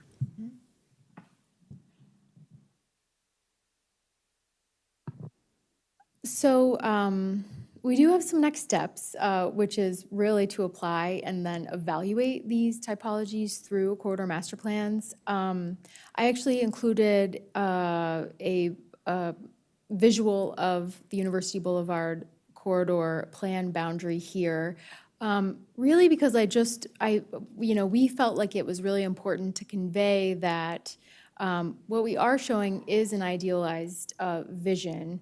And as we get into individual corridor plans, we'll find that we don't necessarily have uniform development patterns along corridors today, and that we'll need to think sort of strategically about how these corridor segment typologies apply along those corridors. And so it's, the potential is that as we come back with future corridor plans, you might not see that same perfect grid pattern and transition and development. It will be a little bit more, surgical and strategic about how we apply the images that we've shared today. So how many corridor master plans do we have? I know that we have University Boulevard. What are the other ones and when do they come? Larissa Clevin, for the record. I think you'll see them in a variety of different ways. You'll see corridor plans that focus on a corridor, like University Boulevard corridor plan, but you've also seen the Eastern Silver Spring Communities boundary that you recently discussed, and that involves sections of 3 growth corridors. So you'll see them, I think, in a variety of different ways, both through kind of a more strategic look at a corridor itself, but also corridors as part of a larger ecosystem and network. And I would also add that the County Council just approved the Georgia Avenue Corridor Plan as part of our FY25 work program. So that's where you'll see that again there.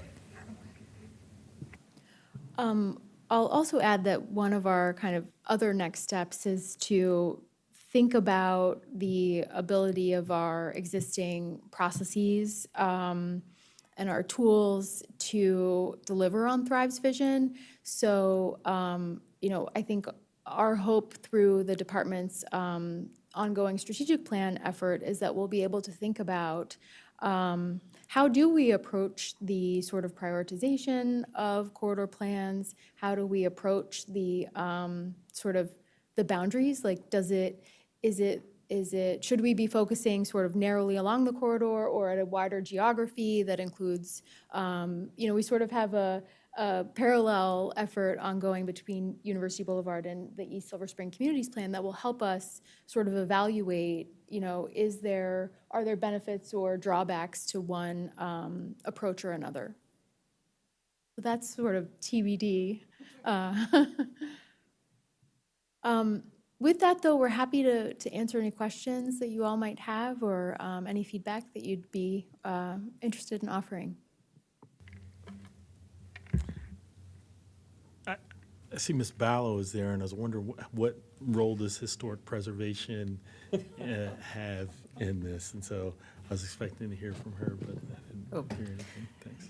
Oh, thank you, Commissioner Bartley, for the question. My role in this, really from the beginning, we assembled the group of the master planning supervisors and then staff that have expertise in urban design to work with this. And because historic preservation, we do master planning and we also do regulatory work. And so historic resources pop up everywhere, right? In the Ag Reserve, in downtown Silver Spring, in Bethesda, and along the growth corridors as well. We have designated sites and districts that the HPC regulates separately. So a lot of my role in this was talking about, what Atul had mentioned earlier, as these tools are implemented and then as Thrive is implemented. Thrive talks about adaptive reuse of buildings, but then also historic preservation in terms of creating a real sense of place in each of these communities, and that there are cultural landmarks, not just designated historic buildings, but other cultural landmarks and sites that are important, not just to preserve, but to, augment, and some of them, need development around them for the community to better experience them or to better access them. So that's been a lot of my role in this, and also helping early on. We did large-scale staff workshops where we had dozens of staff members come and talk about their experiences, in master plans, and talk about the different, environmental planning, transportation planning, and then cultural resources planning. So also helping to facilitate with my colleagues, gathering all these comments and making sure that all these perspectives were taken into account, so that, nothing was really left out, but we weren't touching on every single item that we're presenting to you now. But I appreciate the question. Forgive the question, because I was No. just thinking there was a component that I may have missed with regards to historical preservation. Thanks. No, not at all. We see that historic preservation and cultural resources, it's really part of the discussion about design excellence and urban design along all of our corridors. And, I'll just, I think Ms. Ballow's being a little humble here too. Just, this panel in general is just outstanding. And this effort, I think, demonstrates their multidisciplinary expertise that they bring to the department in urban design, in transportation, in, housing. All of that was really, they all have an expertise and knowledge in that. And I just want to commend this group, because they took this on kind of on their own initiative, and it weaves so well into, and I'm adding to this also Don Ziegler from our up-county team, who was also working with them on this. And they've talked to planning staff, they've talked to planning leadership through this, and it really integrates so well into so many of the different things that we're doing, and then ties directly back into the strategic planning work that we're doing to understand, what does this mean for how we need to be doing the work we do? So I thank them, and I know we're still going to continue on this path. This is not done, but I appreciate it.